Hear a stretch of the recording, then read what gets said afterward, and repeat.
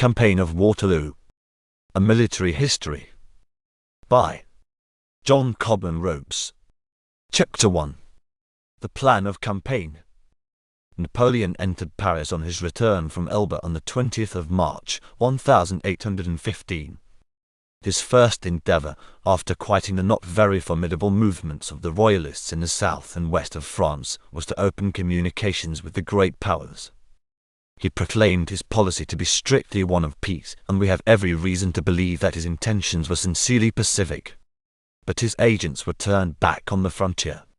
The nations of Europe refused to treat with him on any terms, and entered into an offensive and defensive alliance against him with the avowed purpose of driving him from the throne of France.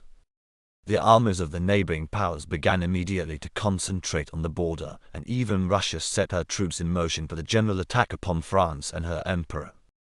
To meet this formidable coalition, Napoleon bent all his energies. The army had, since his first abdication, been reorganized, and many high commands had naturally been given to the chiefs of the Royalist party. Much had to be done before the new arrangements, necessitated by the re-establishment of the imperial government, could be effected. These changes in the military organization of the country required time. Besides, Napoleon was not desirous to precipitate matters. He was naturally solicitous not to appear to commence an avoidable war. He was, moreover, much occupied with domestic politics, but of his dealings with the Chambers and of his new constitution we do not propose to speak. Besides increasing and reconstituting the army, work was begun on the fortifications of the principal cities. By the 1st of June, no change having taken place in the relations of France with her neighbours, it became incumbent on the emperor to decide what he would do. The situation was, in brief, as follows: two large armies, one composed of English, Dutch, Belgian and Hanoverian troops, with contingents from Brunswick and Nassau, the whole under command of the Duke of Wellington, the other composed of Prussians, Saxons and other Germans under Marshal Blucher, lay scattered in their cantonments in Belgium to the north and east of the rivers Sambre and Meuse. On the eastern frontier, the Austrians were collecting a formidable force, and were expecting to be reinforced in July by a powerful Russian army. If Napoleon should maintain a strictly defensive attitude, France would again be the theatre of hostilities, as in the previous year. True, time would be gained by the delay, and time was most important for filling the ranks of the army, completing the fortifications, manufacturing ammunition, and generally putting the country into a state of defense. But when the invasion came, it would be made in overwhelming force. It was possible, certainly, to hope for the repetition of the exploits of 1814, for victories like Champ Aubert, Montmirail and Reims. On the other hand, bloody and indecisive battles like those of Brienne, Laon and Arcis-sur-Aube were to be expected with equal probability. The thing for Napoleon to do, if possible, was to reduce this tremendous disparity of numbers, and this could only be effected by beating his enemies in detail. If he could dispose of the armies of Wellington and Blucher now, he would have so much the better chance against the Austrians and the Russians. And Napoleon undoubtedly hoped that if fortune should favour him in 1815 as in 1805 and 1806, for instance, if he should be able to repeat in Belgium the astonishing successes of Austerlitz and Jena, he would not find it impossible to make peace with his father-in-law, the Emperor of Austria, and that Russia, whose interests in the war were remote and really theoretical, would willingly retire from the contest. When we add to this that Napoleon's forte was the offensive, that his genius was specially adapted for enterprising and daring strategy, we are not surprised that he should have decided to move at once, with all his available force, upon the armies of Wellington and Blucher. These armies were, as has been stated, lying in their cantonments on and behind the Belgian frontier. See Map 1. Their front covered, roughly speaking, an extent of 100 miles, from Namur and High on the east to Mons and Tournai on the west. They were distributed in numerous towns and villages, some of these being as far back as 40 miles from the frontier. With the location of the various detachments, Napoleon was undoubtedly, to a great extent, acquainted. He calculated that Wellington's forces, which were scattered over a wide extent of country, could not be concentrated in less than 2 days, and that it would require more than 1 day for Blucher to assemble the 4 corps of which his army was composed. The high road, which runs from Charleroi north through Quatre Bras, Genappe and Waterloo to Brussels, ran between these armies, that of the Duke of Wellington lying to the westward of the road and that of Marshal Blucher lying to the eastward of it. The Prussians lay considerably closer to the frontier than the English and Dutch. Wellington's headquarters were at Brussels, Blucher's at Namur.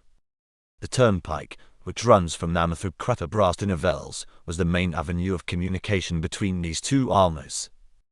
The Prussian lines of supply extended by way of Liege and Maastricht to the Rhine, the English by way of Ostend and Antwerp to the sea. The bases of the two armies were thus situated in opposite directions. It was, of course, probable that if either of these armies should be obliged to retreat, it would retreat towards its own base. But to retreat towards its own base would be to march away from its ally. On this peculiarity in the situation Napoleon's plan of campaign was to a great degree founded.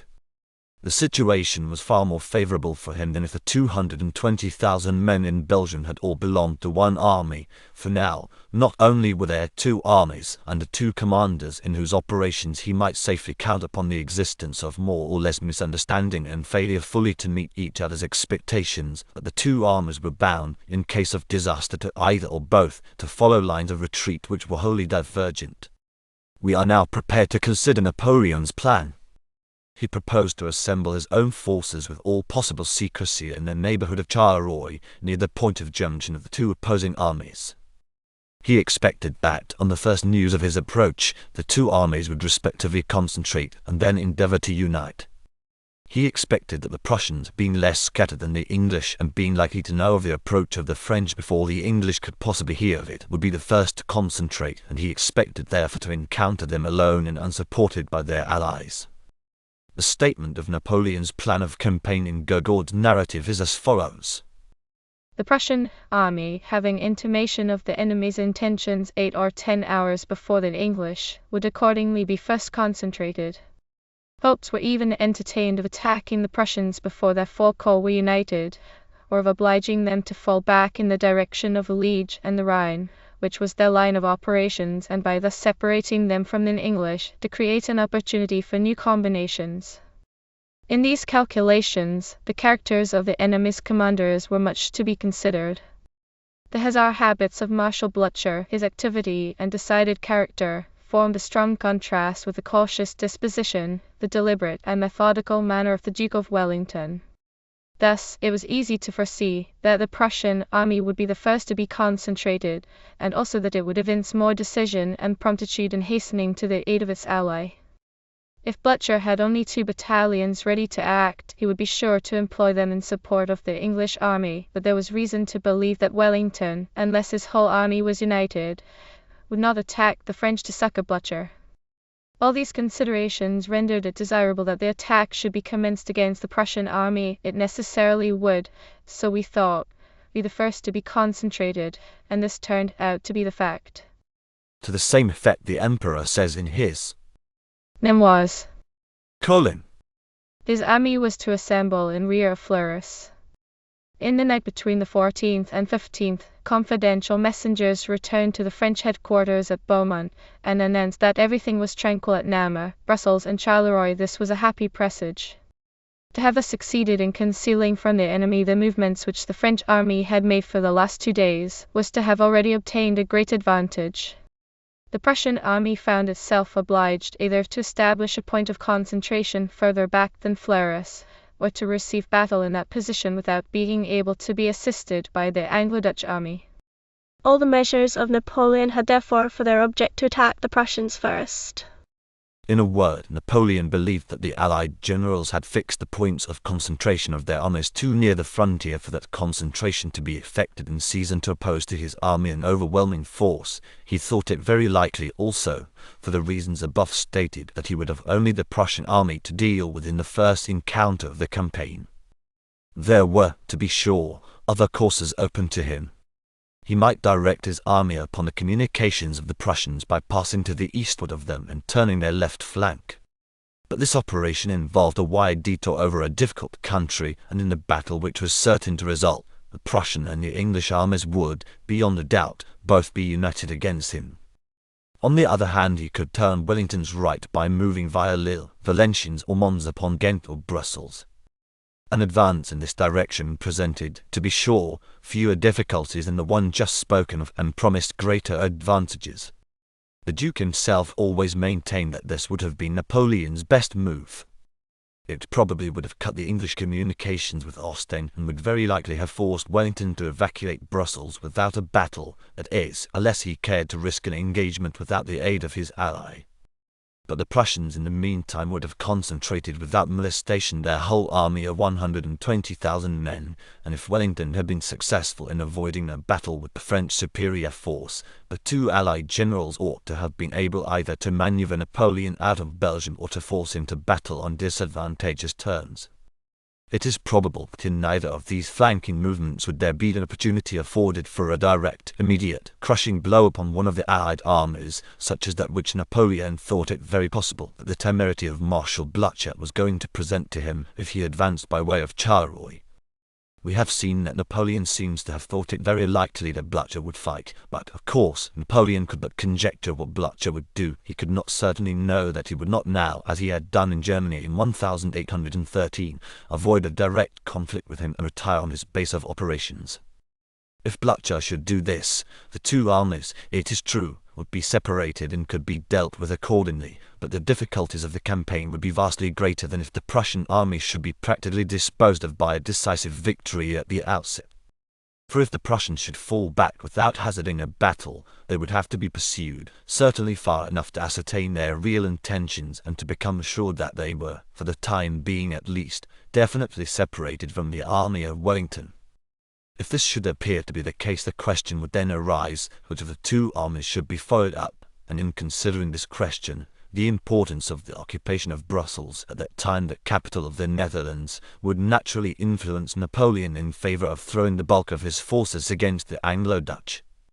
Napoleon, however, as we have already said, seems to have thought it on the whole probable, knowing as he did the daring and resolute character of the man, that Blucher would fight, with or without the assistance of the English army, and he also thought that the situation of the English army was such that Blucher would not be likely to get much assistance from it.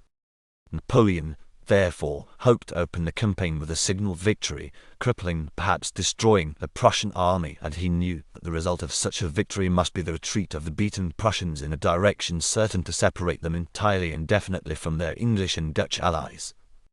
The French Emperor would then be free to carry the great bulk of his forces against the English and Dutch. If Wellington stood, he expected to beat him. If he retreated, he would leave Belgium and perhaps Holland at the disposal of the French. Such, in brief, were Napoleon's calculations and expectations. Chapter 2. The French Army. The French army, it is hardly necessary to state, had been seriously affected by the sudden and complete change in government through which France had passed in April 1814. Without going into particulars, it is sufficient to say that Napoleon found on his return from Elba much which needed to be undone and more which it was necessary to do. But the details of this partial reorganization do not greatly concern us. Napoleon unquestionably did his utmost to bring the troops into a state of efficiency, and he certainly was in great measure successful. The larger part of the marshals and higher officers remained in France and took command with cheerfulness, and the younger officers and the men were unanimous in their devotion to the cause of their country against the coalition. But some of the marshals and generals high in rank had retired into Belgium with Louis Roman 18, others declined active service, and where there were so many defections, there was inevitably not a little suspicion and disquietude. In the reorganization, which was beyond a question necessary, great changes had to be made in the higher commands, and the regiments, even, were to a greater or less extent recast. The Guard was also reconstituted, a measure obviously wise, taking account of the prestige which this famous corps had always possessed, but a measure which, carried out as it had to be, in a very brief period of time, could not but injure to a considerable extent the value of the regiments of the line. It is true that France at this time was full of veteran soldiers. Some 200,000 men had returned into the country from foreign prisons. There was an abundance of excellent material. But the circumstances under which the existing military force was reorganized and increased in numbers were unfavorable to the morale of the soldiers and of the army generally, and there was not sufficient time before the outbreak of hostilities to overcome the disturbing influences inseparable from such a state of things. The men were full of enthusiasm and confidence in Napoleon, but they mistrusted many of their commanders.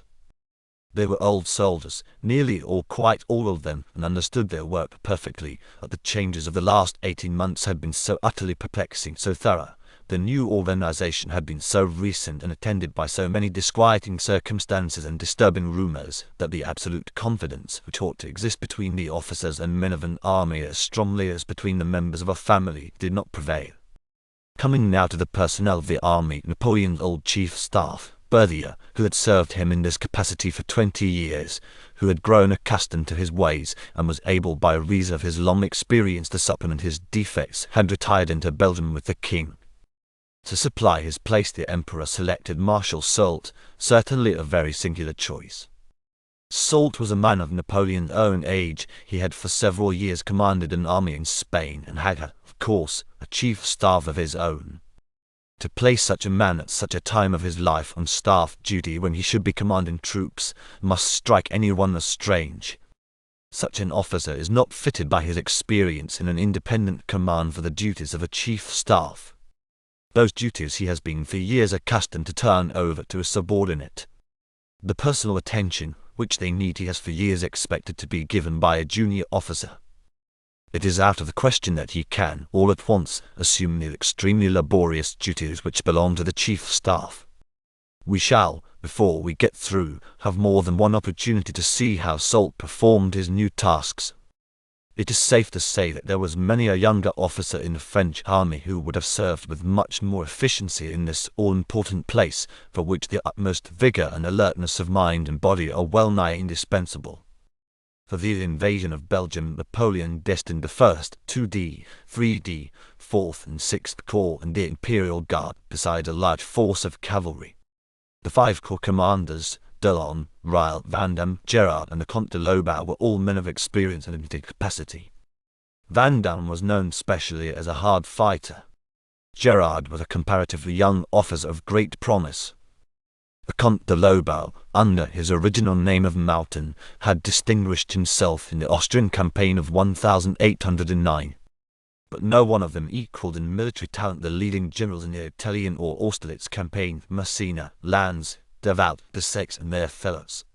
The commander of the cavalry, Grouchy, was a veteran of 20 years hard fighting, but was not credited with possessing any great capacity. The fact is that Napoleon himself could not do for his own army what the turmoil and chaos of the Revolution had done for the army of the Republic, and that was to override seniority in all ordinary claims to promotion, and to open the door wide to youthful vigor and ambition. It was to the confusion created by the Revolution that the formidable list of warriors who served France so brilliantly for 20 years owed in great measure their rapid advancement.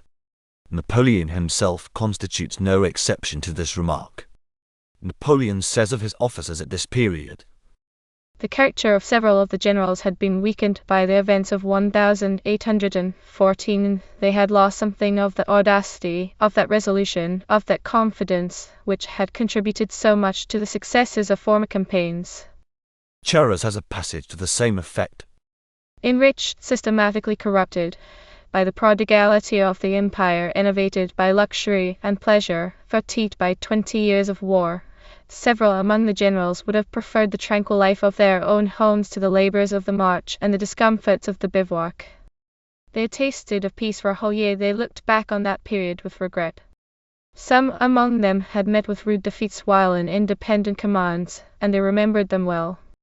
Others, shaken by the cruel recollections of 1813 and 1814, despaired of the issue of the war in view of the enormous armies of the coalition and of the feebleness of our means of defense. All remained brave, intrepid, but all had not preserved the activity, the resolution, the audacity of their early days. The moral was no longer equal to sustaining a reverse.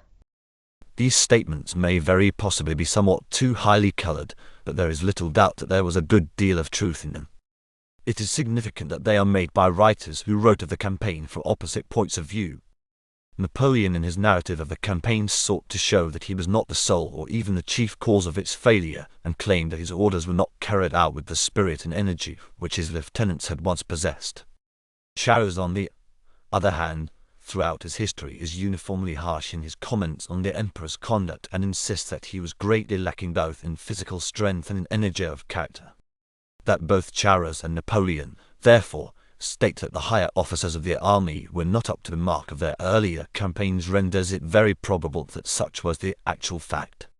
The importance of this fact is to be seen in its true light only when we bear in mind to how great an extent Napoleon's campaigns required for their successful conduct qualities in his lieutenants by no means universally found even in respectable corps commanders, qualities far in excess of those commonly demanded. Napoleon was not content with mere obedience. He expected from his chief officers an intelligent comprehension of his views, and a vigorous and daring execution of the parts assigned to them, a sort of cooperation, in fact. The movements with which the campaign of 1809 opened will best illustrate, perhaps, what is here referred to. It is not too much to say that without this hearty and intelligent work on the part of his lieutenants, many of Napoleon's most brilliant and successful campaigns could never have been carried out. We shall see in the course of this narrative how much he expected from Ney and Grouchy. Hence any inability or unwillingness on the part of the leading officers to render this assistance must be fully taken into account when we are seeking to understand this campaign of Waterloo.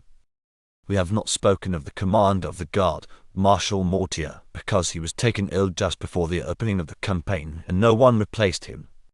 General Drouot, an artillery officer of great merit, was the adjutant general of the guard, and orders were given through him. At the last moment, on the eve of the opening of hostilities, the Emperor sent for Marshal Ney. Why the orders to this distinguished officer were not given earlier we are not informed. It seems like an unpardonable oversight, to say the least. As such, Ney certainly regarded it. Ney was given no time for preparation. It was only by the exercise of great diligence that he reached the front when he did, and that was at 5 o'clock in the afternoon of the 15th, after the Sambre had been crossed. He was assigned to the command of the 1st and 2d Corps, commanded by the Counts d'Erlon and Raoul respectively, but he was ignorant of their organization, and had even to learn the names of the division commanders. It is difficult, if not impossible, to understand this strange neglect of Napoleon. No one knew better than he how important it is that the commander of an army or of a wing of an army should have ample time to know his troops and to be known by them, and that this was especially necessary where a real organization had recently taken place. In the army, thus constituted, there were, then, 3 marshals. Of these, one sole was serving in a new capacity for him, that of Chief of Staff. Another, Ney, had not been given a fair chance to get a good hold on the troops assigned to him. The third, Grouchy, was not a man of superior capacity, had never commanded an armor corps in his life, and had only just been made a marshal. Grouchy was at first assigned to the command of the reserve cavalry, consisting of the 4 cavalry corps of Pajol, Exelmans, Kellerman and Milhaud, numbering in all 13,784 men. But the campaign had scarcely opened when he was relieved from this duty and placed in command of the right wing of the army, consisting of the 3d and 4th Corps, those of Generals Vandamme and Gerard, together with a considerable force of cavalry. Here again was a singular neglect on Napoleon's part of the importance of allowing the new marshal time to get used to his new duties, and as we shall ultimately have occasion to see, this circumstance operated most unfavorably when Grouchy found himself in an independent command. It looks very much as if Napoleon only decided to send for Ney at the last minute, and as if the assignment of Grouchy to the command of the 2 corps of Vandamme and Gerard was not determined on until the campaign had opened. But not only was the organization of the army not as perfect as it might have been by reason of the course which Napoleon pursued in regard to Ney and Grouchy, there was an officer whom he ordered to stay behind when he might have had him with himself as well as not, a man of the highest reputation, a Duke of Auerstadt, a Prince of Eckmühl, Marshal de Vault. The Emperor had made him Minister of War, but de Vault begged to have a command in the field. He represented to the Emperor that the defence of Paris, notwithstanding its incontestable importance, was, like all questions of interior defence, only secondary and essentially subordinate to the result of military operations, that when it was a question of playing a decisive part in the field of battle, it was not the time to make experiments with new men, that it was necessary, on the contrary, for the emperor to surround himself with men who had given good account of themselves and who had had long experience in high command. The marshal did not succeed in convincing the emperor, who contented himself with replying, "I cannot entrust Paris to anyone else." "But, sire," replied Devout, "if you are the victor, Paris will be yours, and if you are beaten, neither I nor anyone else can do anything for you." There can be no question that the marshal's reasoning was sound, but Napoleon persisted in his course. What he lost by not having Devout with him in this campaign, it is not easy to estimate. It is perhaps foolish to conjecture. But it would probably not be going too far to say that Devout in the place of either Ney or Grouchy would have prevented the catastrophe of Waterloo. This sketch of the personnel of the French army naturally leads up to an estimate of its chief, that is, of his comparative fitness at this period of his life to undertake the tasks of such a daring, laborious and perilous campaign as this attack on Blucher and Wellington was sure to prove. Most historians have agreed that in point of bodily activity the emperor did not show himself in this campaign the equal of his former self. In fact, most writers have gone farther than this. They have attributed to him a lassitude of mind as well as of body. They have found a want of the mental activity and a lack of the resolute will, which had been so characteristic of him in his earlier days. The portrait of Napoleon by General Foy is one of the best we have, and is of especial value as having been drawn by a contemporary who served throughout his wars and commanded a division at Waterloo. With his passions, and in spite of his errors, Napoleon is, taking him all in all, the greatest warrior of modern times. He carried into battle a stoical courage, a profoundly calculated tenacity, a mind fertile in sudden inspirations, which by an unhoped for resources disconcerted the plans of the enemy. Napoleon possessed in an eminent degree the faculties requisite for the profession of arms, temperate and robust, watching and sleeping at pleasure, appearing unawares where he was least suspected. He did not disregard the details to which important results are sometimes attached. He carried with him into battle a cool and impassible courage. Never was a mind so deeply meditative, more fertile in rapid and sudden eliminations. On becoming emperor, he ceased not to be the soldier. If his activity decreased with the progress of age, this was owing to the decrease of his physical powers.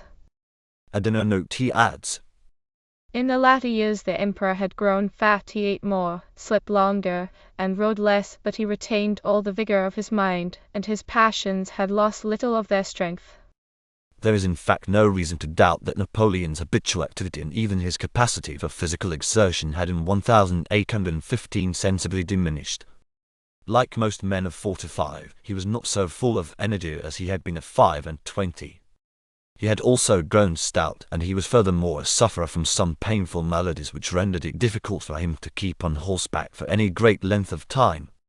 All these circumstances would naturally tend to diminish, more or less, the once ceaseless activity of his mind. We may, therefore, expect to find him less thoughtful, less vigilant, less careful than he had been in his earlier campaigns.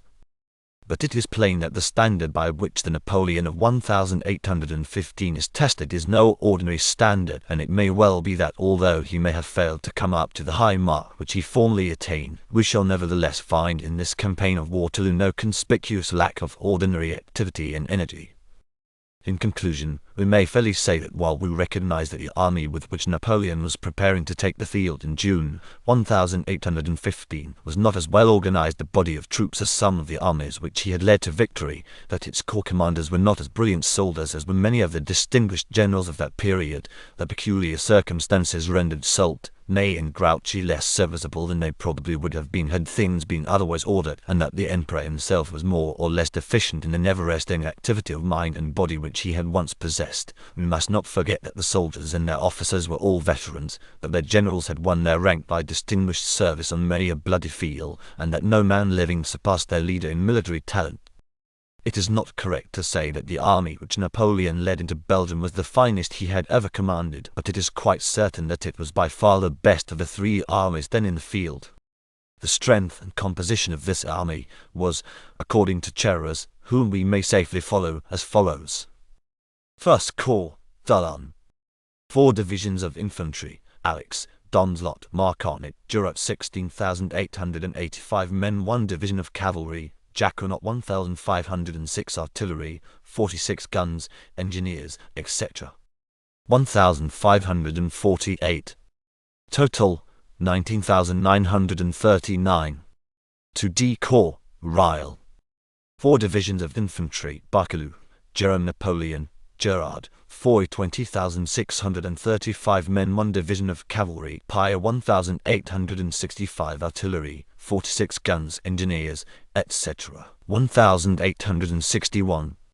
Total, 24,361. 3D Corps, Vandamme.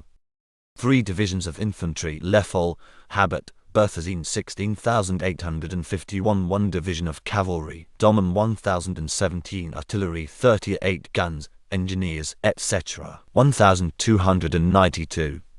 Total, 19,160. 4th Corps, Gerard.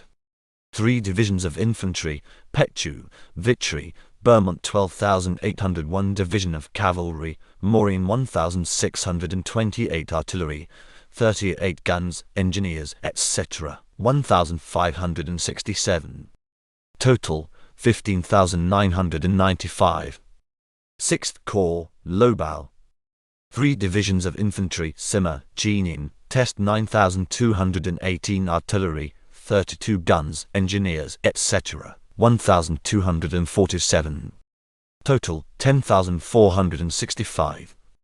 Imperial Guard.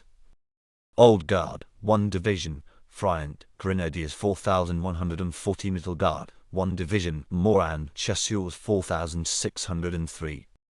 Young Guard, 1 division, Duesme, Voltigeurs, etc. 4,283 2 divisions of cavalry, Guyot, Lefebvre de Snoets 3,795 artillery, 96 guns, engineers, etc. 4,063 total, 20,884. Reserve Cavalry, Grouchy. 1st Cavalry Corps, Pajol. 2 divisions, Sold, Subbavie 2,717 artillery, 12 guns, 329 3,046. 2D Cavalry Corps, Exelmans.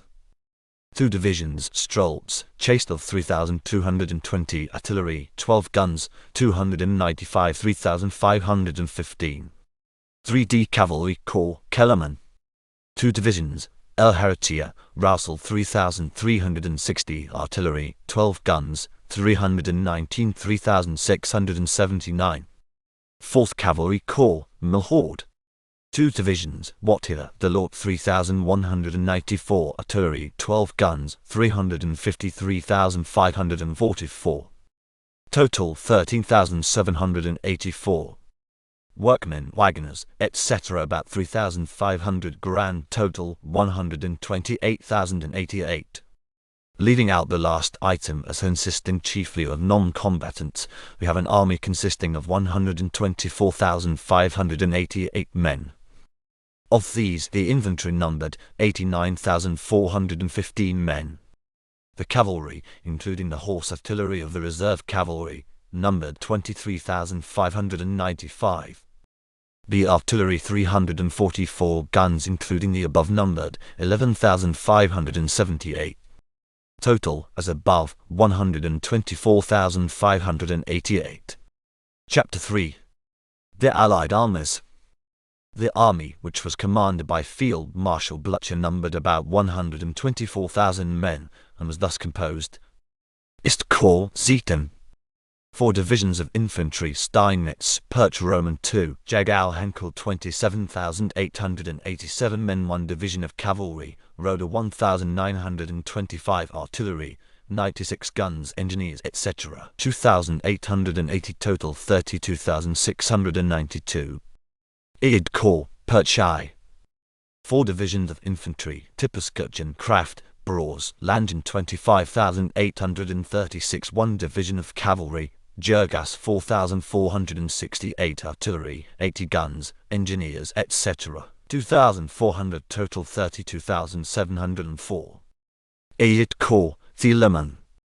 4 divisions of infantry, Bork, Kampfen, Luck, Stolpnagel 20,611 1 division of cavalry, Marwitz 2,405 artillery, 48 guns, engineers, etc. 1,440 total, 24,456. IVTH Corps, Bülow. 4 divisions of infantry, Hackey, Rissel, Losthin, Hiller 25,381. 1 division of cavalry, Prince William of Prussia 3,081. Artillery 88 guns, engineers, etc. 2,640. Total 31,102.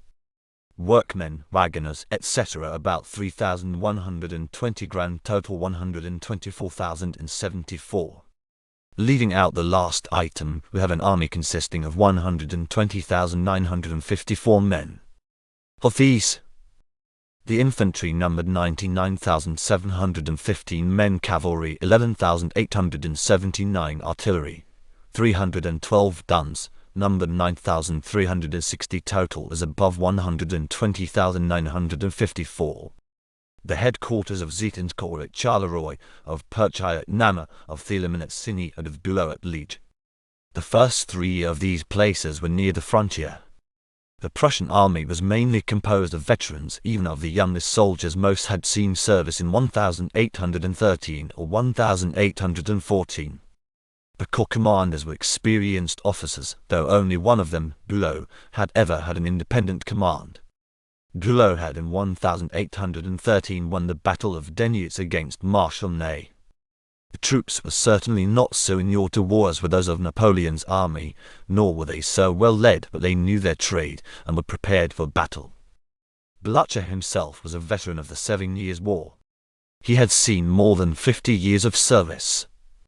In the campaigns of 1806 and 1807 he had displayed conspicuous zeal and courage. In those of 1813 and 1814, although too old and infirm to assume all the tasks which ordinarily devolve on an army commander, he had yet, with the assistance of his chief of staff, markedly increased his reputation. Nevertheless, no one considered him a general of a higher order of talent. His conceptions of strategy were crude and imperfect, and his blunders caused his command to be more than once badly defeated by Napoleon in the winter campaign in France in 1814. But Blücher was a thorough soldier, active, daring and resolute, and never was afraid of taking responsibility. He was moreover a great favorite with their army. He was animated by an almost insane hatred of Napoleon, and he entered on the work assigned to him by the Allied powers with an eager determination that bordered upon ferocity. A spirit of his infused itself into the army. Every man was ready to fight, and every man expected to beat in the end. His chief of staff, Gneisenau, was an able administrator and relieved the old field marshal from all attention to details. The army commanded by the Duke of Wellington was a very heterogeneous body of troops. Although nominally divided into corps after the fashion of the armies of the continent, this arrangement, being one which had never been adopted by the Duke before, was only imperfectly practiced in the campaign of 1815. We shall get a better idea of the strength of Wellington's forces if we enumerate them according to their different nationalities. Leaving out the troops employed on garrison duty at Antwerp, Ostend, Ghent and other places, estimated at 12,233 men, we find the forces available for the field to have been thus composed. British: 9 brigades of infantry, Maitland Guards, Byng Guards, Adam, Mitchell, Halkett, Johnstone, Kempt, Pack, Lambert 20,310 men. 3 brigades of cavalry, Somerset Guards, Ponsonby, Vandeleur 3,578. 6 regiments contained in 4 brigades: Dornberg, Grant, Vivian and Arensgale, composed of British troops and those of the King's German Legion. 2,335 artillery, 102 guns, 5,030. Total British force 31,253. King's German Legion: 2 brigades of infantry, Duplat, Omtede 3,285, add men on detached service 16. 3,301 cavalry. 5 regiments contained in the 4 brigades of Dornberg, Gran, Vivian and Arensgale. 2,560 artillery, 18 guns, 526. Total King's German Legion 6,387. Hanoverians: 5 brigades of infantry, Kielmansegg, Halkett, Best, Vink, Lyon 13,788. 1 brigade of cavalry, est of 1,682 artillery, 12 guns 465 total Hanoverians 15,935. Dutch Belgians 7 brigades of infantry, Beiland, Prince Bernhard of Saxe-Weimar, Dickness, Dordrecht, Hall, Irons, Anting 24,174. 3 brigades of cavalry, Trippe, Gigny, Merlin 3,405 artillery, 48 guns 1,635. Total Dutch Belgians 29,214. Brunswickers 2 brigades of infantry, Butler, Spec 5,376, 2 regiments of cavalry, 922 artillery, 16 guns 510. Total Brunswickers 6,808. Nassau contingent, Creuse 1 regiment of infantry, 3 battalions 2,880. Engineers, sappers, miners, wagon trains and staff corps 1,240. Total disposable army in the field 93,717. Of these the infantry numbered 69,829, cavalry 14,482, artillery 196, guns 8,166, engineers, wagon trains, etc. 1,240. 93,717. Or, according to nationality, the British numbered 31,253, King's German Legion 6,387, Hanoverians 15,935, Dutch Belgians 29,214, Brunswickers 6,808, Nassau contingent 2,880, engineers, etc. 1,240. 93,717. This army was organized, as we have said above, into 2 corps and a reserve, in addition to which was a large body of cavalry and a small force of reserve artillery. There were 6 so-called British divisions in the army, only one of which, the 1st, Cook's, was composed entirely of British troops, the Guards. The others contained troops of the King's German Legion and Hanoverians. To each of these divisions were attached 2 batteries. 6 troops of horse artillery were attached to the cavalry. The 1st and 3D British divisions, those of Cook and Alton, with the 2D and 3D Dutch Belgian divisions of Perponcher and Chasse, composed the 1st Corps under the Prince of Orange. They covered the front of the army from Quatrebrasto and beyond Enghien, occupying the country in and around Nivelles, Roux, Soignies and Braine-le-Comte. They numbered 25,233 men with 48 guns. The 2D and 4th British divisions, those of Clinton and Colville, with the 1st Dutch-Belgian division of Stedman and Anthing's Indian Brigade, constituted the 2D Corps under Lord Hill. They continued the line of the army to the north and west, occupying the country in and around Ath, Gramont and Oudenaarde. They numbered 24,033 men with 40 guns. The reserve, or rather that portion of it destined for service in the field, and not counting the troops on garrison duty, was under the immediate direction of the Commander-in-Chief. It was composed of the 5th and 6th British divisions, those of Picton and Cole, of the Brunswick Corps under the Duke of Brunswick, and of the Nassau contingent under General Creuse. They numbered 20,563 men, with 64 guns. The British and King's German Legion cavalry was composed of 7 brigades, the whole under Lord Uxbridge. They numbered 8,473 men. To this corps were attached, as has been stated, 6 horse batteries. This cavalry was stationed mainly in rear of the 2D Corps, near Ninove and Gramont, but 1 brigade under General Dornberg was at and in the neighbourhood of Mons. The Hanoverian, Brunswick and Dutch Belgian cavalry were attached respectively to the various divisions of these troops. They numbered 6,009 men, with 1 horse battery of 8 guns. To recapitulate: 1st Corps, Prince of Orange 25,233 men, 2D Corps, Lord Hill 24,033, Reserve 20,563, Lord Uxbridge's Cavalry Corps 8,473, other cavalry 6,009, artillery 196, guns 8,166, engineers, etc. 1,240.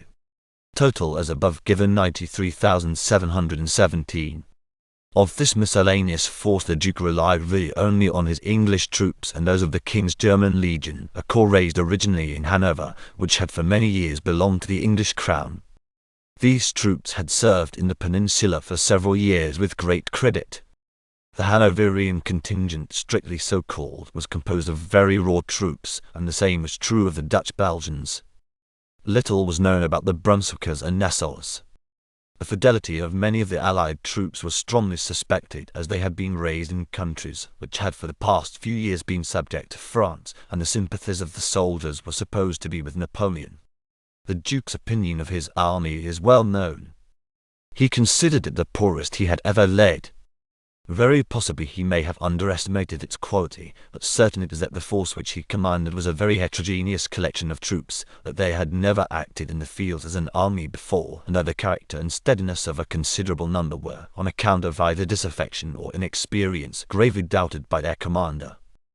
All this was in all probability known to Napoleon, and served as the basis of his expectations, as we shall see later on. Of the principal officers of this motley force, it is not necessary to say much. The Prince of Orange, who commanded the First Corps, though an officer of experience, had not distinguished himself as a general. Lord Hill, who led the 2D Corps, was a very valuable man, whose merit had been thoroughly ascertained in the peninsula. Sir Thomas Picton had a well-won reputation as a man of energy, courage, and capacity in all the positions in which he had served. Then there were many junior officers of great merit. The Duke himself was in the prime of life, having just passed his 46th birthday. He had never met Napoleon before, but he had often met and defeated his marshals. His career had been one of almost uninterrupted success. His experience in the field against French soldiers had been large, and he was for this reason peculiarly fitted for the work he had now in hand. He had shown very varied ability. His military imagination, if one may use such a word, may not have been large, but he had few equals in the faculty of making up his mind what it was best to do under ascertained circumstances. His decisions were always dictated by practical reasons. He never allowed sentiment to hinder the exercise of his common sense. He could advance or retreat, fight or decline to fight, with equal ease. With him it was a mere question of what it was best under the circumstances to do. Though esteemed a cautious officer, he had shown over and over again that he possessed not only courage and firmness, but that in daring and in coolly taking great risks he was equal to any emergency. His hold on his army, that is, on his own troops, was perfect.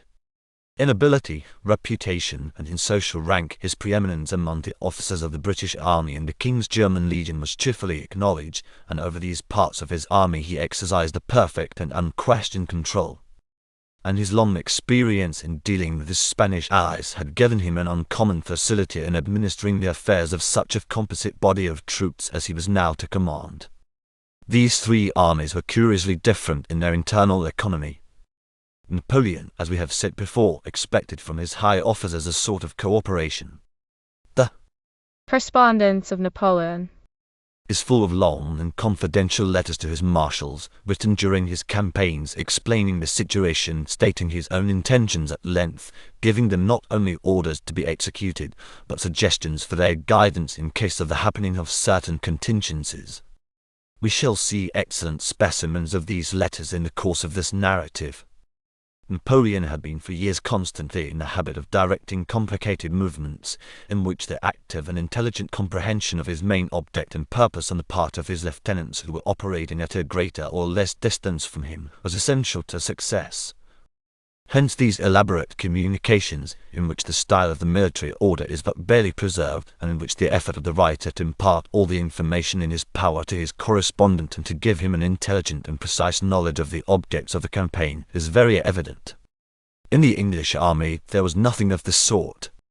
Obedience, not cooperation, was what Wellington required, and it was all he needed.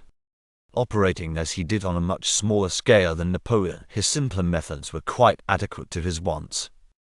It is needless to say that such a relation as that which existed between Napoleon and his old companions in arms, who had begun their careers with him in Italy or Egypt, never existed to the least extent in the English service. The Prussian army was managed differently from either the English or French.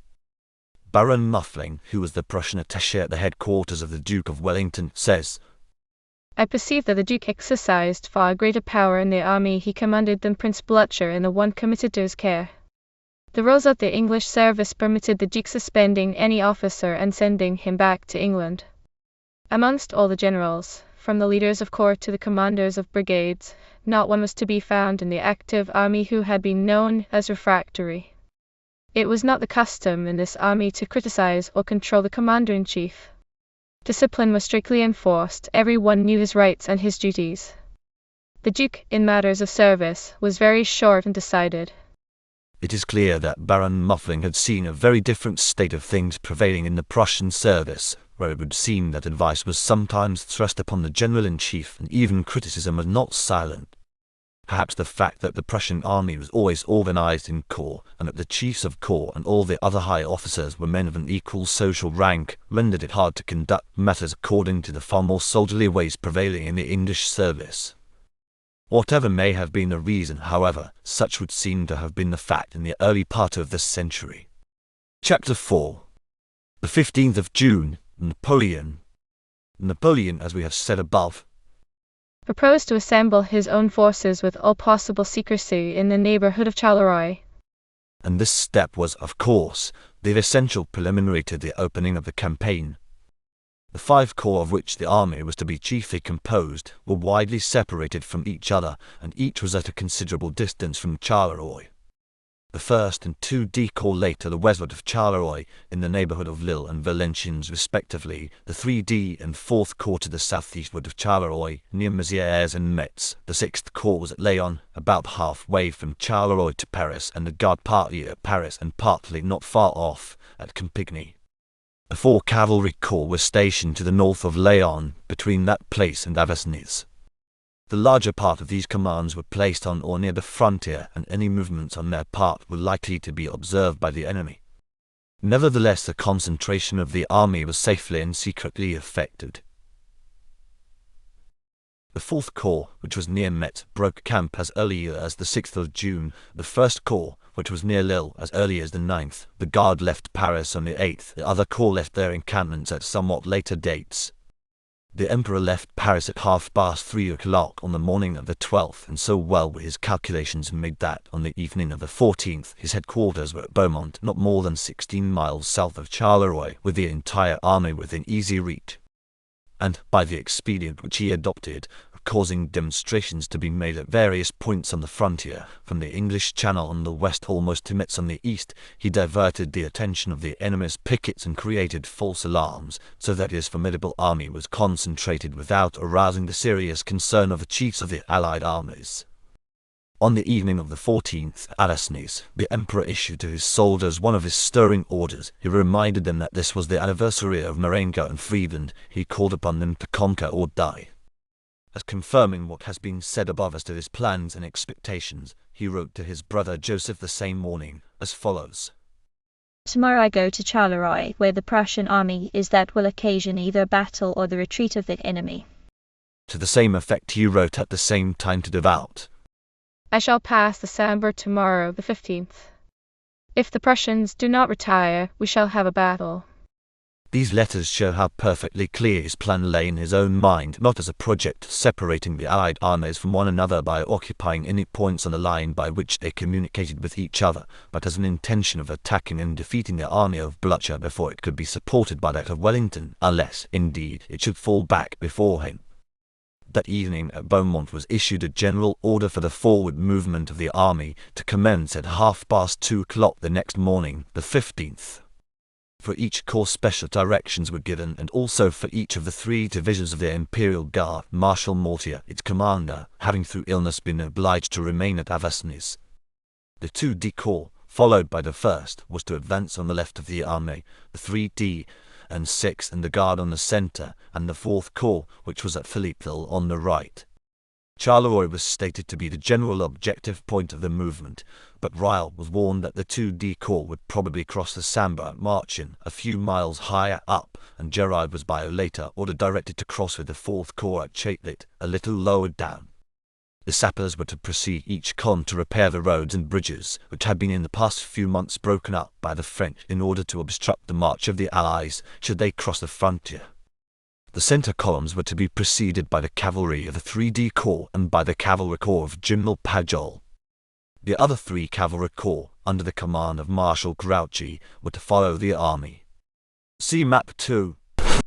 By the carelessness of the headquarters staff in sending but one officer to Vandamme and in not requiring a receipt from him, and by the accident of this officer being thrown from his horse and failing to deliver his message, Vandamme did not get this order in season. He consequently was not able to get the 3D Corps on the road till 7 o'clock.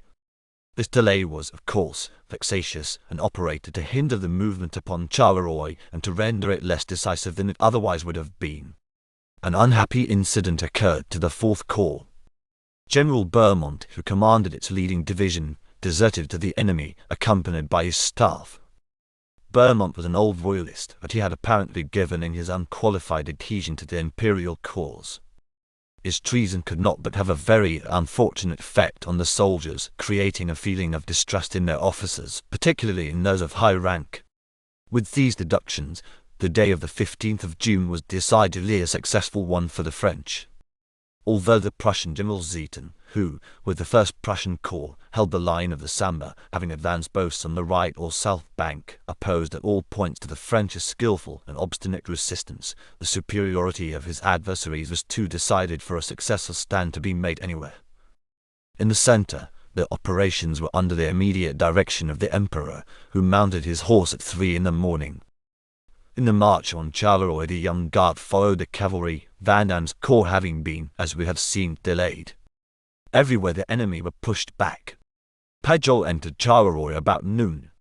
Here a halt was made to allow Vandamme time to arrive, and the enemy took up a strong position on the heights of Gilly, a little to the north and east of Charleroi. Their firm attitude seems to have imposed somewhat on Marshal Grouchy, who had come up with the cavalry corps of Exelmans, and on Vandamme, when the afternoon arrived and took his proper post in the advance, and it was not until about 5 o'clock, when Napoleon assumed command in person and with a vigour that savoured perhaps of impatience assaulted the position, putting in even the cavalry of the headquarters guard, that the enemy gave way and retired to Fleurus. Vandamme and Grouchy, with Pajol's and Exelmans' cavalry, bivouacked a mile or two south of Fleurus. The guard rested between Charleroi and Gilly, the 6th Corps on the south bank of the river, near Charleroi. On the right, the corps of Gerard crossed the river at Chatelet and remained for the night on the road to Fleurus. Thus, 3 Corps, the 3D, 4th, and 6th, the Guard and the Greater part of the cavalry, were concentrated near Charleroi and between that place and Fleurus, ready to attack the Prussians at Fleurus or Sombref the next day. The Emperor's headquarters were fixed at Charleroi. Coming now to the operations of the left wing, Reil, at the head of the 2D Corps, starting from Lias on the Sambre at 3 in the morning, drove the enemy from point to point, occupying the various bridges across the river until he reached Marchion. By the terms of an order dated 8:30 a.m. he was allowed to pass the Sambre at this point, and by another order, which is not preserved, but only referred to in an order to D'Erlon, he was directed to march on Gosselies and to attack a body of the enemy which appeared to be there. In obedience to his instructions, Reil crossed the bridge at Marchion and moved directly upon Jumet, a village on the road leading from Charleroi to Brussels. Here he encountered a Prussian rear guard, which he quickly overthrew and at once moved upon Gosselies. It was At this moment, when he was marching on Gosselies, he says, that Marshal Ney arrived and took command. This was about 5 o'clock in the afternoon. Ney, who had just overtaken the army on the march, had ridden over from Charleroi, where he had seen the Emperor and had received from him the command of the 1st and 2D Corps. Napoleon had told him that Reil was marching on Gosselies, and when he reached Reil, he found him, as we have just seen, in the very act. On his arrival at Gosselies, Ney carried forward with himself to Frasnes the cavalry of the 2D Corps, Pius, and the division of Waterloo.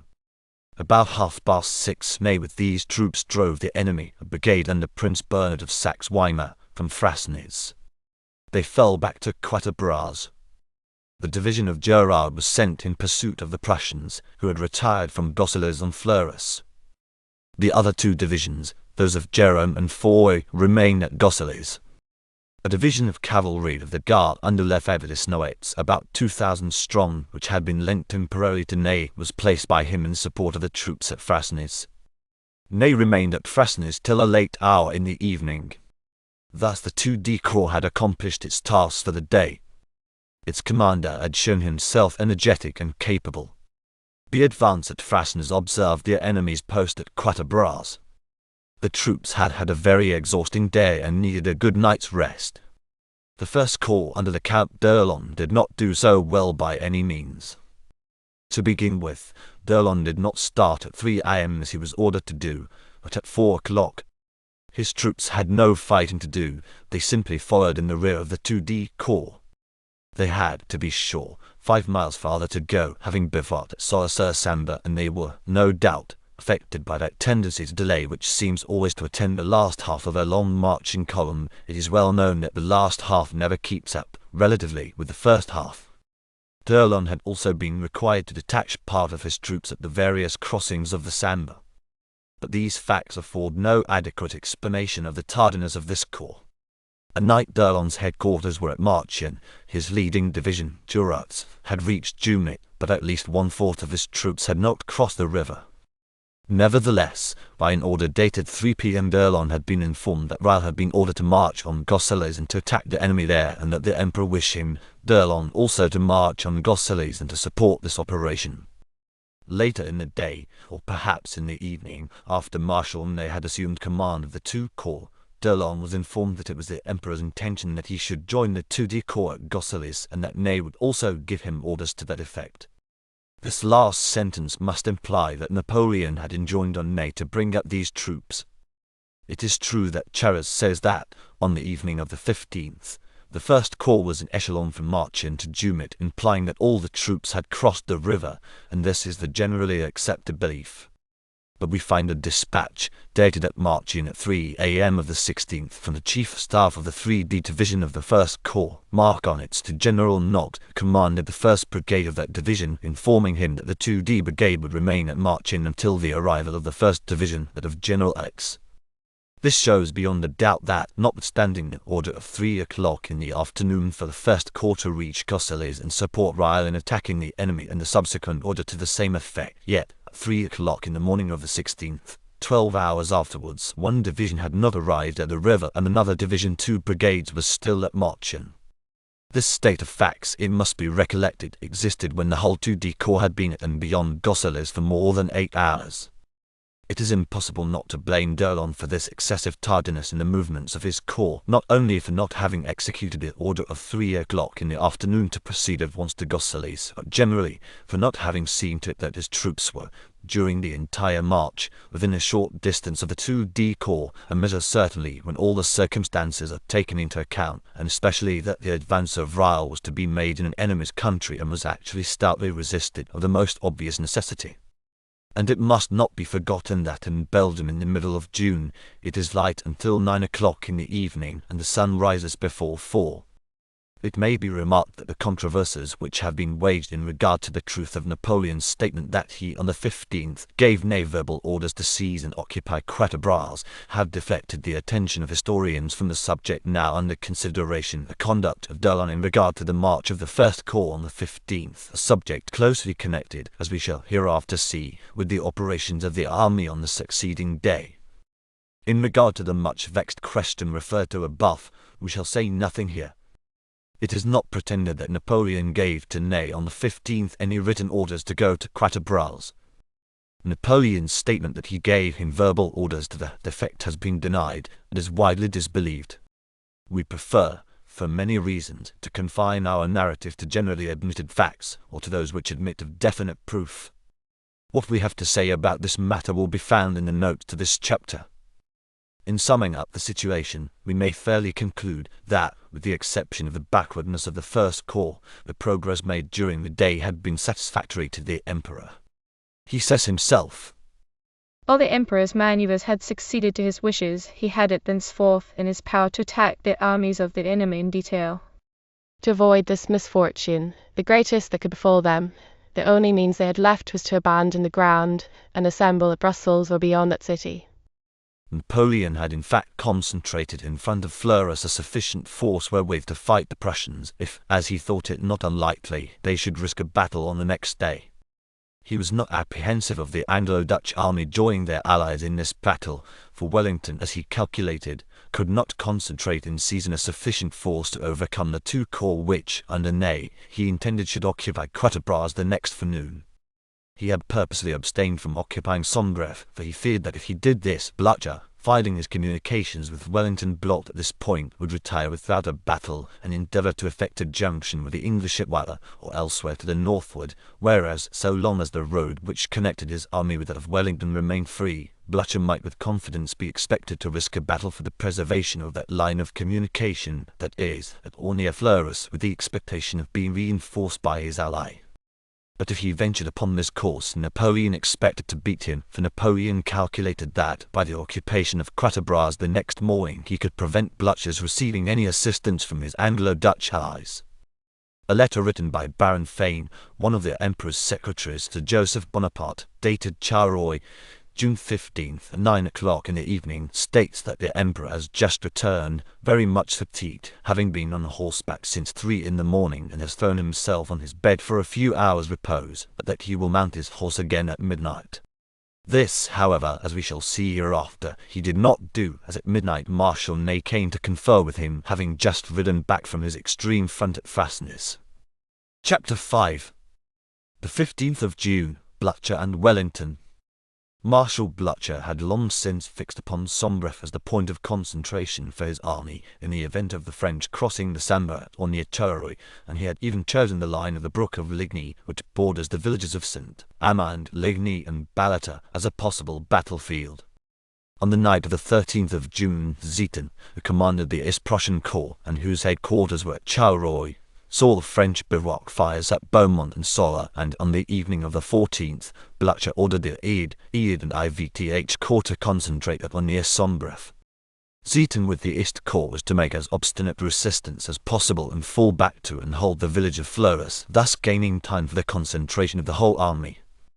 These measures, it is admitted by all writers, are taken without any consultation being had with the Duke of Wellington at the moment. But it is claimed that there existed a definite understanding between the two commanders, in pursuance of which Blücher acted. There had been a meeting between Wellington and Blücher at Terlemont on May 3d, which the Duke in a letter to the Prince of Orange pronounces very satisfactory. Baron Muffling, who was the Prussian military attaché at the Duke's headquarters, states that the lines of march which the English and Prussian armies should respectively pursue in case France should be invaded were definitely agreed upon and laid down in writing. This agreement may have been arrived at that interview, though Muffling does not say so. He then goes on to say, the junction of the English and Prussian armies for a defensive battle was so distinctly prescribed by circumstances and by the locality that no doubt whatever could be raised on the point. He then proceeds to give his views, and ends by saying, the point of concentration for the Prussian army was accordingly marked out between Sombref and Charleroi, and for the English, in Waterloo, between Gosselies and Marchions. We do not think that Muffling intends here to state that Blücher and Wellington had made any agreement as to their respective action in case Napoleon should be the invader. He only tells us what in his judgment was the true course for them to take, a course marked out, as he thought, by the circumstances and the locality. That we are right in this will appear when the likelihood of Wellington's having definitely agreed to advance his army to the very borders of the Sambre and the immediate vicinity of Charleroi, in view of his well-known anxiety for his communications, is considered for a moment. We believe that the Duke, although doubtless informed of Marshal Blücher's intention to concentrate his army at Sombref in case the enemy advanced by way of Charleroi, made no agreement whatever with him as to his own movements. The two commanders no doubt fully intended to act in concert and expected and relied upon the hearty support of each other, but there was not, as we believe, any definite agreement as to the particular steps to be taken in the event of a French invasion. This matter is an important one to settle, because some Prussian historians claim that Blücher gave battle at Ligny relying on Wellington's agreement to support him. We cannot decide on this question at the present stage of our narrative, but we have already seen that Blucher gave orders for his 4 corps to concentrate at Sombref without any definite agreement or understanding with Wellington that he was to be assisted by the English in a battle that was almost certain to occur as a consequence of this concentration. All he had a right to expect was that the Duke, as soon as he was informed of the situation, would at once assemble his forces, and if he could safely and wisely do so, would march to the assistance of his ally. But the Prussian marshal took the risk of the English generals not coming to his support in the next day's battle, for in the first place he knew the scattered situation of the Anglo-Dutch troops, and that it would take a couple of days or so to get them together, and secondly he could not be sure that Napoleon might not, by operating with a part of his army by way of Mons and Hal, induce the Duke to concentrate his forces so far to the westward as to put it out of his power to render any help to an army that was fighting in front of Sombref. We have stated that, on the evening of the 14th, Blucher ordered the Id and IVTH Corps to concentrate at or near Sombref. In compliance with these directions, the Id and IRID Corps respectively concentrated and marched rapidly towards Sombref. But Bülow, whose headquarters were at Liege, and who had, in obedience to his first orders, concentrated his corps, took it upon himself to disobey a subsequent order which he received about 11 o'clock in the morning of the 15th, directing him to march at once upon Hanau and to put off the execution of this order until the next day. It is hardly worth while to undertake to decide how far Gneisenau, Blucher's chief of staff, was, as has been often asserted, partly to blame for this mischance, by not inserting in their order a statement to the effect that hostilities were imminent. The matter has been often discussed. It would seem that Bülow ought to bear the largest share of the blame, but why Gneisenau, upon whose shoulders lay the burden of effecting a concentration of the entire army at the morning of the 16th, should have omitted, when a battle was imminent, to put the commander of his most distant corps in possession of the facts of the situation and of Marshal Blucher's intentions, it is certainly not easy to see. In such an exigency, the chief staff must be held to the duty of omitting nothing that would tend to accomplish his task. The Duke of Wellington had been, as had Marshal Blucher, aware for the last few days of the movement of large masses of French troops near the frontier, but he had not deemed it necessary or desirable in any way to alter his dispositions. He felt that his army was a force relied upon to protect Brussels, where the King of the Netherlands was, and Ghent, where the King of France was, and that it was of the utmost importance that Napoleon should not be allowed to gain the political advantage of putting those newly made sovereigns to flight and repossessing himself of Belgium and Holland. Moreover, of the importance of preserving his own communications with Antwerp and Ostend the Duke was well aware. He believed that Napoleon's best move would be against his communications, and he felt that, under this belief, he ought to hesitate before concentrating his army and moving it by its left to gain a union with that of Marshal Blucher. Hence he retained his own headquarters at Brussels, 34 miles from Charleroi. His army, as has been already stated, lay in cantonments to the westward of the Charleroi-Brussels turnpike. It is well known that Wellington looked for a movement of the French either on the road from Mons to Brussels or to the westward of that road. He had repaired the fortifications of Mons, Ypres, Tournai and other places, and put them in a state of defence. It is also to be observed that for the last 3 days before the opening of hostilities the information that came to him of the enemy's movements indicated a probable concentration of their forces near Mons. Wellington's troops, if they remained in the positions which they occupied on June 12, for instance, could be concentrated at Braine-le-Comte or Hal, towns on the road from Mons to Brussels, much more readily than at Quatre-Bras or Gosselies, but they were well situated to oppose such a movement of the French as that which the Duke thought it most likely Napoleon would make. They were, it is true, still in their cantonments scattered about in the towns and villages, but the Duke evidently thought that he would have time enough to assemble his various detachments and concentrate his army after the movements of his adversary should have been clearly ascertained. For holding this opinion he has been sharply criticized, but this we will consider in another place. We must, therefore, bear in mind first, that Wellington thought it likely that Napoleon would advance, if he advanced at all, by way of Mons or to the westward of it, and secondly, that he thought his own army was well placed to meet such an advance. In fact, we may go further, and say that Wellington, having this opinion about the line which the French would probably take, felt it all the more necessary to retain his troops in their existing positions, from which they could, as he judged, easily be assembled to meet such an attack, because he saw clearly that no assistance, certainly no immediate assistance, could be expected from the Prussians in such an emergency, so remote were they from the Mons-Brussels route. If Napoleon was to be met or baffled in such a movement, it must be by the Anglo-Dutch army. And the Duke also saw with equal clearness that nothing could serve the purpose of the French if they were making their main attack by way of Mons, better than a premature movement of the Anglo-Dutch army towards Quatre-Bras and Sombref, by which the communications of that army would be exposed throughout their whole length. Hence it was to be expected that the Duke would be most careful not to make such a premature movement, and, therefore, that he would insist on being convinced that the main French attack was by way of Charleroi before doing more than effecting the assembling of his scattered troops at their respective places of rendezvous. It so happened that the Prince of Orange, who commanded, as we have said, the First Corps, left his headquarters at Braine-le-Comte early on the morning of the 15th, rode to the outposts, heard some firing in the direction of Thuin, a village some 10 miles west of Charleroi, and then rode straight to Brussels without stopping on his way at his own headquarters. During his absence, reports had been forwarded to him from Generals Dornberg and Bayer, who were at Mons, to the effect that all was quiet in their front, and from Van Merlen, whose command lay a little to the eastward of Mons, that Steinmetz's Prussian brigade had been attacked early in the morning and that the enemy's movements seemed to be directed on Charleroi. These reports remained some hours at the prince's headquarters and were then forwarded to the Duke at Brussels, where they arrived in the evening. But before that time, in fact by or before 3 o'clock in the afternoon, the prince himself had arrived, bringing his own report, which was a very indefinite one, and which was to the effect that the enemy had attacked the Prussian outposts near Thuin.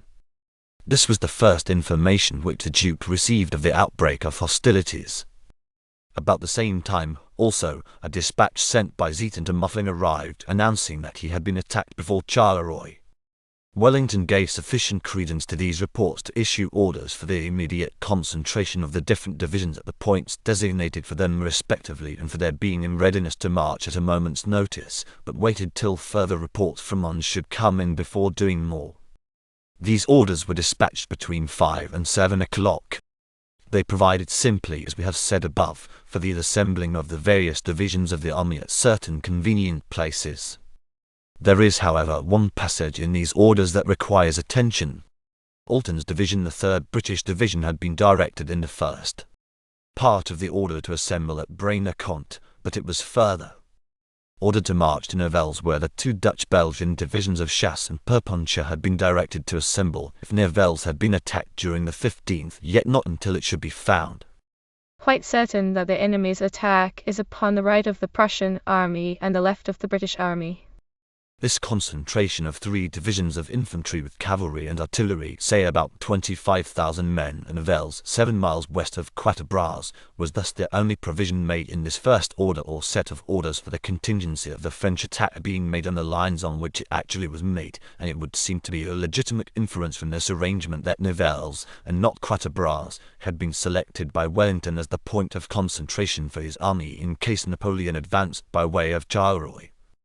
In this connection it is important to note that in a letter dated 7 p.m. but probably not sent off till midnight, Muffling wrote to Blücher that the Duke would be in the morning in the region of Nivelles with his whole force. Later in the evening a dispatch from Blücher to Muffling, sent for Nana, arrived, announcing the concentration of the Prussian army at Sombref and requesting Muffling to give him speedy intelligence of the concentration of Wellington's army. I immediately, says Muffling, communicated this to the Duke, who quite acquiesced in Blücher's dispositions. However, he could not resolve on fixing his point of concentration before receiving the expected news from Mons. This information from Blücher, however, induced the Duke to issue, about 10 o'clock in the evening, a second set of orders, having for their object a general movement of the army towards the east. Alten's division was now positively ordered to Nivelles. Cook's division of Guards, which had been ordered to collect at Ath, some 13 miles southwest of its headquarters at Enghien, was now ordered on Braine-le-Comte, 8 miles southeast of Enghien, and the 2nd and 4th Divisions and the cavalry of Lord Uxbridge, which constituted the extreme right of the army and had been cantoned between Ath and Oudenarde and Scheldt, were now ordered to Enghien. Enghien is about 8 miles northwest of Braine-le-Comte, which is about 9 miles west of Nivelles, which in its turn is about 7 miles west of Quatre-Bras. No orders were issued to the reserves. Up to this point we can go by the records. But here we encounter serious difficulties in the evidence. Everybody knows that, somehow or other, the Duke of Wellington collected the next day at Quatre-Bras a considerable part of his army. We also know that it has been claimed that during the night of the 15th and 16th the Duke ordered the whole army to Quatre-Bras. We shall presently have occasion to describe how the Dutch-Belgian troops got there without his orders, but our task now is to examine the orders which Wellington gave after the dispatch of those the substance of which has just been given in his report of the campaign, and also his own doings on the morning of the 16th, and see what light these documents and doings throw upon the statements and claims which have been made and set up in his behalf. The Duke's official report, dated Waterloo, June 19th, seems to contain express reference to 3 sets of orders. I did not hear, He says, of these events till in the evening of the 15th, and I immediately ordered the troops to prepare to march. that is, by the orders which were sent off between 5 and 7 o'clock p.m. And afterwards, That is, by the orders issued at 10 o'clock. to march to their left, as soon as I had intelligence from other quarters to prove that the enemy's movement upon Charleroi was the real attack. Then, after stating how the Prince of Orange reinforced the brigade of Prince Bernhard at Quatre-Bras and had, early in the morning of the 16th, regained part of the ground which had been lost the evening before, he goes on to say, In the meantime, that is to say, before the early morning, I had directed the whole army to march upon Les Quatre-Bras. Muffling says that, towards midnight, the Duke entered his room and said, I have got news from Mons, from General Domberg. He reports that Napoleon has turned towards Charleroi with all his forces, and that there is no longer any enemy in front of him. Therefore orders for the concentration of my armies at Nivelles and Quatre-Bras are already dispatched. Let us therefore go to the ball. In spite of this evidence, there is no little difficulty in arriving at the conclusion that orders for a general concentration of the Anglo-Dutch army at Quatre-Bras were issued by the Duke of Wellington either during the night of the 15th and 16th or on the morning of the 16th. It is not only that no such orders as Muffling says the Duke told him he had dispatched, but no orders directing, to use the Duke's own words, the whole army to march upon Les Quatre-Bras, have ever been produced, that, in fact, not a single order of Wellington's, directing any troops except those belonging to the reserves upon Quatre-Bras, has ever been brought to light. This, though true, is not conclusive. It is stated by Colonel Gurwood that the original instructions issued to Colonel de Lancey were lost with the officer's papers, and it is of course possible that there may have been instructions for him to issue orders for the different corps or divisions to concentrate at Quatre-Bras which were thus lost. But the real difficulty in holding the theory that at some time during the night or in the early morning of the 16th the Duke issued such instructions is that such a theory is apparently inconsistent with the early orders given on the early morning of the 16th, of which we have copies, and also with the Duke's actions during the same period. Let us consider these points in their order. The orders to which we have just referred are 2 in number. They are said to have been signed by Colonel Sir W. de Lancey, the Deputy Quartermaster General or Chief Staff. They are simply dated 16th June 1815. Neither the place nor the hour is given, but they must have been written at Brussels and in the early morning. They are both addressed to Lord Hill. The first directs him to move the 2nd Division of Infantry upon Braine-le-Comte and informs him that the cavalry have also been ordered to the same place.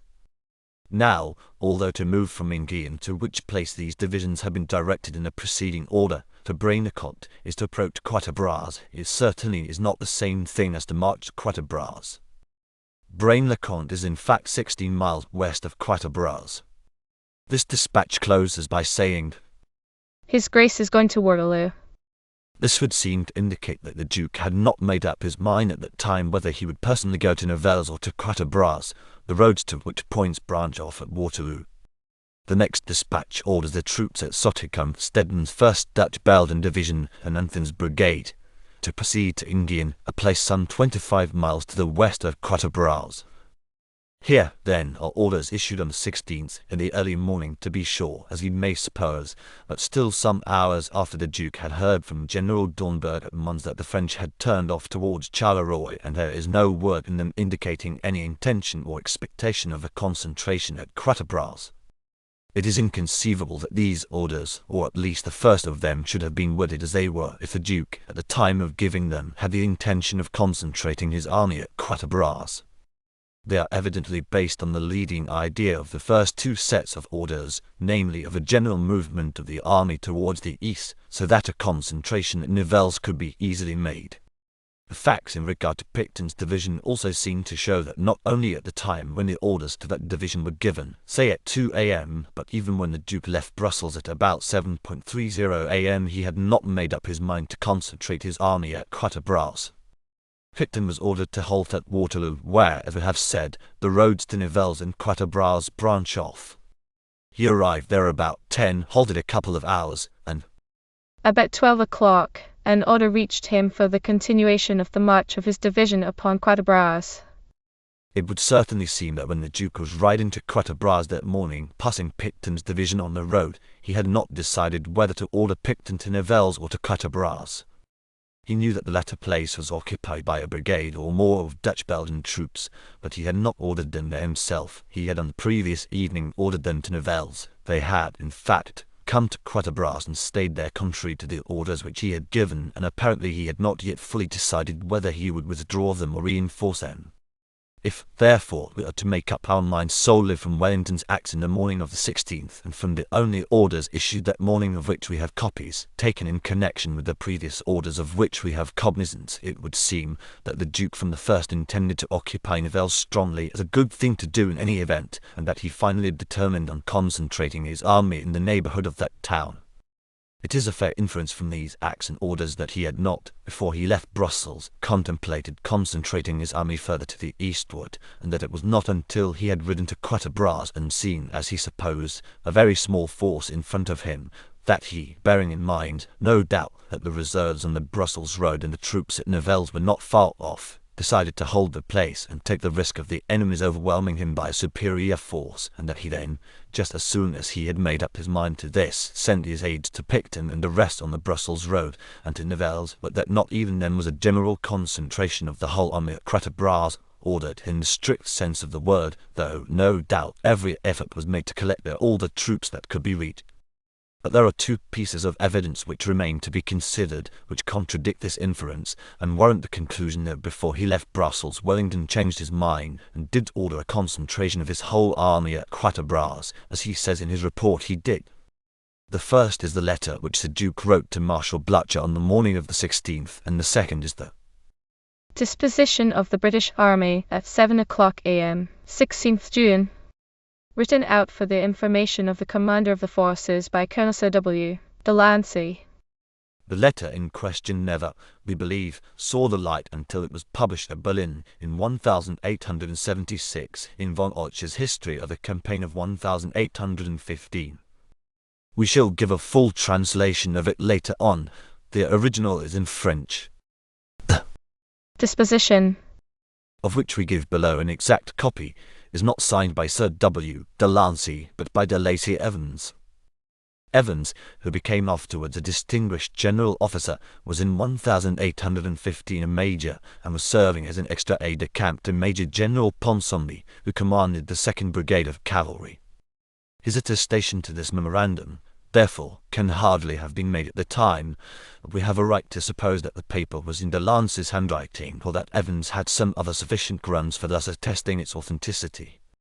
It purports, in our opinion, to be a statement prepared by Wellington's chief staff of the probable positions at 7 o'clock a.m. of the 16th of June of the various divisions of the army and of their respective destinations. That this disposition was relied on by Wellington when he wrote his letter to Blucher seems, by comparing the two papers, very clear.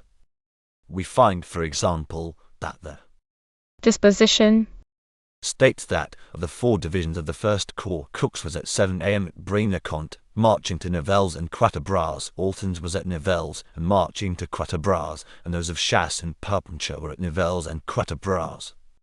We then find the Duke writing to Blücher that, at 10:30 am, one division of this corps was at Quatre Bras and the rest at Nivelles. It cannot be denied that, so far as this corps is concerned, certainly, the two papers hang together perfectly well. Wellington had a perfect right to suppose that Cook could get from Braine-le-Comte to Nivelles, or nearly there, between 7 and 10:30, and as for the positions of the other divisions, he simply follows the memorandum which his Chief of Staff has prepared for his information and on which he had an undoubted right to rely. We shall give, later on, other instances of this agreement between these two papers. They seem to us to demonstrate the authenticity of the disposition. Assuming now the authenticity of this memorandum, we wish to point out that its statements necessarily imply that orders had been issued to the army other than those of which we have copies, that is, other than those of which we have given abstracts above. Thus, all we have hitherto been able to ascertain in regard to the orders to Cook's division is, that it was by the 10 p.m. order of June 15, directed to march from Enghien on Braine-le-Comte. It would appear from the Delancey memorandum that it had been subsequently ordered to Nivelles and Quatre Bras. And the Duke does not hesitate to tell Marshal Blücher on the strength of Delancey's statement that at 7 a.m. Cook was at Braine-le-Comte, that Cook must have arrived at Nivelles by 10:30, he being, according to Delancey's memorandum, under orders to proceed there. So with the cavalry. We have seen above that in an early morning order of the 16th, it is said that the cavalry had been directed on Braine-le-Comte. Yet there must have been some subsequently issued order to Lord Uxbridge, for we find a disposition stating that the cavalry is at 7 a.m. at Braine-le-Comte and is marching to Nivelles and Quatre Bras and Wellington, relying on this statement of his chief of staff, that a subsequent order be sent out ordering the cavalry to continue their march to Nivelles, does not hesitate to tell Marshal Blücher that his cavalry will be at Nivelles at noon. We shall have occasion hereafter to examine both papers in detail, but what we have just pointed out will suffice for the purpose now in hand. That is to say, the disposition prepared for the Duke's information by Colonel Delancey and the letter of the Duke to Marshal Blücher are pieces of strictly contemporaneous evidence and show beyond a doubt that further orders, issued subsequently to those of which we know the tenor and directing the army on Quatre Bras, were really given in the morning of the 16th, as Wellington, in his report of the battle, explicitly states was the case. Thus, to recur for a moment to the orders dated on the 16th and to the inferences drawn from them, although at the time when the dispatch dated the 16th to Lord Hill to move the 2nd Division on Braine-le-Comte, in which it was stated that the Duke was going to Waterloo, was issued, the Duke assuredly had not made up his mind to concentrate his army at Quatre Bras. Nevertheless, he did subsequently, and probably not long afterwards, make up his mind so to do, and thereupon he issued an order for that division to march to Nivelles, as the disposition states.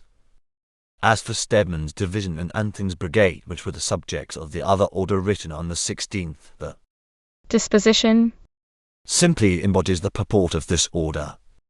And as for the halt of Picton's division at Waterloo, to which we have called attention above, if we suppose that, before he left Brussels for Quatre Bras, the Duke had issued orders for the concentration of the whole army, or any rate of the bulk of the army at Quatre Bras, he may well have passed Picton's division on its march to Waterloo, sure that, after a brief rest at that place, which would do the men no harm, an order would arrive from Brussels, where very possibly the staff were writing out the orders to the army, for Picton to continue his march to Quatre Bras. Wellington's decision to concentrate at Quatre Bras the whole army, or the bulk of the army, for it does not appear even from the Delancey memorandum that he ever expected the far distant divisions of Colville and Stedman to arrive in season, was reached, in all probability, while he was at the Duchess of Richmond's ball. He went to the ball or soon after 10 p.m. and he stayed there until after 2 a.m. He told the Duke of Richmond, just before he left the house, that he had ordered the army to concentrate at Quatre Bras. At some time, therefore, after the issuing of the orders to Lord Hill, which had dated the 16th, and before 2 or 2:30 a.m. the Duke decided to concentrate the army at Quatre Bras. Chapter 6. The 15th of June, the Dutch-Belgians. Turning now from the consideration of the arrangements ordered by the Allied commanders, our first attention is due to the occupation of Quatre Bras by the brigade of Prince Bernhard of Saxe-Weimar, belonging to the Dutch-Belgian division of Perponcher in the corps commanded by the Prince of Orange. This brigade, which was cantoned along the turnpike from Genappe to Frasnes and in the neighbouring villages, was, on the first news of hostilities, concentrated by its commander at Quatre Bras, with its outposts at Frasnes, an act which, done without orders as it was, did him great credit. As a matter of fact, however, orders were on the way directing the same thing. In the absence of the Prince of Orange at Brussels, his chief of staff, General Constant Rebec, having heard of the advance of the French, had already sent to Perponcher in order to assemble one brigade of his division at Quatre Bras and the other at Nivelles. Between 5 and 6 o'clock of the afternoon of the 15th, Prince Bernard's brigade was attacked near Frasnes by the advance of Rial's corps. At 9 he sent off to Nivelles a report of the action. This was immediately forwarded to Braine-le-Comte, where the headquarters of the Prince of Orange were, but he being at Brussels at the Duchess of Richmond's ball, Rebec, his chief of staff, took it upon himself to order Perponcher to support Prince Bernard's brigade at Quatre Bras with the other brigade of his division, Violent. Rebec then, at 10 p.m. sent a dispatch to the Prince of Orange at Brussels informing him what he had done. About 11 o'clock, an hour at least after this order had been expedited, arrived Wellington's 5 o'clock order to the Prince of Orange to collect at Nivelles the 2D and 3D divisions of the Army of the Low Countries. In obedience to this, a new order was made out and sent to Perponcher, that he took it upon himself to carry out his earlier instructions to assemble his whole division at Quatre Bras, and in this he was supported by his corps commander, the Prince of Orange. The greater part of Violent's brigade arrived in the early morning of the 16th. Perponcher arrived in person at 3 a.m., the Prince of Orange at 6 o'clock. See map 3. Thus was Quatre Bras occupied on the evening and night of the 15th, not only without orders from Wellington, but contrary to his orders. Had his orders been obeyed, Ney would have found on the next morning no one to oppose him. Chapter 7. The morning of the 16th of June, Wellington. The Duke of Wellington, as we have seen, did not decide on ordering the general concentration of his army at Quatre Bras until the early morning hours of the 16th of June. We have produced above 2 orders, both addressed to Lord Hill, written at Brussels in the morning of the 16th of June, and we have shown that the first, at any rate, was written and sent out before the Duke had made up his mind to concentrate his army at Quatre Bras. We have also, however, shown that before he left Brussels he did make up his mind to do this, and that orders to this effect were, no doubt, then issued. We cannot fix the hour or hours at which this was done, but it was undoubtedly before the Duke left Brussels. This last hour has been differently fixed, but it was probably about 7:30. He, then, leaving the Deputy Quartermaster General and the other heads of departments in Brussels, presumably to attend to the issuing of the orders for the concentration of the army at Quatre Bras, rode to the latter place, where he arrived about 10 o'clock. Here he found only Perponcher's division of Dutch-Belgian troops under command of the Prince of Orange. At 10:30, he wrote to Marshal Blücher the letter before referred to, which, as we have said above, never, as we believe, saw the light until it was published in Berlin in 1876 in von Ullrich's History of the Campaign of 1815. We give a translation of it here in full. On the heights behind Frasnes, June 16, 1815. 10:30 a.m. My dear Prince, my army is situated as follows. The corps d'armée of the Prince of Orange has a division here and at Quatre Bras, and the rest at Nivelles. The reserve is in march from Waterloo to Genappe, where it will arrive at noon. The English cavalry will be at the same hour at Nivelles. The corps of Lord Hill is at Braine-le-Comte. I do not see any large force of the enemy in front of us, and I await news from your Highness and the arrival of troops in order to determine my operations for the day. Nothing has been seen on the side of Binch, nor on our right. Your very obedient servant, Wellington. Let us see precisely how far this letter agrees with Colonel de Lance's memorandum, which he drew up presumably before the Duke left Brussels for the Duke's information, and of which we have before spoken, entitled Disposition of the British Army at 7 o'clock a.m., 16th June. See map 4. The First Corps, says the Duke in his letter, has a division here, that is, in rear of Frasnes, and at Quatre Bras. This, as we have seen above, was the 2D division of Dutch-Belgian troops, Perponchers. The rest of the First Corps, says the Duke, are at Nivelles. Now of the 3 divisions, those of Chasse, Dutch, Belgian, Alten and Cook, which constituted the rest of the First Corps. The first two had been ordered to Nivelles the previous evening. The last, Cook's, is stated in the Delancey. Disposition. To be at 7 a.m. at Braine-le-Comte. The Duke, therefore, might well suppose that it would accomplish the greater part of the distance between Braine-le-Comte and Nivelles, 9 miles, in 3 hours and a half. The Duke next says, The reserve is in march from Waterloo to Genappe, where it will arrive at noon. For this statement the Duke did not have to refer to the disposition. He had passed Picton's division on the road, a mile or two north of Waterloo, probably a little before 9 a.m., and supposing, as he did, that Picton either had then received, or shortly would receive, orders to push on to Quatre-Bras, he was warranted in saying that the division would reach Genappe at noon. He did not take the trouble to accept from his general's statement, which he doubtless thought was sufficiently accurate for all practical purposes, the division of Sir Loricole, which the disposition placed at Eschet, 8 miles northwest of Brussels, nor the 5th Hanoverian Brigade, which was at Hal. The Duke next says that the English cavalry will be at Nivelles at noon. The disposition puts them at Braine-le-Comte at 7 a.m. Relying on this statement, the Duke says they will accomplish the 9 miles between that place and Nivelles by noon. The corps of Lord Hill is at Braine-le-Comte. Is the next and last statement in the letter. That corps consisted of the 2D and 4th British divisions, of the 1st Dutch-Belgian division and of Anthing's brigade. As respects the 2D division, the disposition states that it was at 7 a.m. at Braine-le-Comte. The 4th division, the disposition states was at Oudenarde at 7 a.m. and was marching on Braine-le-Comte, but the Duke certainly could not have supposed it possible that that division could have marched from Oudenarde to Braine-le-Comte, a distance of more than 30 miles, between 7 and 10:30 in the morning. And as for the 1st Dutch-Belgian division and the Indian brigade, the disposition puts them at Sotticum, a village near Oudenarde, at 7 a.m. and states that they are marching on Indian.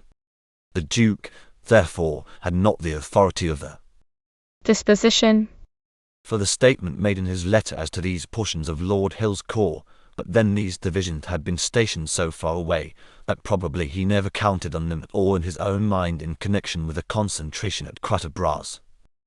These were the troops which he left at Hal and Tubize on the day of Waterloo to protect his right. It is, therefore, we submit, easy to see that the Duke had the disposition before him when he wrote the letter to Marshal Blucher. He seems to have taken it, so to speak, blindfold. It never seems to have occurred to him that it was practically impossible that his various divisions could have been at 7 o'clock that morning where his chief of staff had said that they were. He accepted the memorandum as official and followed it substantially with a few deviations, to be sure, as we have pointed out in his letter to Blucher. Not only this, the Duke acted at once on the faith of the representations contained in the disposition. He, about noon, rode over to Bry to confer with Marshal Blucher and to propose to cooperate with him. It is evident from the narrative of Baron Muffling, who accompanied the Duke, that Wellington was, in his opinion, labouring under grave misconceptions as to the whereabouts of his army. The conversation, according to Muffling, was mainly concerned with the manner of the promised cooperation, now wishing the Duke to march from Quatre-Bras to Bry, and Wellington being unwilling thus to expose his communications with Brussels and Nivelles. Towards the close of the discussion, says Muffling, the Duke adopted a suggestion of his and said, I will overthrow what is before me at Frasnes and will direct myself on Gosselies. We cite this simply to show how confident Wellington was that he would find a sufficiently large force at Quatre-Bras on his return from Bry at about 2:30. If Alten's division was at Nivelles at 7 a.m. en route for Quatre-Bras, it should have arrived there before noon. The reserves, which marching from Brussels for Quatre-Bras, had by 7 a.m. nearly reached Waterloo, ought to be at Quatre-Bras, which is not over 11 miles further, by 2 or 3 p.m. If the cavalry was actually at Braine-le-Comte at 9 a.m. it might well be at Nivelles by noon, and at Quatre-Bras only 7 miles further, by 3 p.m. Cook might be expected about the same time, with his division of guards. These expectations were no doubt in the mind of the Duke of Wellington as he rode back to Quatre-Bras from his meeting with Marshal Blucher. The theory advanced, or perhaps suggested, by the Prussian biographer of National, Elba, that the Duke misrepresented the position of his army for the purpose of inducing Blucher to give battle at Ligny on the strength of his promise to support him, and of his ability to keep his promise, so that he, Wellington, might gain the necessary time for the concentration of his army, has not, in our judgment, anything to support it.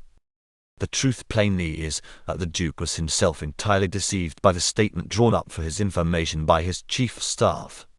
He took it for granted that the troops were where they were stated to be, and made his dispositions accordingly. He was destined thereby not only to be greatly disappointed, but to incur imminent danger of defeat. For, as a matter of fact, many of his divisions were at 7 that morning nowhere near the positions assigned them in Colonel de Lance's memorandum. We shall refer to this matter in another place. Suffice it to say now that the Duke's reinforcements came on the field very much later than he had reason to expect, that the Allied troops were for a couple of hours or so in a very precarious situation, and would without doubt have been disastrously defeated had Napoleon's orders been carried out. Chapter 8. The morning of the 16th of June, Marshal Ney, as we have seen, rode back from the front at Frasnes to report to the Emperor at Charleroi, where he arrived at midnight of the 15th. He informed the Emperor, so Colonel Hames says, of the dispositions he had made. The Emperor made him stay to supper, gave him his orders, and received the Marshal with the frank confidence of the camp. He unfolded to him his projects and his hopes for the day of the 16th, which was very soon to begin. He talked with him a long time in the night of the 15th and 16th. All the officers of the imperial headquarters can attest this. Among these officers was, no doubt, Marshal Grouchy. It goes without saying that at this interview Ney told the Emperor that he had not occupied Quatre Bras, and why he had not done so. With almost equal certainty may it be believed that Napoleon told him that he must occupy the place the next forenoon. Hames then proceeds as follows. The 16th, at 2 o'clock in the morning, the Marshal returned to Gosselies from Charleroi, where he stopped some minutes in order to confer with General Reille. He gave him the order to set out as soon as he could, with his 2 divisions and his artillery, and to get his troops together at Frasnes, where the Marshal himself would arrive almost as soon. And he adds that at 8 a.m., Reille at the head of his 2 divisions was en route for Frasnes. General Reille, however, while he says that his troops were ready to march in the morning, says also that at 7 a.m. he went to see Marshal Ney to ask for orders, and that the Marshal said he was expecting them from the Emperor. One may infer from these statements, which are not perfectly consistent with each other, that Ney, on his return to Gosselies from Charleroi, told Reille that they must be ready to move at a moment's notice, and that officer at once proceeded to get his men into marching order, and that he had them on the Charleroi-Brussels turnpike, ready to march, before 7 o'clock. One may perhaps infer more than this, namely, that Ney immediately on his return from seeing the Emperor ordered Reille to proceed with his 2 divisions as soon as he could from Gosselies to Frasnes, so that, when the order to seize Quatre Bras should arrive, it might be executed promptly, but that he afterwards reconsidered the matter and allowed Reille to remain in Gosselies till the written orders should come. Whether this be so or not, however, it is plain that when Ney had been, as Hames says he had been, informed by the Emperor himself of his projects for the ensuing day, he ought certainly to have ordered Reille up to Frasnes at once, with the 2 divisions then at Gosselies, thereby uniting all of the 2D Corps that was under his control, and to have seen to it that the 1st Corps was ready to follow promptly in their rear. No special authority for this was needed. In fact, it was obviously necessary to get these 2 divisions out of the way of the 1st Corps, which ought to be assembling at Gosselies in the early morning if it was to accomplish anything of consequence during the forenoon. But Ney, whatever may have been his first intentions on returning from seeing Napoleon, did actually nothing of this kind. One cannot avoid the feeling that he was unwilling to take the slightest responsibility, even that involved in uniting the 3 divisions of the 2D Corps at Frasnes and supplying their place at Gosselies with the 4 divisions of the 1st Corps, a step which, taking account of the situation and of the written orders that had been issued to the 1st Corps, it was his manifest duty to take. The consideration that, by this course, the formal order to seize Quatre Bras, which he undoubtedly expected, could be executed at once, while, by retaining Reille at Gosselies until the order should be received, the time required to march the 5 miles which lay between Gosselies and Frasnes would postpone the carrying out of the movement by some 2 hours or more, does not seem to have had any weight with him. In fact, beyond getting Ryle in readiness to march, Ney really seems to have made no preparations to facilitate the execution of the important order which he fully expected to receive. That this statement is not too strong appears when we consider what Ney did to get the First Corps up and well in hand, a matter which assuredly demanded his most strenuous and active efforts at this moment. Ney arrived at Gosselies from Charleroi, as we have seen, about 2 a.m. He stayed there, apparently till shortly after 7 a.m. We know that, even at 3 a.m. one division of the First Corps had not arrived at the river, and that another was still at Marchion. The other 2 divisions had crossed the Sambre, and the leading one was between Jumet and Gosselies. Colonel Hames, after stating the positions of the English at Quatre Bras, says, "In default of staff officers, of whom the Marshal had none, officers of the chasseurs and lancers of the Guard were sent to meet the First Corps in the direction of Marchion-au-Pont. They had orders to press this much to Frasnes." But we shall presently see that it was not until 11 a.m. when Ryle, with the divisions of Foy and Jerome, was ordered to advance from Gosselies to Quatre Bras, that the first 3 divisions of D'Aulon's corps were ordered to Frasnes. It appears, then, from Haynes' statement, that the activity exhibited by Marshal Ney, to which he calls attention, was not shown until Ney had ordered these divisions to Frasnes, that is, until after 11 o'clock. That this conjecture is correct appears also from the fact stated by Colonel Hames that the regiments of the chasseurs and lancers of the Guard, from which officers were detailed on staff duty as above stated, were in reserve behind the village of Frasnes, and, therefore, not at Gosselies.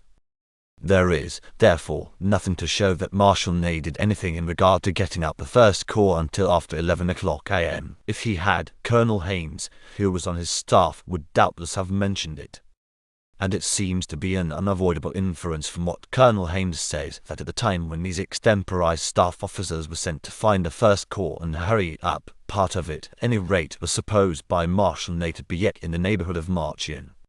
The first written order which Marshal Ney received on this morning of the 16th was from Marshal Soult, who informed him that the Count of Valmy had been ordered to Gosselies with his corps of cavalry and placed under his, Ney's, orders. These troops were to replace the division of cavalry of the Guard under Levallois Knights.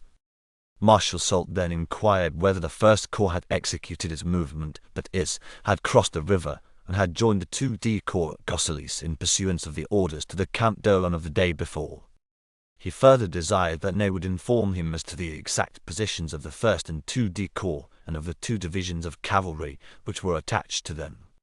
We do not know what answer Marshal Ney returned to these interrogatories, but he told Ryle in the course of the conversation to which we have before referred, shortly before 7 o'clock in the morning, that he had rendered to the Emperor an account of his situation.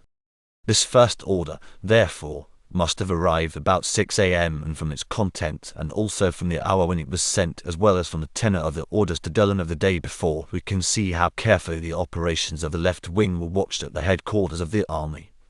Shortly after this conversation between Ney and Ryle, the Marshal went back to Frasnes, leaving word with Ryle that, if any orders for the movement of troops should arrive in his absence, they were to be executed at once, and their contents communicated to the Count d'Aulon, who was at Jumet or in rear of that place.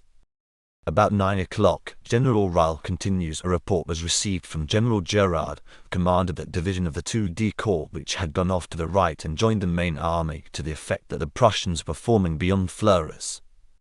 This report Ryle transmitted at once to the headquarters of the army at Charleroi, but he sent no word of it to Ney at Frasnes at that time. About an hour afterwards, that is, about 10 a.m., General Flahaut of the Emperor's staff passed through Gosselies, bringing with him an important letter for Marshal Ney, written by the Emperor himself, the contents of which Flahaut communicated to Ryle.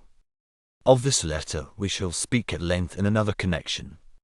Suffice it to say here that it treated of the occupation of Quatre Bras, the formal order for which, emanating from the Chief of Staff, it stated would arrive about the same time. This no doubt was the case. Ryle's orders from Ney, it will be recollected, were imperative and precise to execute at once during Ney's absence any instructions for the movement of troops that might arrive. Yet we find him writing from Gosselies at 10:15 a.m. to Ney at Frasnes, a distance of 5 miles, to say that he has been informed by General Flahoudt of the contents of the Emperor's letter, but that, in consequence of the information as to the Prussians taking up their positions near Fleurus, which he had received from Gerard before 9 a.m., he has thought it best to postpone the march of his 2 divisions from Gosselies to Frasnes until the return of his messenger. And this, too, just after he had read a letter from the Emperor himself, prescribing what dispositions Ney should make of his troops after he had executed the movement on Quatre Bras. One cannot but recall the criticisms on the generals in this army made by both Napoleon and Charras, which we have given in an earlier chapter. If Reille thought the information sent by Gerard was so important, why did he not send it to Ney at once, instead of waiting an hour and a half?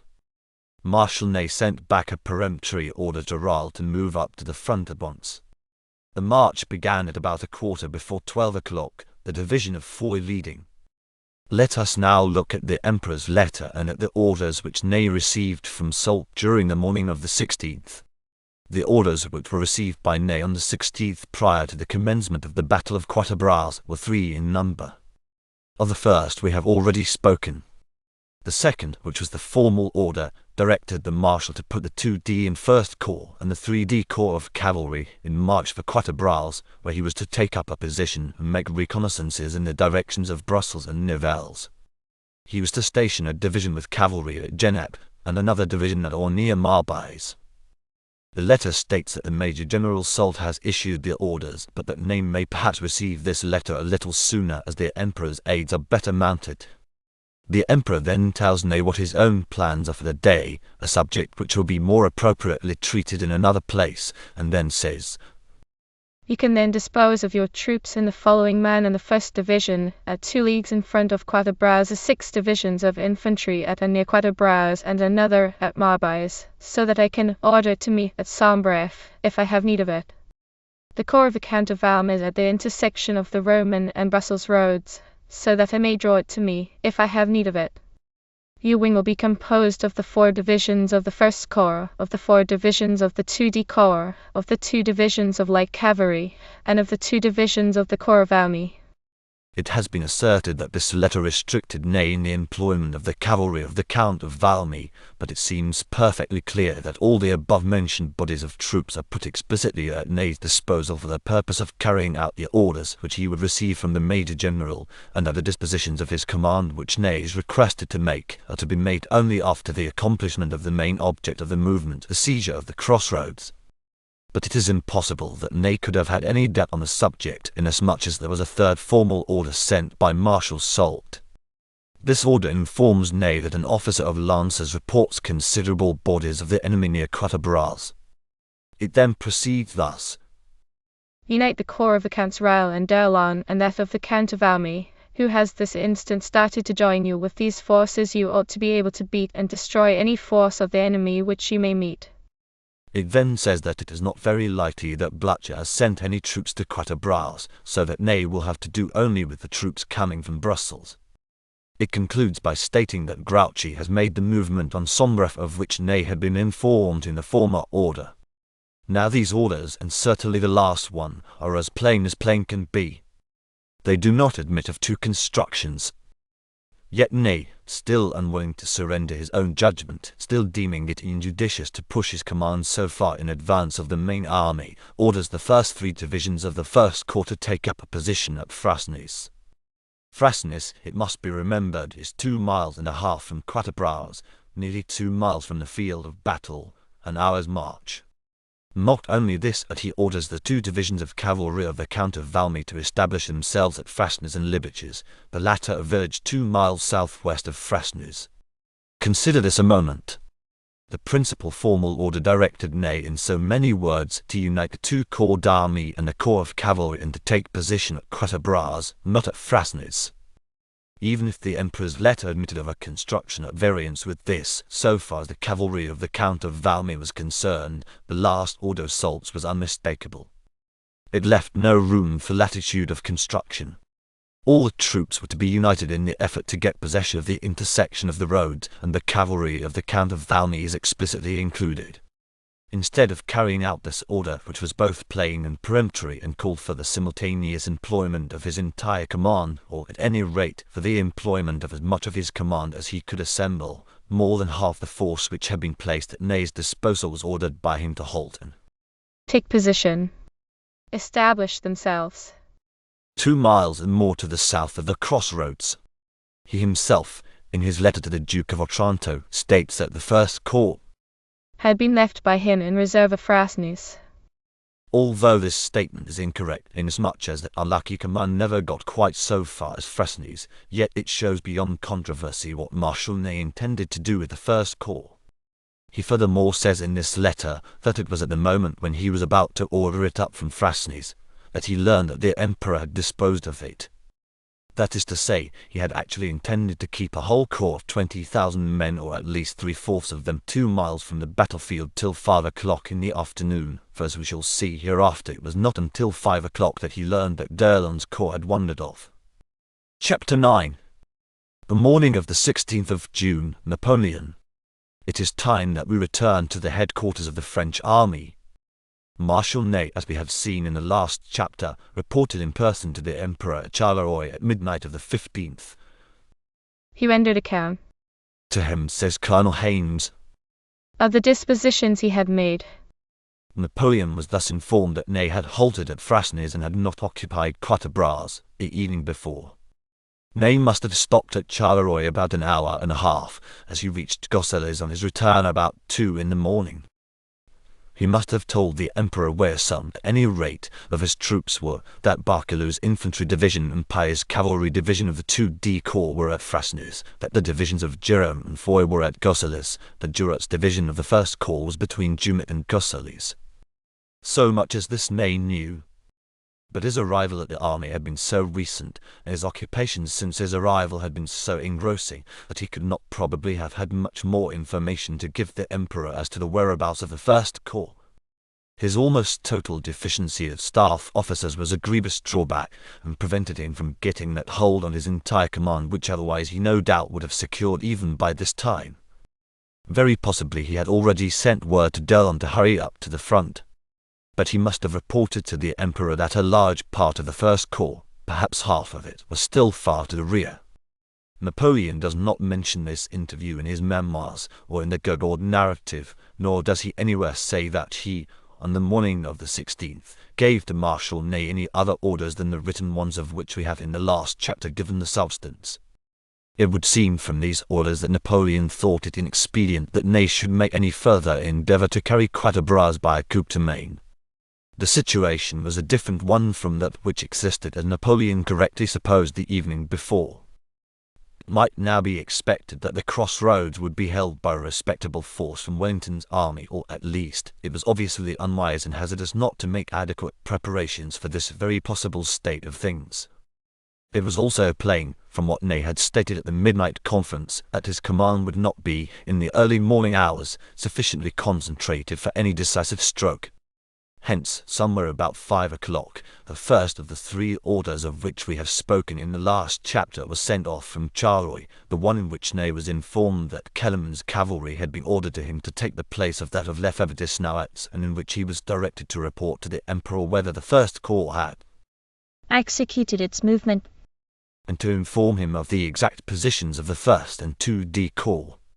This order, as we have seen, Ney replied to before 7 a.m. His reply, which, we may assume, contained some news of the advance of the First Corps, and also stated that the divisions of Jerome and Foy of the 2D Corps were at Gosselies ready to march, must have reached headquarters shortly before 8 a.m. As soon as this reply was received, Napoleon and Soult prepared the formal order for the conduct of the left wing during the forenoon. That order, as we have seen, directed Ney to unite the 1st and 2D Corps and the cavalry of the Count of Valmy, and to proceed at once to take possession of Quatre Bras. It was issued as soon as the Emperor had become satisfied, from Ney's report, that such a movement had become practicable, that is, that it could be made in sufficient force to overcome any opposition it would be likely to encounter. Until he had become satisfied of this, it was deemed unadvisable to issue the order to advance beyond Frasnes. We are able to fix the hour at which this formal order to seize Quatre Bras was prepared by Soult with quite an approach to accuracy. We know that Napoleon dictated a letter to Ney, which he sent by Count Flahaut, and which arrived at Gosselies about the same time with the formal order, that is, about 10 a.m. Flahaut wrote to Marshal Ney's son, then Duke of Elchingen, that, to the best of his recollection, the Emperor dictated the letter to him between 8 and 9 o'clock in the morning. Such a letter, dictated between 8 and 9 and afterwards reduced to proper form, would have reached Gosselies, a distance of about 4 miles and a half from Charleroi, about 10 a.m. as Raoul says it did. This accords perfectly with the statement made above that Napoleon waited to hear more definitely from Ney before framing his order for the morning's operations. But the backwardness of d'Erlon's corps not only deferred the forward movement of the left wing, it seems to have delayed the advance of the main body. Until Napoleon could be sure that Ney, with the large force that had been assigned to him, was in march on his left, able to give a good account of any Anglo-Dutch forces which might attempt to unite with the Prussians or to molest the left flank of the main French army, he seems to have been unwilling to move upon Blücher. It was part of his plan that Ney with the left wing should at least contain that part of Wellington's army which that general might reasonably be expected to get together at Quatre-Bras.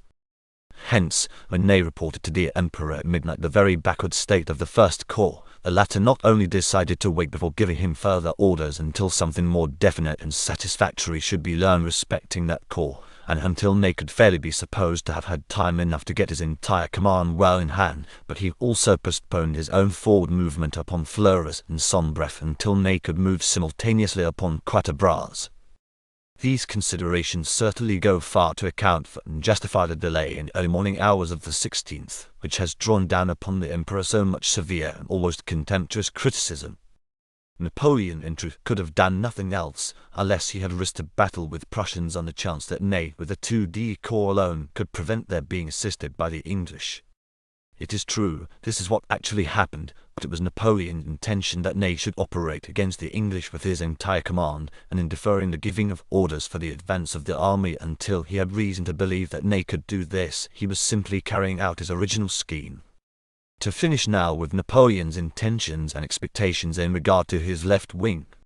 He may well have expected that Ney had, in advance of receiving the formal order, sent Raoul to Frasnes with his 2 divisions, which Ney's reply to his early morning inquiry had informed him were then all ready to march, thus uniting the entire 2D Corps, minus Gerard's division also, that the leading divisions of the First Corps would be gotten under arms without delay in Gosselies so as to be ready to march at once. He must have expected his order to reach Gosselies by 10 a.m. and Frasnes by 11 a.m. and he may well have thought it quite possible, as indeed it would have been, that Ney, at the head of 3 divisions of infantry and 1 of cavalry, might be able to drive out of Quatre-Bras the Dutch Belgians who had been encountered the evening before, unless, indeed, they had been largely reinforced. At or about 1 p.m., however, the First Corps ought to be arriving at Quatre-Bras, as its leading divisions would leave Gosselies as Napoleon would have a right to suppose between 10 and 11 a.m. so that, by 2 or, at any rate, by 3 p.m., Marshal Ney would have his entire command at Quatre-Bras, well in hand and pretty certain, at least so Napoleon would be likely to think, to be successful over any troops they might encounter. On these expectations, which, as we have seen, were quite warranted by the information he had received, he based his calculations for the day's doings. While Napoleon was thus awaiting at Charleroi definite news of the progress and condition of the left wing of his army, he employed his time, or part of it at least, in determining on the lines of action he would pursue in view of possible emergencies. As we have already seen, he desired nothing so much as to join battle with Marshal Blücher on the 16th of June. It had been his expectation that the Prussian general would assemble his army near Sombref and fight a battle somewhere to the south of that village for the preservation of his line of communications with the Duke of Wellington, the Namur turnpike. At the same time, it was, of course, perfectly possible that the Allied commanders had made other arrangements. It was not impossible, for instance, that Napoleon's concentration had been such a surprise to them that they were purposing to fall back, for the present at least, either divergently towards their respective bases, or in a northerly direction by parallel lines. In any event, it would be manifestly desirable to inform the commanders of the right and left wings of the army of the Emperor's probable course in any such event, so that every advantage might be promptly taken of the situation. It was certainly true that instructions of this nature might not be required. They would assuredly not be required if Blücher should do what Napoleon had thought it likely he would do. In that case there would be no need of elaborate instructions being given to either Ney or Grouchy. The issue of the battle would settle everything. But in order to be prepared for the other state of affairs, Napoleon employed himself with preparing letters to the commanders of the wings of the army. The letter to Ney, which, as we have seen, was dictated by the Emperor to General Flahaut between 8 and 9 a.m. and was carried by that officer to Ney, whom it must have reached at Fusney shortly before 11 o'clock, informs him that Marshal Grouchy is marching on Sombref with the 3d and 4th Corps, that the Emperor is taking the Guard to Fleurus, where he will be before midday, that he will attack the enemy if he meets him and will clear the road as far to the eastward as Gemlu. There at Gemlu, the Emperor will make up his mind what to do next, perhaps at 3 in the afternoon, perhaps not till evening. But he tells Marshal Ney that, just as soon as he has made up his mind, he wants him to be ready to march on Brussels, that he will support him with the Guard, which will be at Fleurus or Sombref, and that he would like to get to Brussels the next morning. He then tells him where he would like him to station his various divisions. He informs him that he has divided his army into 2 wings and a reserve, that Ney's wing will consist of the 1st and 2d Corps, comprising 8 divisions of infantry and 2 of light cavalry, and of the cavalry of the Count of Valmy, that Marshal Grouchy commands the right wing, that the Guard will constitute the reserve. He closes by reiterating the importance of Ney's dispositions being so well made that he can march on Brussels, i.e., from Quatre Bras, as soon as ordered to do so. To Grouchy the Emperor sent a similar letter, giving him the command of the 3d and 4th Corps, those of Vandamme and Gerard, and of the 3 Cavalry Corps of Pagel, Milhaud and Exumont. He orders him to Sombref with his entire command. The cavalry are to be sent off at once, the infantry to follow without halting anywhere. The Emperor states that he is removing his headquarters from Charleroi to Fleurus, where he will arrive between 10 and 11 a.m. and that he is going to Sombref, leaving the Guard, unless it should be necessary to employ it, at Fleurus. If the enemy is at Sombref, he goes on to say, I propose to attack him even at Gembu, and to possess myself of that position, my intention being, after having explored these 2 positions, to set out this night, and operate with my left wing, which Marshal Ney commands, against the English. He then desires Grouchy to send him reports of everything he may learn, and finishes by saying, All my information is to the effect that the Prussians cannot oppose to us more than 40,000 men. It is quite true that this last remark shows, as several writers have pointed out, that the Emperor was to a considerable extent mistaken on this morning of the 16th in his apprehension of the situation. But it is an error to take these letters as if they were written for the purpose of giving Napoleon's estimates of the probabilities. They are rather instructions in the event of the occurrence of not impossible contingencies. The fact in the case was just this: the main army was about to make a forward movement against the Prussians. If they were found to be in force and offered battle, the result of this battle would of course settle everything, but if they should retire instead of offering battle, they must be followed, and that involved the separation of the French army into 2 unequal portions. Hence it was very desirable to inform Ney, from whom in this event the right wing and reserves would march away, about how far the Prussians would be followed, and especially to enjoin upon him, in case the Emperor should deem it safe, to leave the care of the Prussians to Grouchy, and should himself retrace his steps, and, with his Guard, join the left wing, to be ready to march on Brussels at an instant's notice. It must be noted, too, that these letters, especially when taken in connection with the formal orders of Soult to the 2 marshals, show how absolutely Napoleon adhered to his original conception of the campaign, as we have before described it. To attack the Prussians first, to follow them up for a considerable distance so as to be assured of the direction which their retreat was taking, and then, and only then, to return to the Brussels road and advance on the English. Such was the programme marked out in the 2 letters to Ney and Grouchy. We shall have occasion to refer to this in another place. Lastly, while the Emperor expressly states in his letter to Grouchy that he estimates that the Prussians cannot oppose to him a force of over 40,000 men, and while it may perhaps be inferred from his letter to Ney that he thought that that officer would meet with little or no opposition, it is to be observed that Napoleon acted in all respects as if he expected that the enemy would be found in force. Both Ney and Grouchy were explicitly directed to employ the whole of their respective forces. We have spoken of this before as it affected Ney. It was the same with the movement prescribed to Grouchy. Take your right wing to Sombref, i.e., the 2 Corps army and the 3 Cavalry Corps. Whatever Napoleon may have conjectured as to the force or intentions of the enemy, both of his movements this forenoon, that of the main army on Sombref and that of the left wing on Quatre Bras, were to be made in force, with all the force he could muster. If he did expect, as some writers think, that his enemies would retire before him, he at any rate made every preparation to fight and overcome them should they give him battle.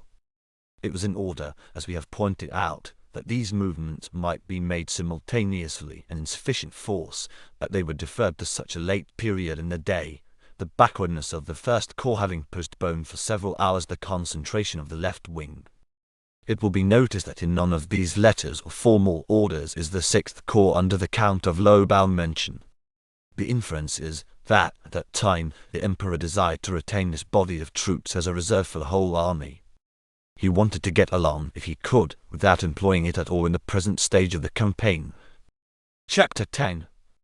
The Battle of Ligny. Blücher's decision to accept battle not dependent on Wellington's assurance of support. Marshal Blücher, as we have seen, had, on the evening of the 14th, ordered a concentration of his entire army in the neighborhood of Sombref. This, as has been pointed out above, was done without consultation, at the moment certainly with the Duke of Wellington, and we have before stated that we do not find that it was done in pursuance of any previous arrangement between the two commanders. At any rate, it is not disputed that Marshal Blücher took up a position in order of battle to the south of the Namen-Avels turnpike without having received either by letter or word of mouth any assurance whatsoever that his English ally was prepared to support him, other than that contained in Muffin's dispatch sent off from Brussels about midnight, and informing him that Wellington expected to be at Nivelles at 10 a.m. in strong force. Zieten's East Corps, about 5 o'clock in the morning of the 16th, withdrew from the neighborhood of Fleurus, where it had passed the night of the 15th, to the north side of the brook of Ligny, and took up position in the villages of St. Amand, Bray, and Ligny. Between 9 and 10 a.m. the East Corps, commanded by Perchet, arrived and took up a position behind that occupied by the East Corps. Between 11 a.m. and 12 a.m. the East Corps Philemons came up and occupied the line between Sombref and Tongrinel. These were the positions which were held during the battle by the three corps which had been gotten together. The IVTH Corps, Bullows, it was then known, could not come up during the day. Not until noon did Wellington's letter, dated on the heights behind Frasnes, 10:30 a.m. arrive. Not until 1 p.m. did the Duke himself meet Marshal Blücher. Then a conversation took place between them. There is no doubt that Wellington expressed himself as practically certain that the bulk of his army would be assembled at Quatre Bras early in the afternoon. His verbal statements to Marshal Blücher were to the same effect as the statements contained in his letter. We have seen how mistaken he was in these, and how he came to be mistaken. What he wrote and said, however, he honestly believed, and he certainly did give to Marshal Blücher some assurance that he should be supported by the Anglo-Dutch forces in his impending struggle with the bulk of the French army. According to some authorities, his assurance took the form of a positive promise of support, and these writers do not hesitate to assert that Blücher's decision to accept battle at Ligny was based upon this definite promise. Upon this assurance, says Charles, the Prussian general decided to receive the battle which he could have avoided. The principal knowledge we have of the conversation between Wellington and Blücher comes from what Muffling has told us about it. According to him, the last words the Duke spoke were, "Well, I will come, provided I am not attacked myself." General Dornberg's evidence is to the same effect. The latest Prussian historian of the campaign does not claim that the Duke gave Blücher any unconditional promise of support. That a different impression should have obtained currency with the Prussians is very natural. The Duke's statements of the proximity of his army, made with perfect honesty, but based, as we have seen, on very erroneous data, no doubt raised false hopes in the minds of the Prussian generals. That these statements afterwards assumed in the mind of General Gneisenau, the Prussian chief of staff, the aspect and dimensions of a positive pledge of support, seems from Delbruck's Life of Gneisenau quite probable. But the evidence there is of it, and the probabilities of the case, are all the other way. That is to say, Blücher decided to fight at Ligny without having any such definite promise of support from Wellington as the latter relied upon when he decided to await the attack of the French at Waterloo 2 days later. This will appear more clear when we consider the other assertion made on behalf of the Prussian commander, of which we have made mention above, namely, that Blücher's decision to accept battle at Ligny was based upon this promise of support from Wellington. Delbruck, in his Life of Gneisenau, says, Although this position had been carefully considered and taken up with all caution, it was yet not fully decided to receive battle. This decision was not arrived at, we are given to understand, until Blücher had received from Wellington a promise of support. That could not have been until between 1 and 2 o'clock p.m., for the Duke did not arrive at Bry till 1 o'clock. Muffling says that it was when the heads of Napoleon's attacking columns showed themselves moving upon Saint-Amand that the Duke asked the Field Marshal and General von Gneisenau que voulez-vous que je fasse?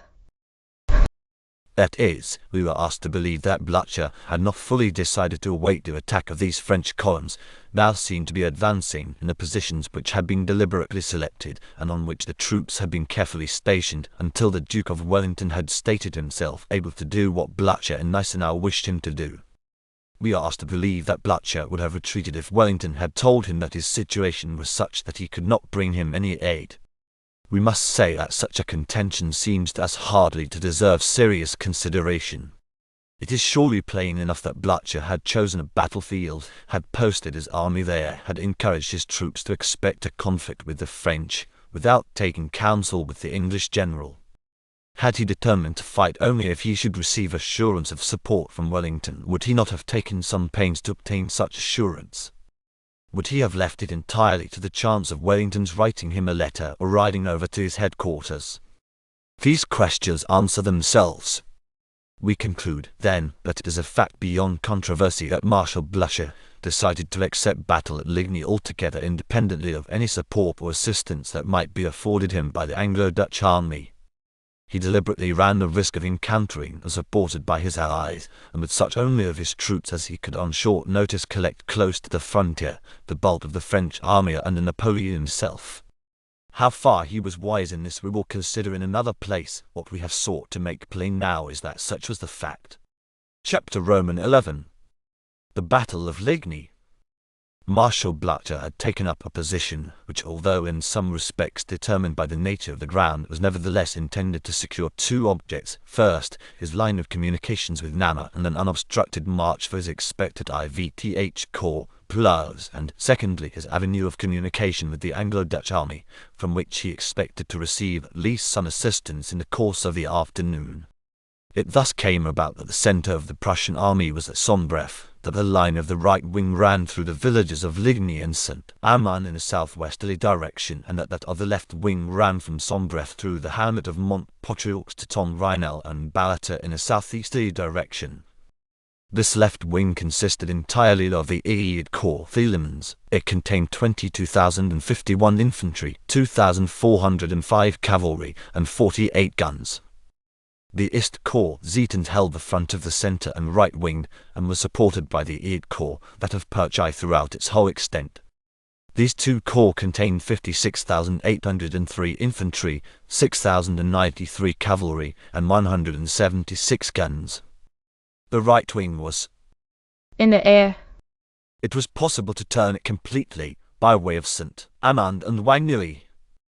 Behind Ligny and Saint-Amand, and on commanding ground, was the village of Bry. Blücher's whole force thus consisted of 87,352 men, of whom 8,498 were cavalry, with 224 guns. Napoleon, having finished giving his orders shortly after 9, arrived at Fleurus about 11 a.m. He busied himself, while the troops were arriving, with examining the enemy's position. From the tower of an old and disused windmill in the outskirts of the town he made, it is said, his first observations. Then he went, without his staff, as his custom was before a battle, partly on horseback and partly on foot, along the front of the enemy's position, seeing for himself everything that could be seen. By the time the troops had arrived in the neighbourhood of Fleurus, he had formed his plan. He had not, however, correctly estimated the numbers of the force opposed to him. The nature of the ground prevented his being able to see all the enemy's troops.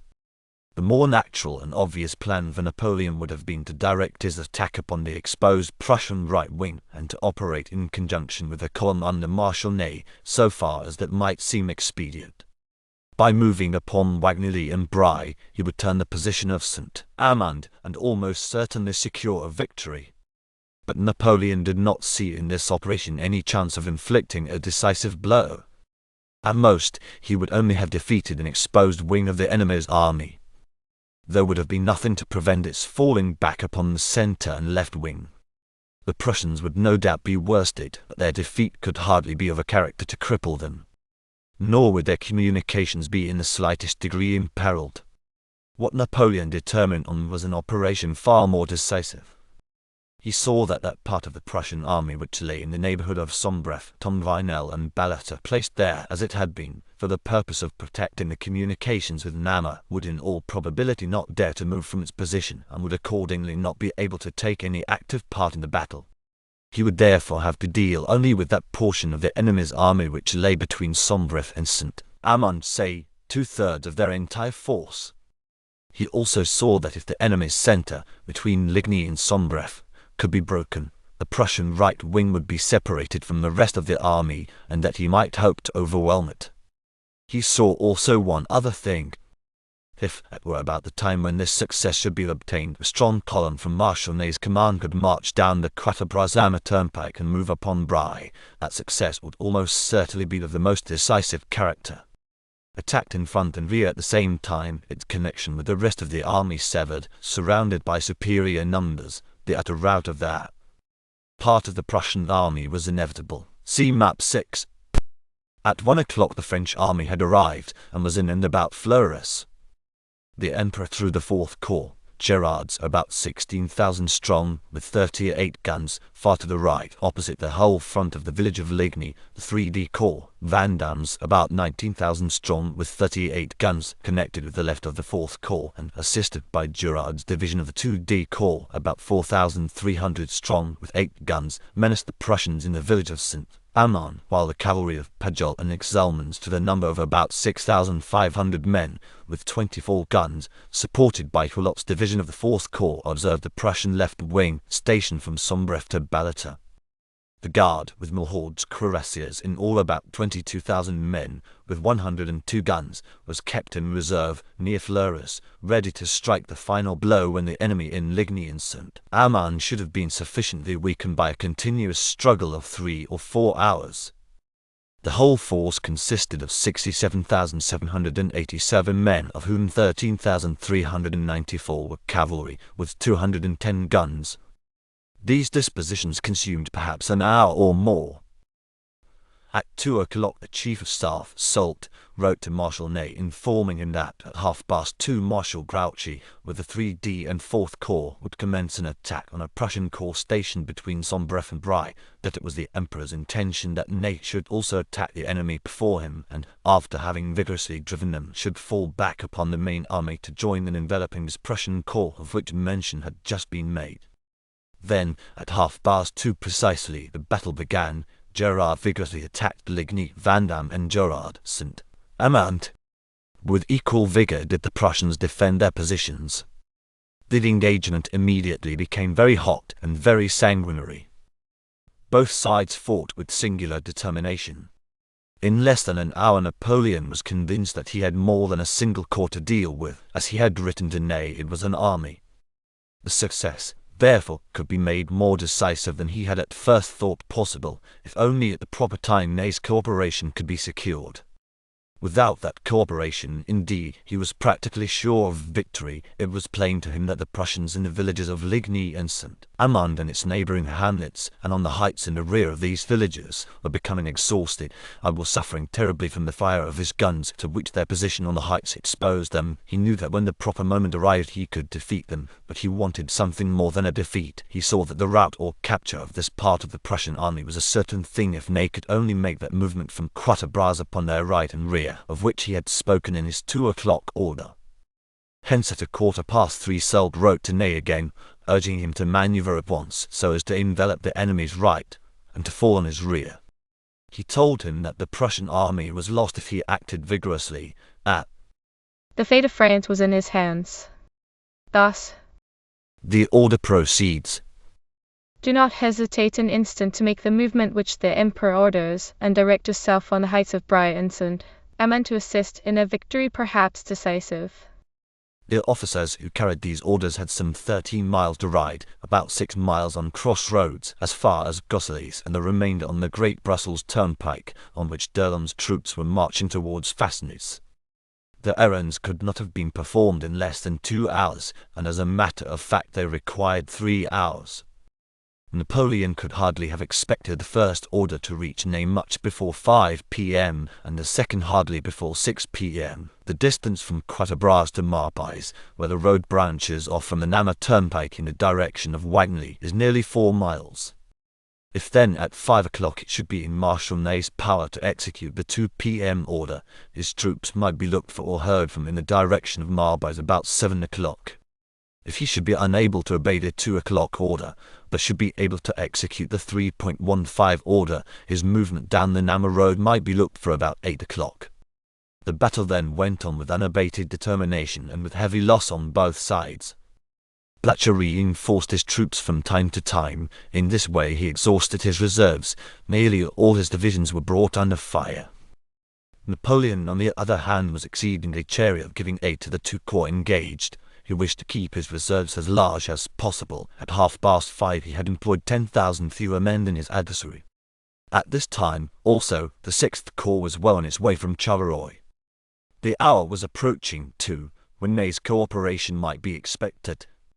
Up to this time Napoleon had remained in his position in front of Fleurus. It was a central position and nothing had called for his personal superintendence elsewhere.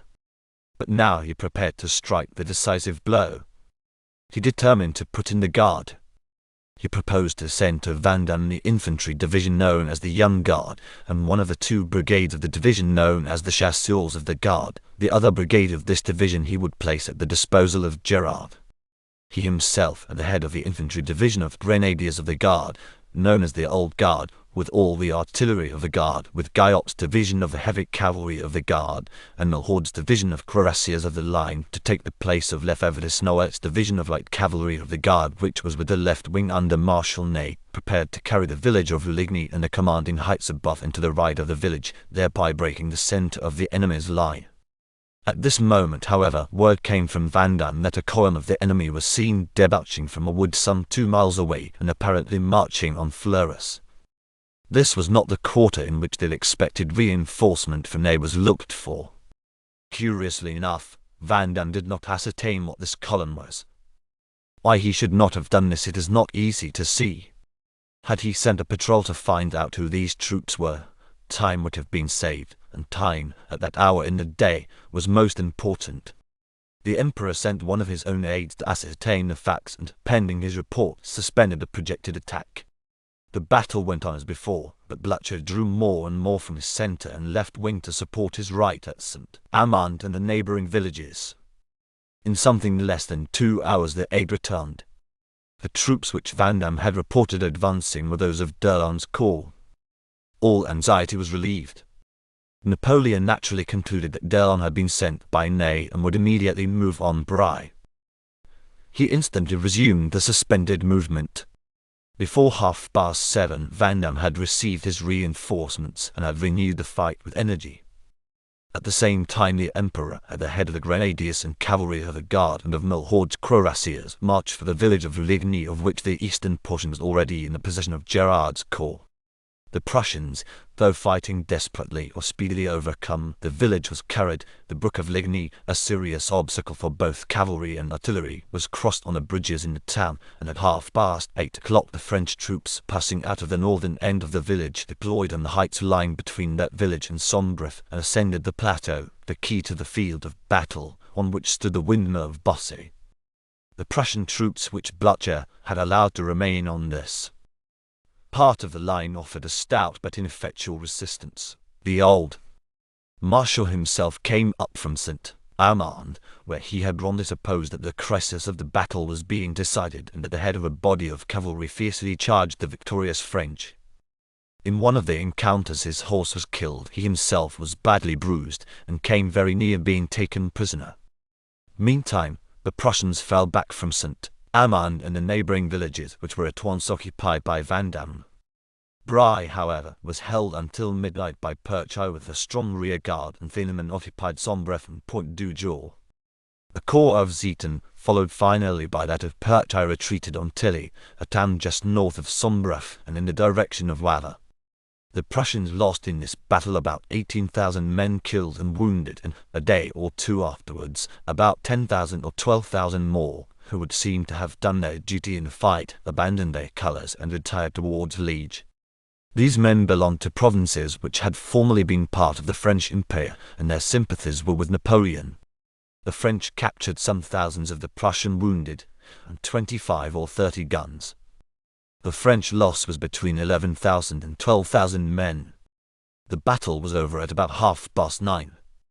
The 3D Corps established itself in bivouac beyond St. Amand and Weinily. The 6th Corps occupied the plateau of Bussy. The 4th Corps was on the right of the 6th, with one division at and near Potriaux.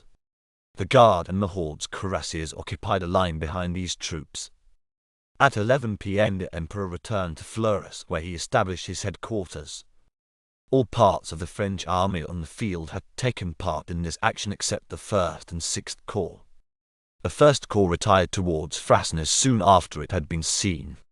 As for the 6th Corps, the order to Lobau, which was not sent until 2:30 p.m., could not have reached him in his bivouac near Charleroi till 3:30 p.m. He had 8 miles to march before reaching Fleurus. He was then directed on Ligny, and he passed through Ligny just after the successful attack of that place by the Imperial Guard to his final position on the plateau of Bussy, between Bry and Sombref, where he arrived about 9:30 p.m. It has been considered singular that when Lobau arrived at Fleurus, say about 7:30 p.m., he should have been directed on Ligny, apparently to support the movement of the Guard, whereas if he had been instructed to move on Bry by passing around St. Amand and Weinily, it would seem that he might have struck the defeated Prussians in flank and rear, and accomplished substantially what Napoleon expected from Ney.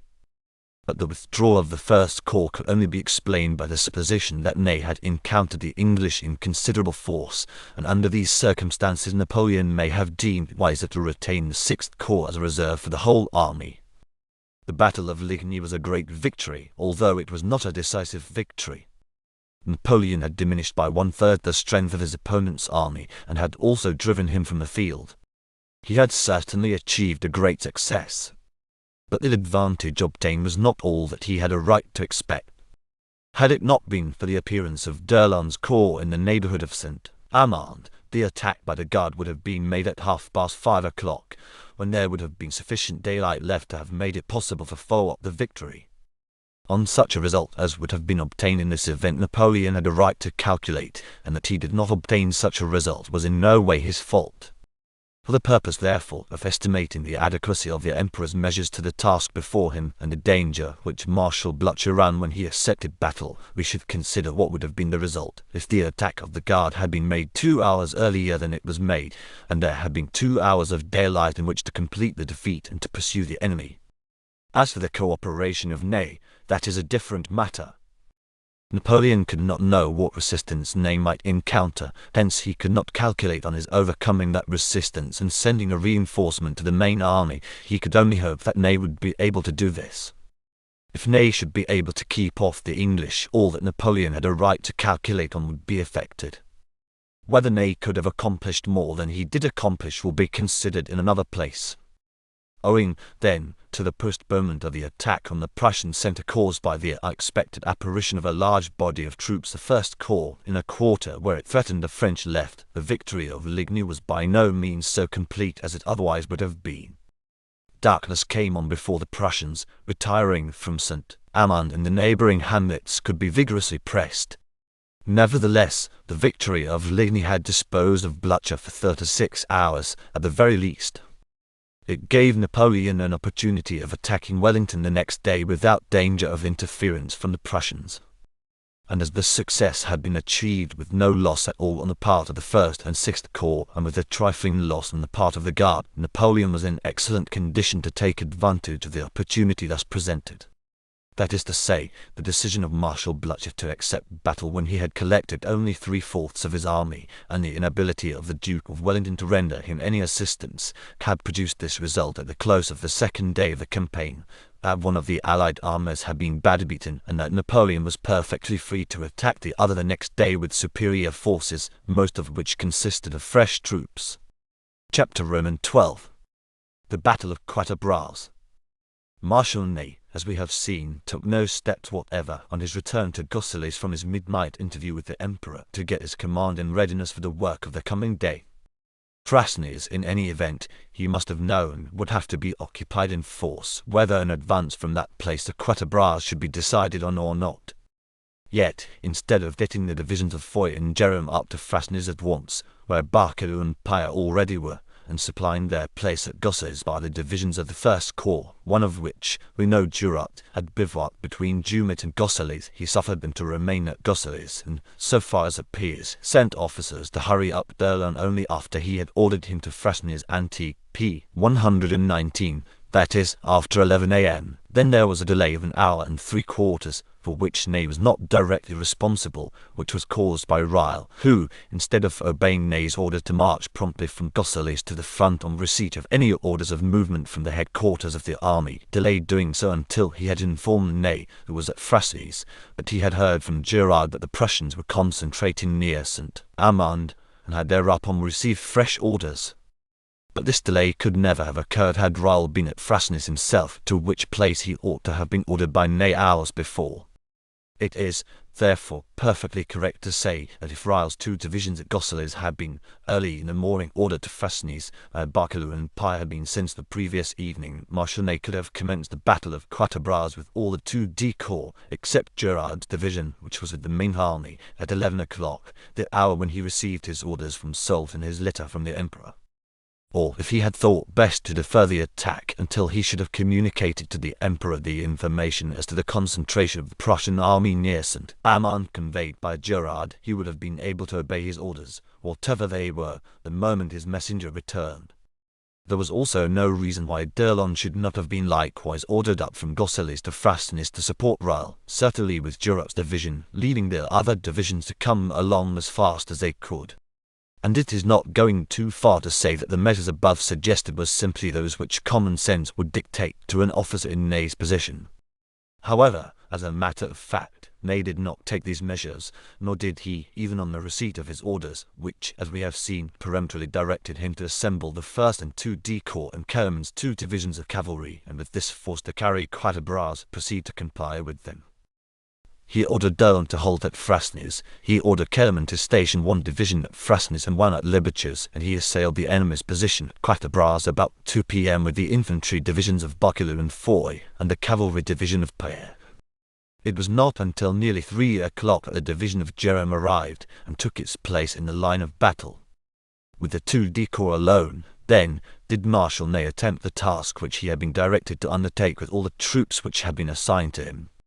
The 1st Corps and the cavalry he ordered to stay behind to protect his flanks and line of retreat.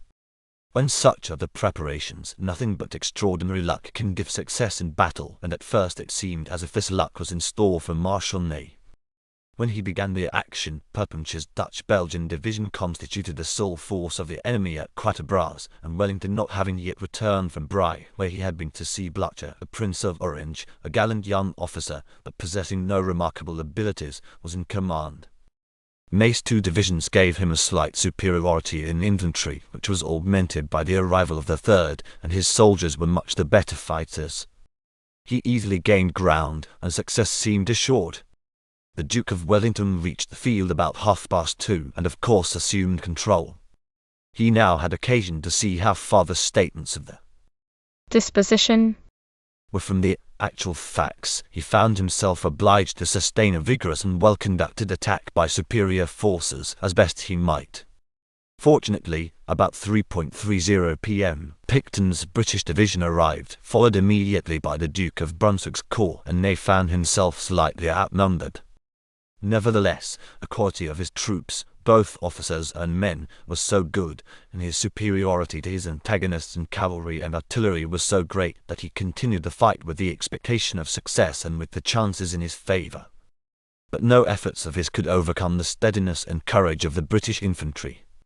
The Dutch-Belgians retired after a couple of hours fighting. The Brunswickers were broken and the Duke of Brunswick was killed, but the British and Hanoverian troops, though outmatched at this stage of the action, stubbornly maintained a fight. At 5 or soon after, 2 brigades of Alton's 3D British Division arrived and gave Wellington an equality, perhaps even a slight superiority in force. Ney, on the other hand, had not been reinforced either by d'Erlon or by Kellermann's 2 divisions of cavalry, all which troops had been placed at his disposal by the Emperor, and all which he had been, by a last order which he had received from Marshal Soult, expressly directed to employ in the movement upon Quatre Bras. That is to say, as late as 5 o'clock, when the battle had been in progress for 3 hours, Ney had not got his command together, had not, in fact, assembled one half of it on the field. Where were these missing troops? See Map 7. Take, first, the case of the First Corps. We have seen that the division of the 2D Corps, which was the last to arrived on the field of battle at or shortly before 3 p.m. Quatre Bras is distant from Frasnes about 2.5 miles, and the field of battle, therefore, was about 2 miles beyond Frasnes. Since Jerome arrived on the field at 3 o'clock, he must have left Frasnes about or soon after 2 o'clock. If Durat, who commanded the leading division of the First Corps, had followed Jerome promptly from Jumet, which is not over 1.5 miles to the south of Gosselies, he would have reached Frasnes before 3 o'clock.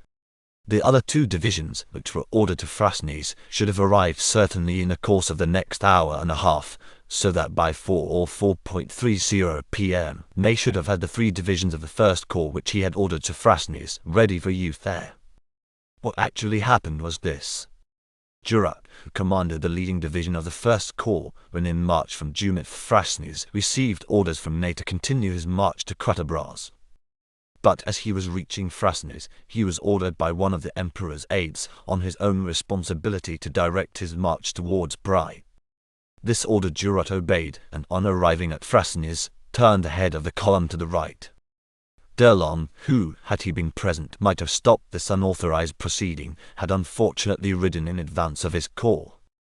The aide, who, according to d'Erlon's statement, was carrying a pencil note to Marshal Ney, came up with d'Erlon just beyond Frasnes and told him what he had done. d'Erlon then rode back to join his command, sending his chief of staff to Marshal Ney to inform him what had happened. The First Corps then proceeded by way of Villers-Perouin towards Saint-Amand for possibly a couple of miles, when it was seen by Vandamme, who between 5.30 and 6 o'clock reported to the Emperor the appearance of this unexpected body of troops. The corps must have been seen, therefore, shortly after 5 o'clock. It must, therefore, have left the Charleroi road at Frasnes somewhere about 4.30 p.m., that is, the head of d'Erlon's column did not reach Frasnes till 2.5 hours after the rear of the 2D Corps had left it. For, as we have seen, the last division of the 2D Corps, Jerome's, had passed through Frasnes by 2 o'clock. This fact, that there was a march of 2.5 hours between the 2 corps which constituted the principal part of Marshal Ney's command, has not received due attention. It is impossible to account for it without laying a grave responsibility on the shoulders of both Marshal Ney and the Comte d'Erlon. There is no need of dwelling on the importance of the matter. That there was no sufficient effort to obey the orders of the Emperor, vigorously and energetically to carry out the duty assigned to this wing of the army, is too plain for argument. It needs hardly to be remarked that if Durat had followed closely on the traces of Jerome, even if he had started from Jumet at the moment when Jerome started from Gosselies, and had not, as would have been natural and proper, moved up nearer to Gosselies before the order to march to Quatre Bras arrived, he could not have been turned off the main road by the Emperor's staff officer, for long before 4:30 o'clock, which was the hour when the staff officer reached Frasnes, Durat would have been fighting the English at Quatre Bras. One cannot avoid the conclusion that Marshal Ney's measures for getting his command together on the field of battle this day were singularly ineffective. For d'Erlon's marching off towards Saint-Amand, Ney, of course, was in no wise responsible. When he heard of it, he sent him a peremptory order to return at once. For this he has been severely, and in our opinion unjustly, blamed by many critics who have approached the question in the belief that d'Erlon was ordered to leave Ney's immediate command by the Emperor himself. But this was not so. Napoleon addressed no order to d'Erlon. The only orders which the Emperor sent on this afternoon of the 16th of June of which we have any knowledge were sent to Marshal Ney. Napoleon cannot be imagined to have sent a direct order to one of Ney's corps commanders, for they, the Emperor must have supposed, were acting under the Marshal's immediate supervision. Napoleon himself always denied having sent any order to d'Erlon, and even Charras believes him to be correct in this statement. We shall recur to this subject later. Suffice it to say here that we are inclined to think that it was a 2 p.m. order that was shown, or of which more likely the supposed purport or intent was stated, to Durat. The time at which Durat's column was perceived heading for St. Amand indicates approximately when he must have left the turnpike at Frasnes, and this, as we shall hereafter see, was about the hour when the officer who carried the 2 p.m. order must have reached Frasnes. d'Erlon, on receiving Ney's order to return, retraced his steps, leaving Durat's division on his right in the neighborhood of Marbais, but he did not reach Frasnes till after 9 p.m. Thus the first corps was of no use either to Ney or Napoleon that afternoon. Take next the case of Kellermann's cavalry. The last order which Ney received was, as we have seen, perfectly explicit in terms. It directed him to unite the corps of Counts Reille and d'Erlon, and that of the Count of Valmy, and stated that with these forces he ought to be able to beat and destroy any force of the enemy which might present itself. Yet Ney ordered one of Kellermann's divisions to halt at Frasnes and the other at Libiches, 2 miles and 2 miles and a half respectively from the field of battle. It is not going too far to say that there is no excuse for such flat disobedience of orders. Cavalry, as respects the use to which they were put in those days, must be on the spot, ready to take advantage, in an instant, of a weak place in the enemy's line of battle. No one knew this better than Marshal Ney. The disposition he made of his cavalry was deliberately made, from the same reason which induced him to order the first corps to take up position at Frasnes, probably because he deemed it unwise and even dangerous that the left wing should be advanced so far in front of the main army, and he did not send for Kellermann till 6 o'clock, and then he only employed 1 brigade. To return now to the battle.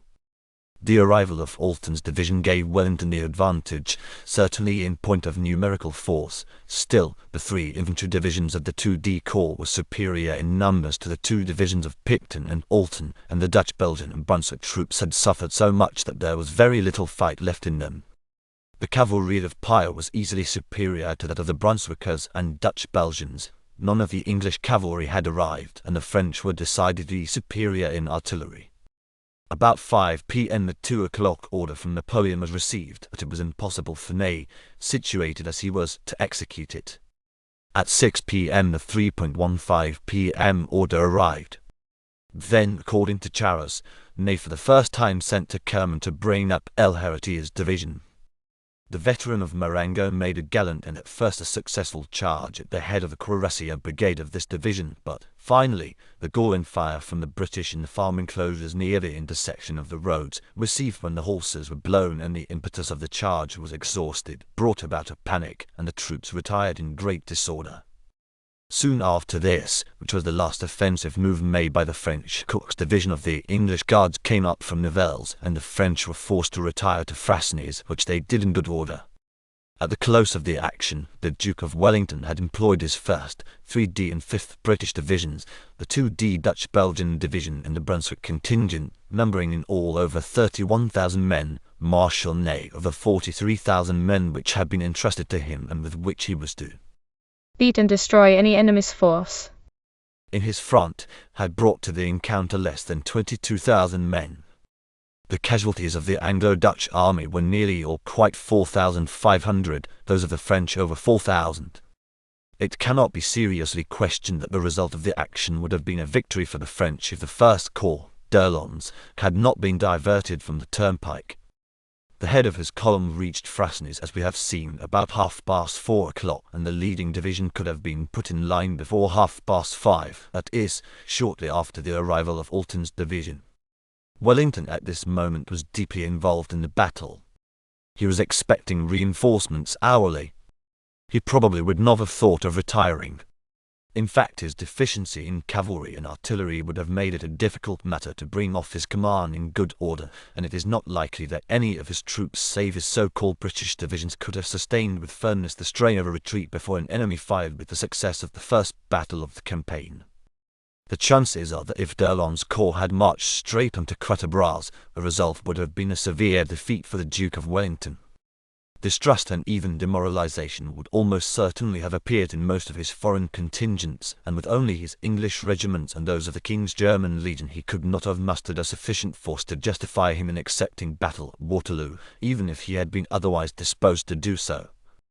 In fact, one may safely conclude that the Battle of Waterloo would not have been fought had not d'Erlon's corps been turned aside by the unauthorized act of the staff officer. We may, and in fact we must, even go further. It is altogether improbable that if Blücher had found that Wellington was in no condition to receive battle on the 18th, he would have deviated from his natural course of action after losing the Battle of Ligny. He would without doubt, in such case, have retired on either Liege or Namur. These consequences are assuredly not too remote. The immediate and palpable results of an action or of a failure to act are within the legitimate field of inquiry. In fact, unless this be permitted, history can yield no lessons at all. It is only when we carry our speculation into the region of remote results, or vary too much from the conditions which actually existed, that we are going beyond the line of legitimate inference and useful deduction.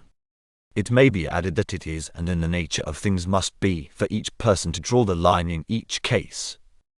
If now, we ask what would probably have happened if Ney had collected his troops at Frasnes during the forenoon in order that he might be able promptly to obey his orders as soon as they should be received, as we have above maintained he ought to have done, we are inclined to think that the simultaneous movement upon Quatre Bras between 12 and 2 o'clock of 40,000 men would have brought about the prompt retirement by the Prince of Orange of Perponshire's division.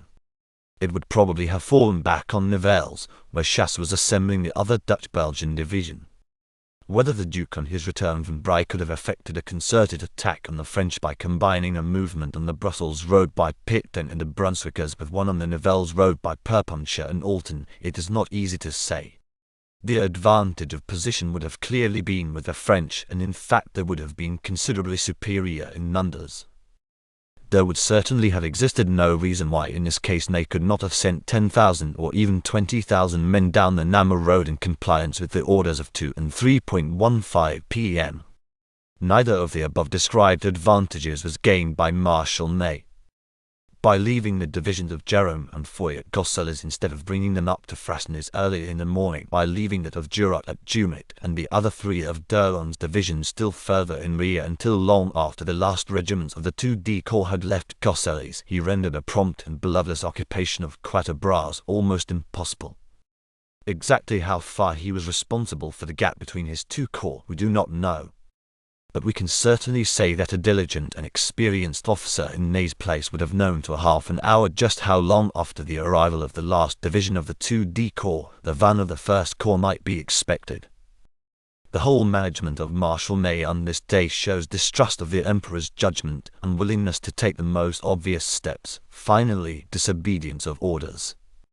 As a natural consequence of his willfulness and perverseness he failed to reap the enormous successes which the Emperor's sagacity had placed within his power. All he did was to prevent Wellington from giving any aid to Blücher. This he certainly accomplished, and an important service it was. He also showed himself, as he always did, a brave, resolute, capable officer on the field of battle. Probably he did as much as anyone could have done with the force actually under his hand. But had he taken the necessary steps to get the large and powerful body of troops which Napoleon had entrusted to his care well in hand in due season, he could not have failed, so far as we can see, to achieve a striking success, which might very possibly have had a decisive effect on the fortunes of the war.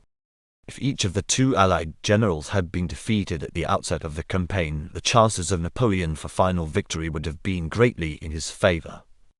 In regard to the conduct of this battle by the Duke of Wellington, nothing new can be said. He has always received the credit which he certainly fully merited, of maintaining most skilfully and with great spirit and tenacity a fight in which he was outmatched until nearly the close of the day.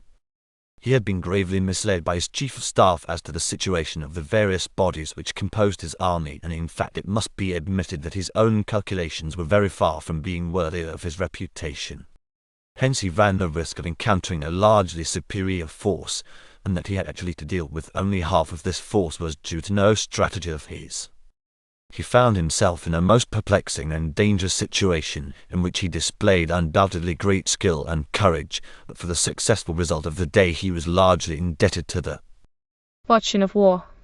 Chapter Roman 13. The 17th of June, Napoleon. Napoleon had, thus far, as we have seen, in the main, accomplished his programme. Things had turned out, so far as the enemy were concerned, very much as he had originally expected. He had found Blucher determined to fight. He had found Wellington wholly unprepared to assist his ally. He had encountered the Prussians, therefore, alone, and he had beaten them. He had, in the main, as we have said, done what he expected to do. It now only remained to complete the original plan marked out in the letters to Ney and Groucho of the morning before, and leaving the latter with the 3D and 4th Corps and plenty of cavalry to ascertain the direction in which the Prussians had retreated, to march himself at the head of the 6th Corps and the Guard to join Ney and move promptly against the English. See Map 8. There was no reason in the world for delay. As has been pointed out above, Napoleon had not been obliged to employ all his troops in obtaining the victory of Ligny. The troops which he intended to take with him were fresh, or substantially so. The 6th Corps had not fired a shot. The Guard, though it had lost perhaps 1,000 men, had certainly done no very hard fighting, and it had been brilliantly successful. The cavalry also had suffered but little. Ney, too, had plenty of fresh troops. The 1st Corps, d'Erlon's, had not been engaged, nor had the light cavalry division of Lefebvre-Desnouettes. Only one of the 4 brigades of Kellenan's heavy cavalry had been in action at Quatre-Bras. Thus a formidable army, almost entirely composed of fresh troops, could be led at once against the Duke of Wellington's heterogeneous forces. The weather in the morning of the 17th was fine. The Prussians, wherever they had gone, were at any rate, for the time being, out of the way. There was no reason, we repeat, why advantage should not have been promptly taken of the fortunate situation in which the victory of Ligny had temporarily placed the French, why there should have been any hesitation whatever in dealing with the Anglo-Dutch army, separated as it now was from its ally. But we may go farther than this. Fortunate as the situation of the French was on the morning after the Battle of Ligny, there were grave reasons for deeming this advantage to be very brief in its duration. Napoleon had, indeed, won a victory over Blucher. But the tardiness of d'Erlon and the disobedience of Ney had prevented Napoleon from getting from his left wing the assistance on which he had counted, and he himself had not seen fit to modify his operations so as to conform to this different state of facts. He had not attacked the Prussians while they were taking position on the heights of Ligny, because at that earlier hour the forward movement of the main army could not have been covered by the advance of the whole of the left wing. He had not been able to win the crushing victory over the Prussians when concentrated, which he would undoubtedly have won if Ney had obeyed his orders intelligently and boldly, and had been able, as he then would have been able, to send a large force down the Namur road to take the Prussians in rear. Lastly, Napoleon had not achieved the success on which he had a right to count without the aid of Ney, for, on the unexpected appearance of the 1st Corps, he had delayed the final stroke until it was too dark to take full advantage of it. Napoleon had not in the Battle of Ligny, as he very well knew, destroyed the Prussian army. He understood perfectly the difference between the victory he had actually won and the victory which he would have won had he received from Ney the assistance of d'Erlon's corps, or even of 10,000 men. Hence it is remarkable that he should not have exerted himself to use his incomplete success to the best advantage, and this required, of course, the utmost energy and activity on his part. There was also, had he only known it, a magnificent opportunity before him on this morning of the 17th. For, owing to the carelessness of the Prussian staff, Wellington had not been promptly informed of the result of the Battle of Ligny, and he was still at Quatre-Bras, only 6 miles from Bry, where he could be assailed in front and flank. He had not yet succeeded in collecting his entire army. It was perfectly practicable to attack him in this condition before the Prussians could possibly reorganize their beaten forces and come to his assistance. For such an attack Napoleon had ample means, and of the best quality, as we have just seen. Ney's movement could easily be coordinated with his own. Ney could attack the English in front, while the Emperor brought up the 6th Corps and the Guard over the Namur Quatre-Bras turnpike directly upon their flank. The march from Bry could be begun at sunrise. At 4 a.m., Quatre Bras could be reached before 7 o'clock. Had Napoleon then acted with energy in accordance with his own plan, he would have stood a very good chance of crushing this portion of Wellington's army, so far from its ally, so open to attack. But, apart from this was not one of those cases where time is required to come to a decision. Nothing was risked by marching against the English at once. And, as it happened, fortune had put in Napoleon's way the opportunity of striking a decisive blow. Napoleon allowed this opportunity to escape him. Up to this moment we have seen him as active, as sagacious, as energetic as ever. But it would certainly seem that on this morning of the 17th he was not up to the mark. He probably was greatly fatigued, and we need not wonder at it. From 3:30 on the morning of the 12th, when he left Paris, to 11 o'clock at night of the 16th, when, having fought and won the Battle of Ligny, he sought rest at Fleurus, he had been subjected to a tremendous strain. Neither Wellington nor Blücher had had anything like it. He had been on the move and at work, night and day. He had had to decide at the moment the most important questions. He had had to take the gravest responsibilities. There was a natural reaction. The Emperor yielded to the sense of fatigue. He put off the execution of the next part of his plan. He moreover neglected to ascertain the facts of the situation, and hence was unaware, until too late, of the great opportunity then presented to him. General Gemini considerately remarks, Undoubtedly the Emperor had powerful motives for resigning himself to such an activity, but these motives have never reached us. Napoleon wasted most of the morning. He expected, he says, to hear from Ney what the result of his operations had been, but that officer, furious with the Emperor for having, as he supposed, withdrawn the first corps without notice from his command, vouchsafed no report to headquarters. Finally, about 8 a.m., General Flahaut, the Emperor's aide, who had carried the letter to Ney the previous morning and had remained with him during the day, returned to Napoleon and brought him the first information of the Battle of Quatre Bras. He also brought word that Ney had received no news of the result of the Battle of Ligny. Thereupon Soult wrote a dispatch to Ney informing him that the Prussians had been put to rout, and that Pajol was pursuing them on the roads to Namur and Liege. Ney was then told that the Emperor was going to Bry, that it did not seem possible for the English to do anything against him, nay, but that if they should undertake anything, the Emperor would march directly upon them. Then the Emperor comments on the fact that Ney did not act on the preceding day with his entire force. Lastly, Ney is ordered to take up position at Quatre Bras, but if that should not be possible, then he was at once to state the facts in detail, and the Emperor would immediately march on Quatre Bras himself, while Ney should assail the enemy in front. If, on the contrary, there should be only a rearguard there, Ney was to attack it and take up position there. Ney was also directed to inform the Emperor of the exact situation of his divisions and of all that was going on in his front. That no move of importance was then under contemplation at headquarters appears from this sentence. Today will be needed to terminate this operation, to supply ammunition, bring in stragglers, and call in detachments. Give your orders accordingly, and see to it that all the wounded are cared for and transported to the rear. We hear complaints that the ambulances have not done their duty. This dispatch was probably written about 8 a.m. It is clear from reading it that Napoleon presumed, as a matter of course, that Wellington had long before heard of the defeat of Blücher and had fallen back towards Brussels, leaving only a rearguard at Quatre Bras. Had he known the truth, which was, as we shall soon see, that the Duke did not move a man till 10 a.m., he would no doubt have attacked him at once. It is true that Napoleon's conjecture as to Wellington's movements was a very natural one. It is true, also, that he had a perfect right to expect to receive from the commander of his left wing an accurate and full account of the situation there. Ney ought, it is not necessary to say, to have prepared a report of the Battle of Quatre Bras on the evening of the 16th and sent it off to headquarters at once.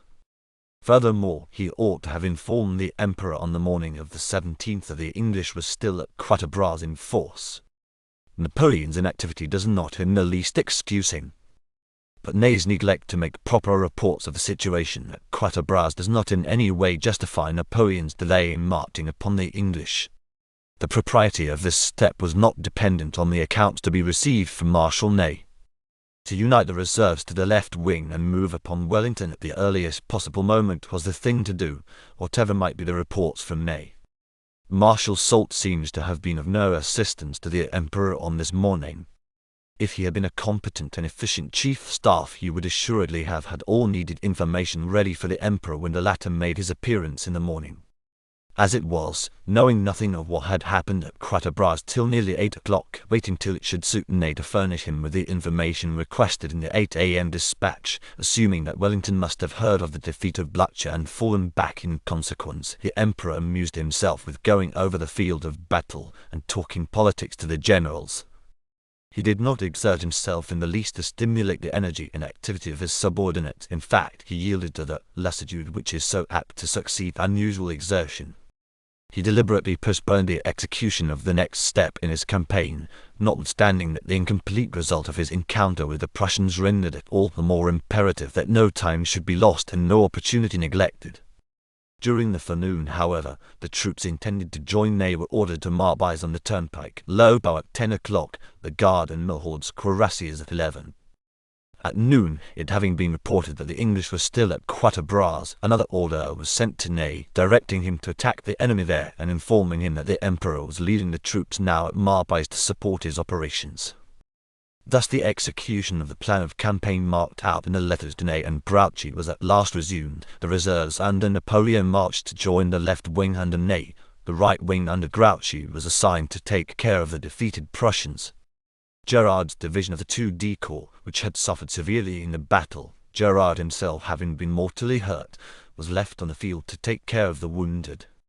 Napoleon had undoubtedly assumed that the Prussian army, if beaten, would retire on its base of operations towards Namur and Liege. This assumption was strengthened by the circumstances of the Battle of Ligny. He had not failed to note the strong force retained by Marshal Blucher to protect his communications with Namur as well as the road to Gembu, by which the IVTH Corps was expected to arrive.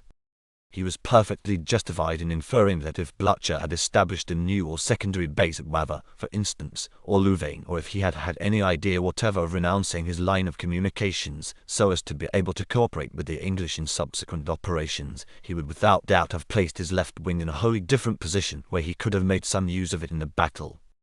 The fact that Thieleman's corps was placed where it could not be of any assistance to those of Seaton and Perchy seemed to indicate that reliance was placed upon the English for any help these corps might need, and corroborated the presumption that Blucher and Gneisenau were willing to take the risk of the defeat of a part of the Prussian army by accepting battle where support could only be furnished by their allies, and had no intention whatever of renouncing their base of operations, via Namur and Liege.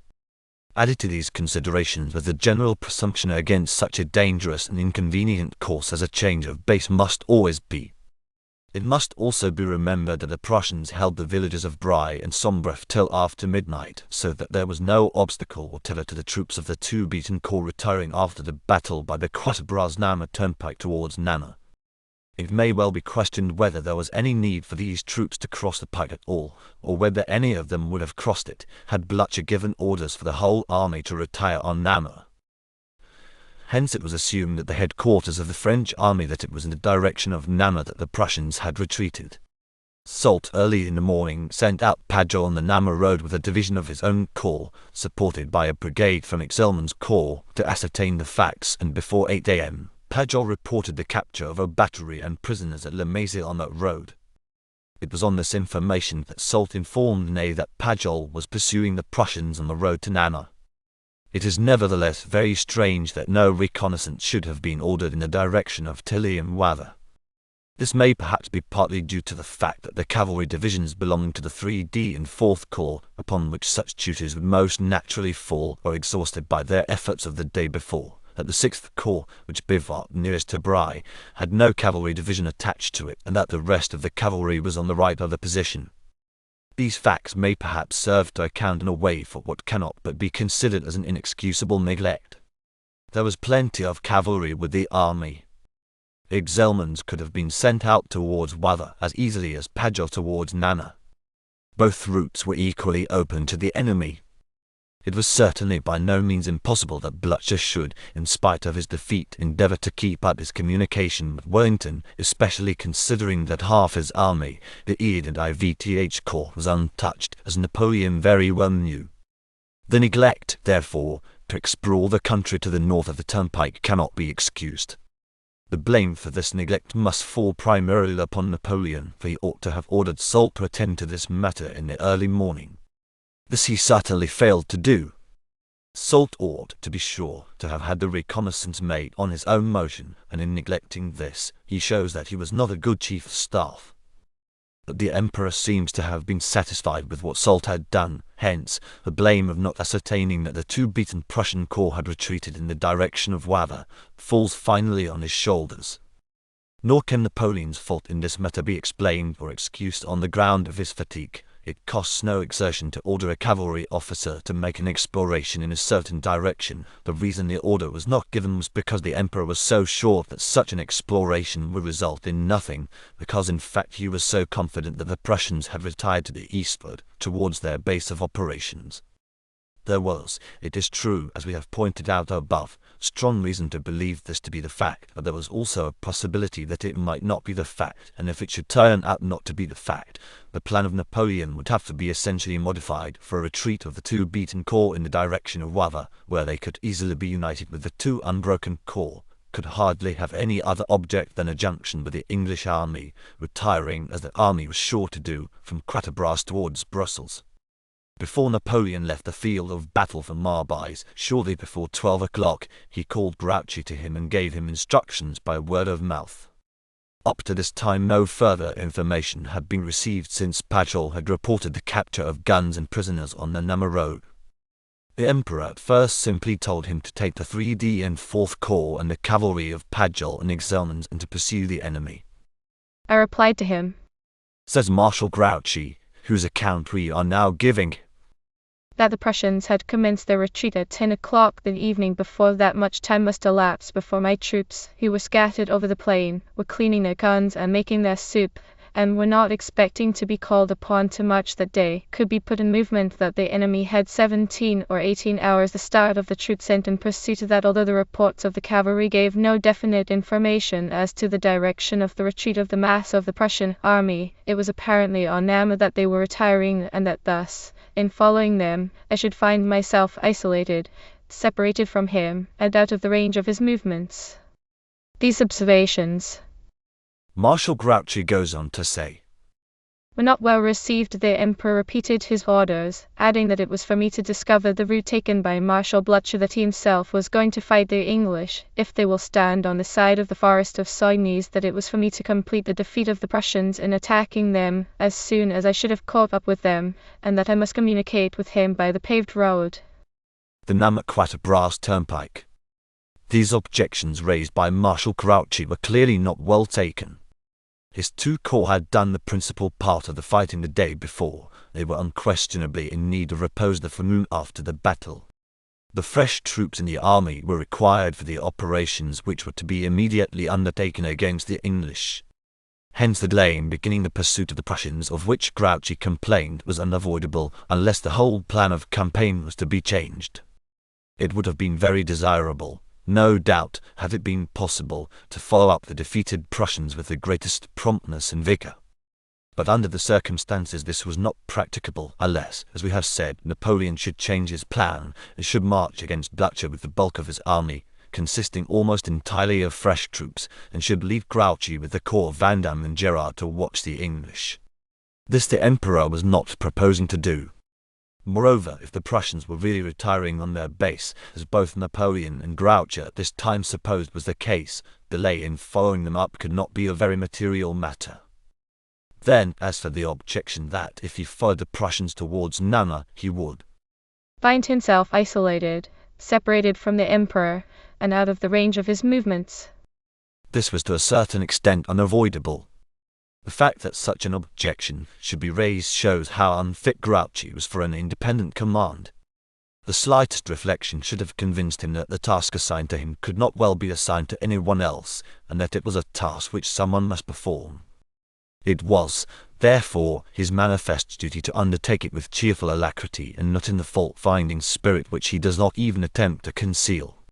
These were the only orders which Marshal Grouchy ever admitted having received on the 17th. He denied, over and over again, in his pamphlets written about the battle, ever having received any written order, whether from Napoleon or Soult, until the next day. In consequence of these formal and explicit denials, which were very generally credited, the statements made by Napoleon in his St. Helena narratives, which, though anything but exact, nevertheless conveyed the truth substantially, were generally disbelieved. For nearly 30 years after the Battle of Waterloo, a wholly false notion was prevalent as to the task assigned by Napoleon to Marshal Grouchy. Neither Siborne, who wrote in 1844, nor Van Lobencels, who wrote in 1849, was aware of the existence of the written order which we are now about to give. The mischievous influence which this deliberate concealment of his orders by Marshal Grouchy has exerted upon the general opinion of Napoleon's conduct of this campaign can hardly be exaggerated. Shortly after giving these verbal orders to Grouchy, which were plainly based on the theory that Blücher had fallen back on Namur, Napoleon received a report from Burton, who commanded the brigade which was sent out in support of Pajol, to the effect that he had been led by the statements of the inhabitants to proceed to Gemlu, where he had seen at 9 a.m. a Prussian corps of some 20,000 men. This certainly looked as if the Prussians were not retiring on Namur. The first thing to be done, therefore, was to find out where they were going and what they were proposing to do. At Gembloux, so it now appeared, one would be sure to get on the track of the Prussians and obtain news of their movements and designs.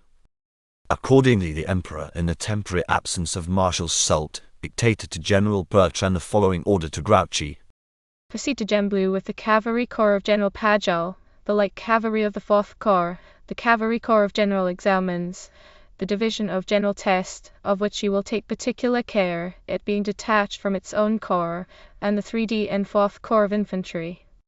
You will explore in the directions of Namur and of Maestricht, and you will pursue the enemy.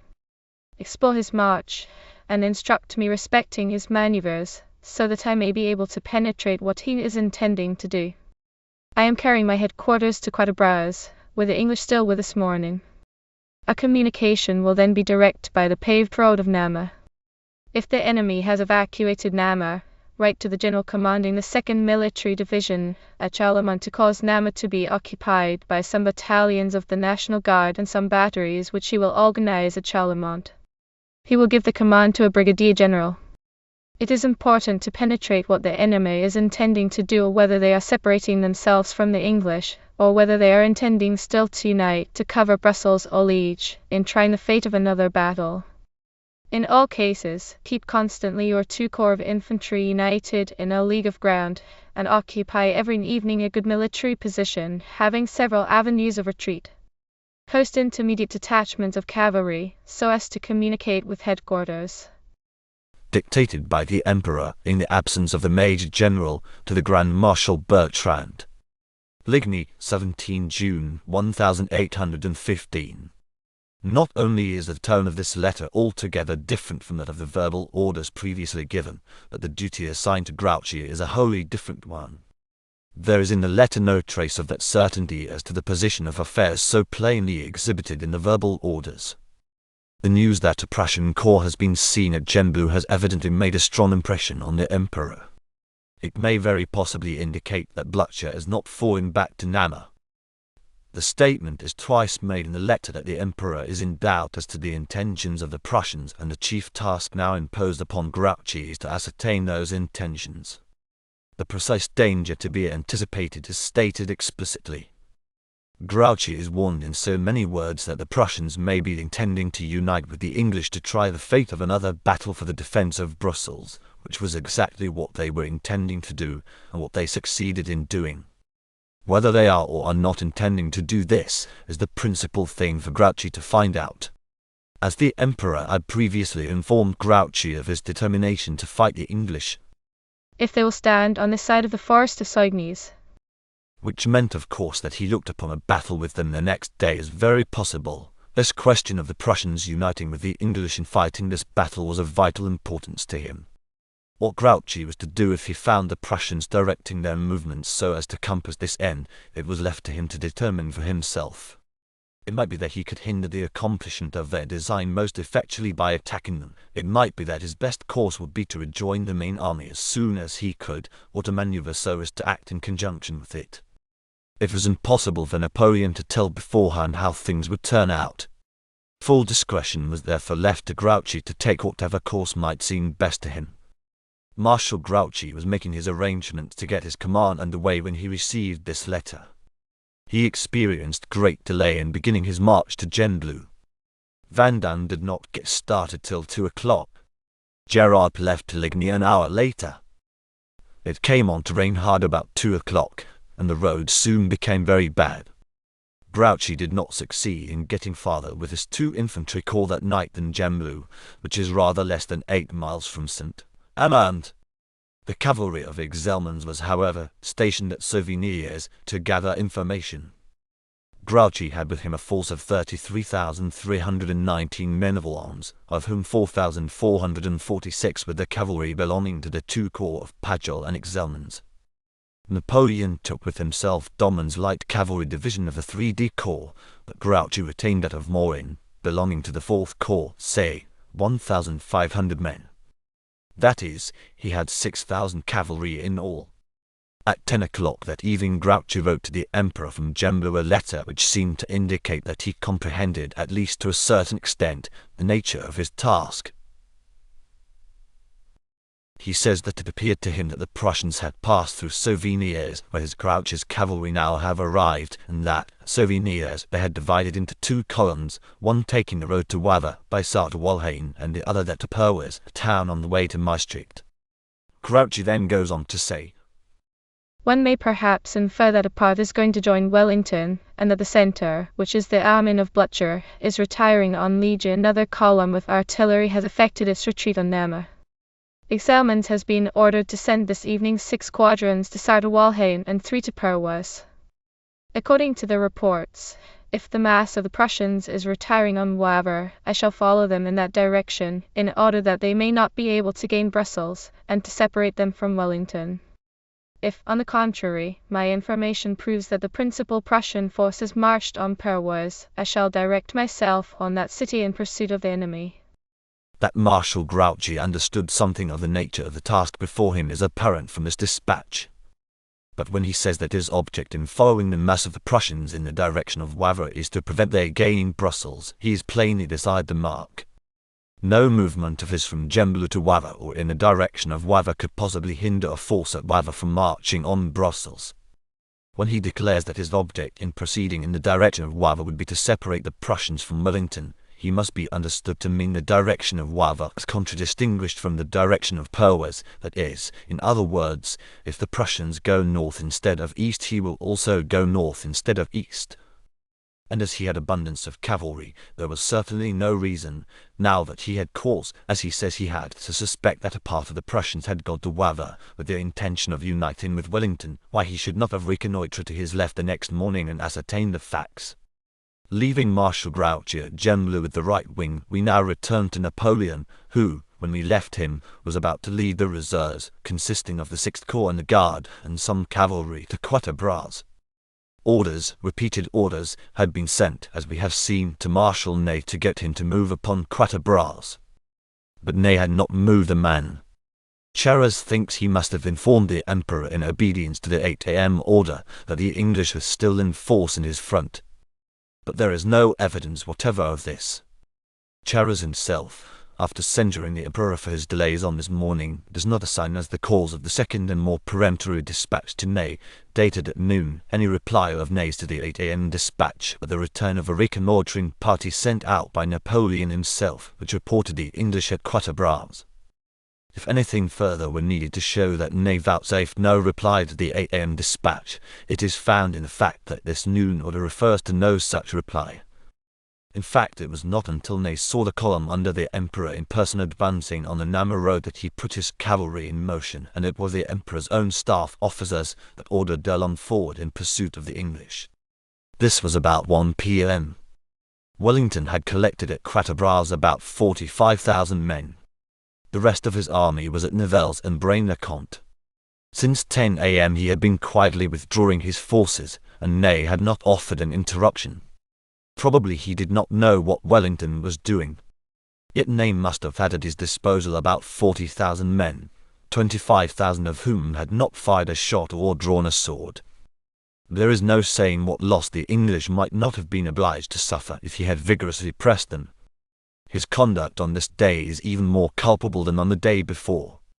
There was not any of that intelligent cooperation which, as has been remarked, Napoleon always counted upon in his lieutenants, there was positive disobedience of orders. At Quatre Bras, the Emperor, who had ridden from Ligny in his carriage, mounted his horse, and led the pursuit in person. He now saw, and no doubt with mortification, what an opportunity he had missed.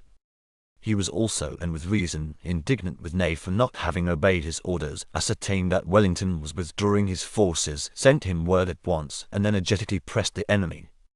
His fatigue seems to have wholly disappeared, and he showed, this afternoon of the 17th as he had on the afternoon of the 15th, how he could infuse his own activity and energy into his troops. We have two pictures of Napoleon on this afternoon by eyewitnesses. The Count d'Erlon, in his autobiography, says, "The Emperor found me in advance of this position Quatre Bras, and said to me in a tone of profound chagrin these words, which have been always graven on my memory. 'They have ruined France. Come, my dear General, put yourself at the head of this cavalry, and vigorously push the English rearguard.'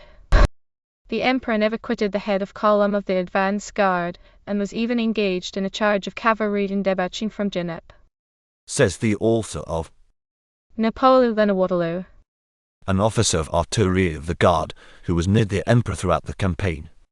"One must needs have been a witness of the rapid march of this army on the day of the 17th, a march which resembled a steeplechase rather than the pursuit of an enemy in retreat, to get an idea of the activity which Napoleon knew how to impress upon his troops when placed under his immediate command.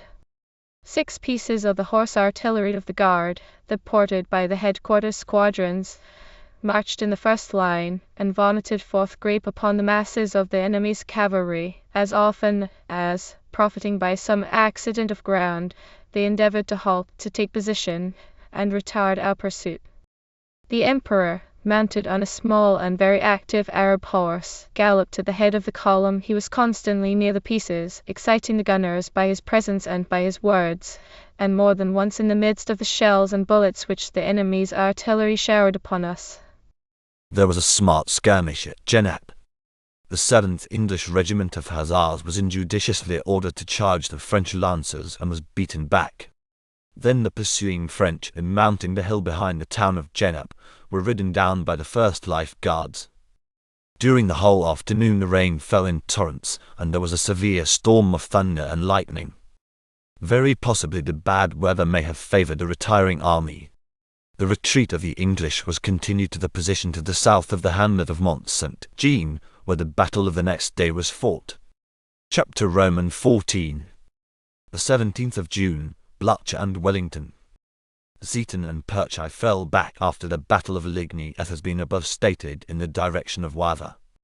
Gneisenau, the chief of staff of the Prussian army, on whom, in the absence of Marshal Blucher, who was unhorsed and quite seriously bruised in a cavalry encounter at the end of the day and was supposed to have been taken prisoner, the command devolved, gave the order first for the 2 beaten corps to retire on Tilly, and then, as one of his staff officers called his attention to the fact that Tilly was not on all the maps, he substituted Wavre for Tilly as the point to be reached.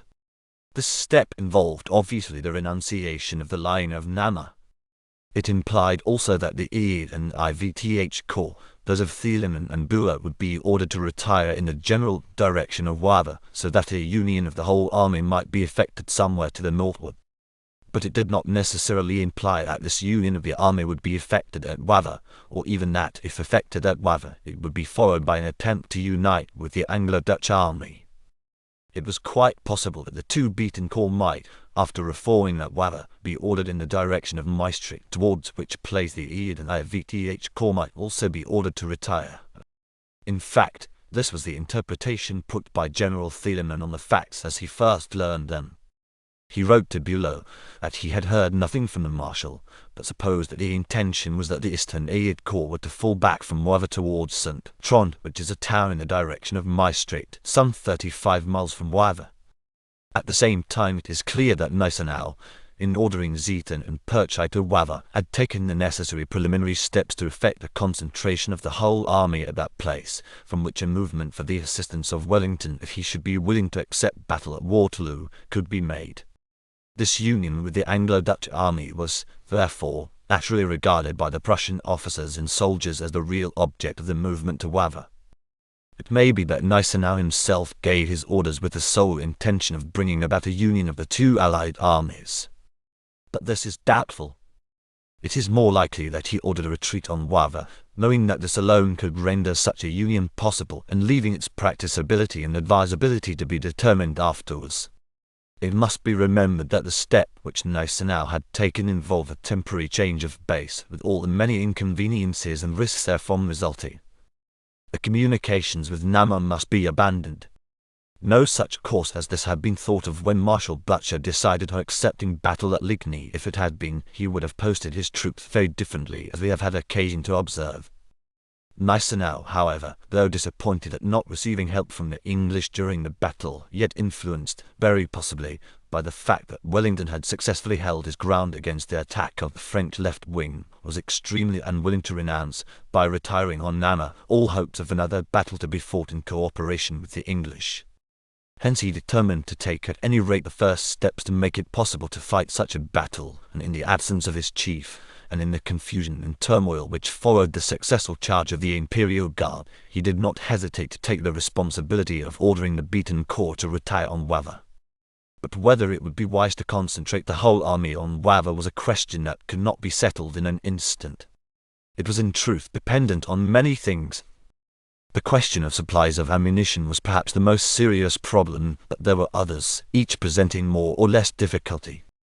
Then, besides these, there was the question of the amount of confidence to be placed in the Duke of Wellington.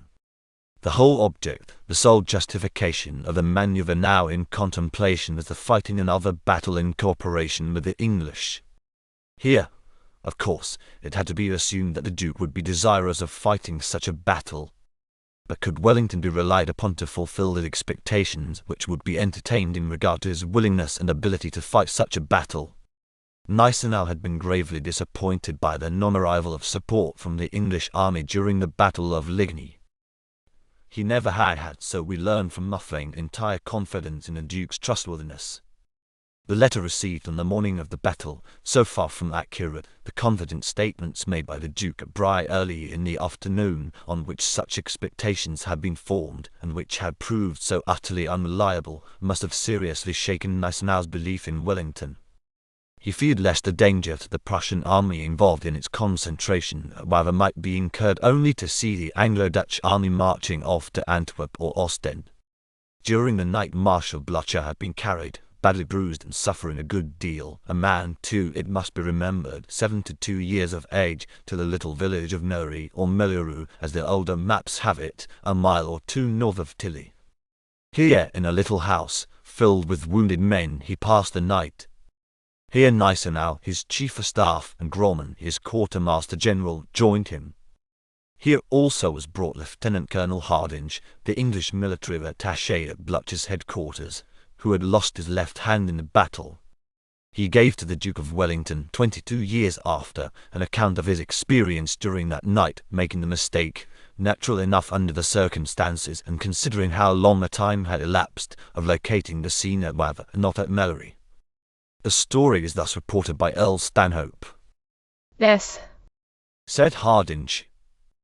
Blucher himself had gone back as far as Waver. I passed that night with my amputated arm, lying with some straw in his ante-room, Gneisenau and other generals constantly passing to and fro. Next morning Blucher sent for me.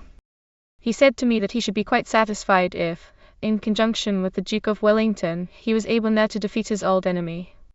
I was told that there had been a great discussion that night in his rooms, and that Blucher and Grauman had carried the day for remaining in communication with the English army, but that Gneisenau had great doubts as to whether they ought not to fall back to Liege and secure their own communication with Luxembourg. They thought that if the English should be defeated, they themselves would be utterly destroyed. Colonel Morris tells us in confirmation of this story that General Hardinge records that, as he was, on the 17th, lying on his bed, Blucher burst into his room, triumphantly announcing Gneisenau has given way. We are to march to join Wellington. If these statements are to be accepted literally, and there is, perhaps, no sufficient reason why they should not be, the credit of the decision remains wholly with Marshal Blucher. Still, it may, not impossibly, be that Gneisenau, to whose action alone it was due that their original intention of retreating on Nana, in case it should be found necessary to retreat at all, had been departed from, felt himself morally bound to present to his impetuous and unthinking chief the more cautious and conservative course, and that in reality he was not averse to find that the movement which he had ordered in Blücher's absence should receive from his chief and his advisers such hearty approval and be prosecuted to its natural result. While the East and Idiot Corps were making their way towards Tilly and Monsant, Guybert Thielemann, in ignorance of the dispositions of the commander-in-chief, retired from Tongrinel and Ballater to Sombref, and thence continued his retreat to Gembloux so as to approach the IVTH Corps, which had arrived late in the evening in the neighbourhood of Bordeset and Souvenirs. Thielemann reached Gembloux at 6 a.m. of the 17th. Here he wrote a letter to Bülow, to which reference has been already made. Bülow in reply requested him to retire to the neighbourhood of Corbex, halfway between Gembloux and Wavre, and informed him that he himself was directing his corps on Wavre. In these movements, which were to be nearly parallel, the corps of Bülow was to keep to the eastward of that of Thielemann. Thus the temporary separation of the four corps composing the Prussian army worked no harm. The corps commanders acted with cheerful and zealous cooperation in the absence of orders from the commander-in-chief. In fact, nothing can be finer than the spirit displayed by the Prussians after the loss of the Battle of Ligny, whether we look at their willingness to take risks and make sacrifices to ensure the success of the combined movement now in process of execution, or at the harmony which prevailed among the chief officers, which it is evident neither the loss of the battle nor the non-arrival of Bülow's corps had disturbed in the least. Orders were now issued for the retreat of the whole army on Wavre. It was conducted as follows. The East Corps marched from its position between Tilly and Maury early in the morning of the 17th, and proceeded through Gentons and Monsant, Guybert towards Wavre, where it crossed the Dial and took up position at Bierges. The Idiot Corps followed by the same route somewhat later and halted at Aizemont, a village on the south side of the Dial, opposite Wavre. The Idiot Corps rested at Gembloux till 1 or 2 o'clock p.m. and then marched by way of Corbex to Wavre, the head of the column passing through the town in the evening, but the rear guard not arriving till the morning of the 18th. The IVTH Corps marched in 2 columns, by way of Walhain and Tourens to Douarnenmont, a village about 2 miles east of Wavre, where it arrived about 10 p.m. of the 17th. One brigade of infantry belonging to the Idiot Corps and some cavalry was stationed for a time at Monsant, Guybert for purposes of observation, and General Groben of Blücher's staff, who accompanied these troops, witnessed from a high hill near Tilly the march of the troops which Napoleon carried with him to Quatre-Bras, and the movement of a smaller body, estimated by him at about 12,000 or 15,000 men, in the direction of Gembloux. He supposed, naturally, that this was all the force which had been detached for the pursuit of the Prussians. The march of the rest of Grouch's command was concealed by the inequalities of the ground. The artillery trains, containing the needful ammunition for the coming battle, for the arrival of which Gneisenau had felt great anxiety, arrived safely at Wavre about 5 p.m. of the 17th. Thus the retreat of the Prussians on Wavre had been successfully and quickly accomplished, and what is almost as important, it had escaped the observation of the French. Marshal Blücher had collected at Wavre somewhere about 90,000 men, and both the army and its leaders were animated by the best spirit, impatient to encounter the enemy again, and confident of success in another battle. The Duke of Wellington spent the night after the Battle of Quatre-Bras at Genappe, but returned to the front. At daybreak, or soon after, A detachment of cavalry was soon afterwards sent out, which ascertained that the Prussians had been beaten the day before, and were now retreating on Wavre. This information reached Wellington about 7:30 a.m. Blücher had sent an officer, Major Winterfeldt, from the field of battle the evening before to inform General Mufflin of his intended retreat, but he had been wounded, and the information had not reached the Duke. At 9 o'clock another officer arrived from Blücher, Lieutenant Massot. The Duke told him that he would fall back to the position of Monsant, where he would give battle if he was supported by one Prussian corps. This answer Massot carried to Blücher. He arrived at Wavre at noon.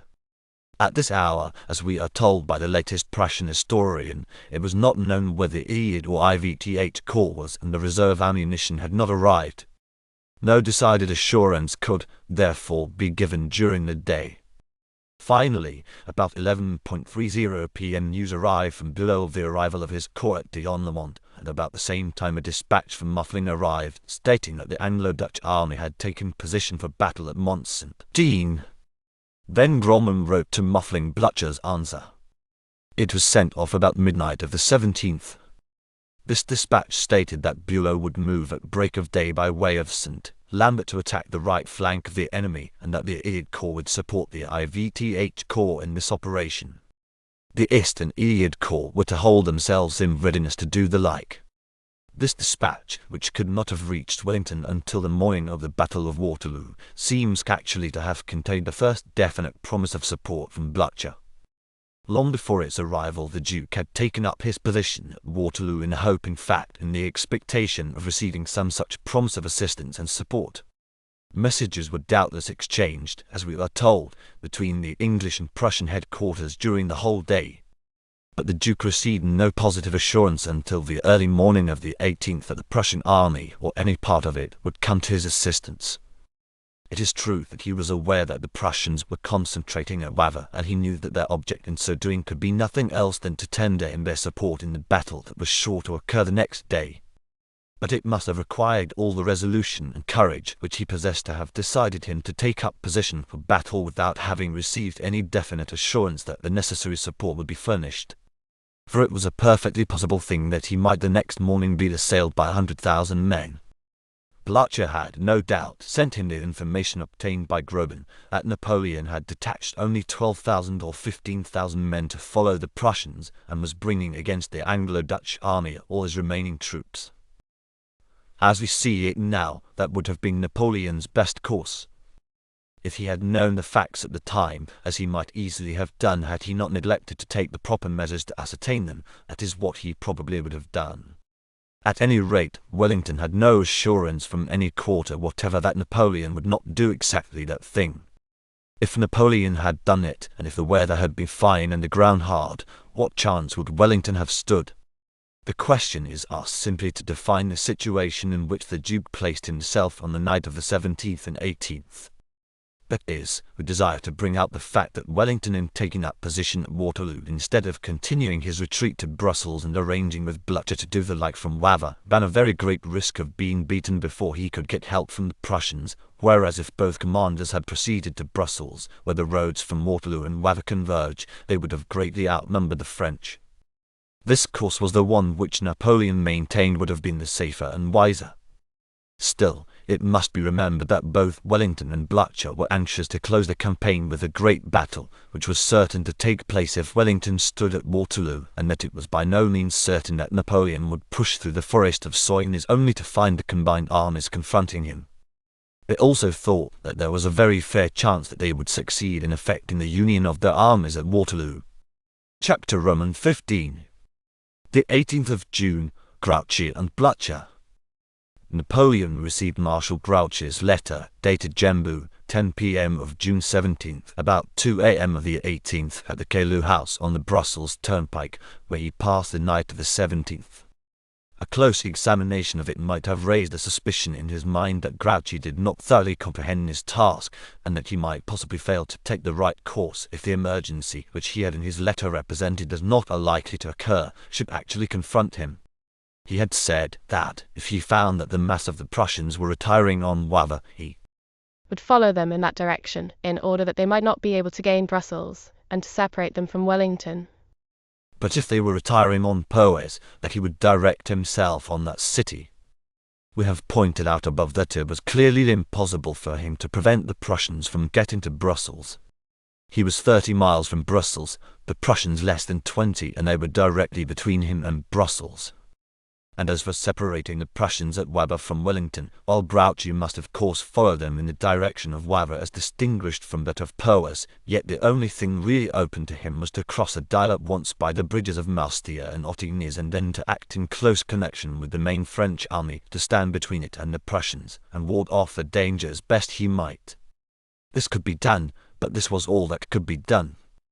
It was not to be expected that an attack upon the Prussian rearguard at Wavre, which was the only other thing that Grouchy could do, however vigorously made, could have the result of detaining their whole army.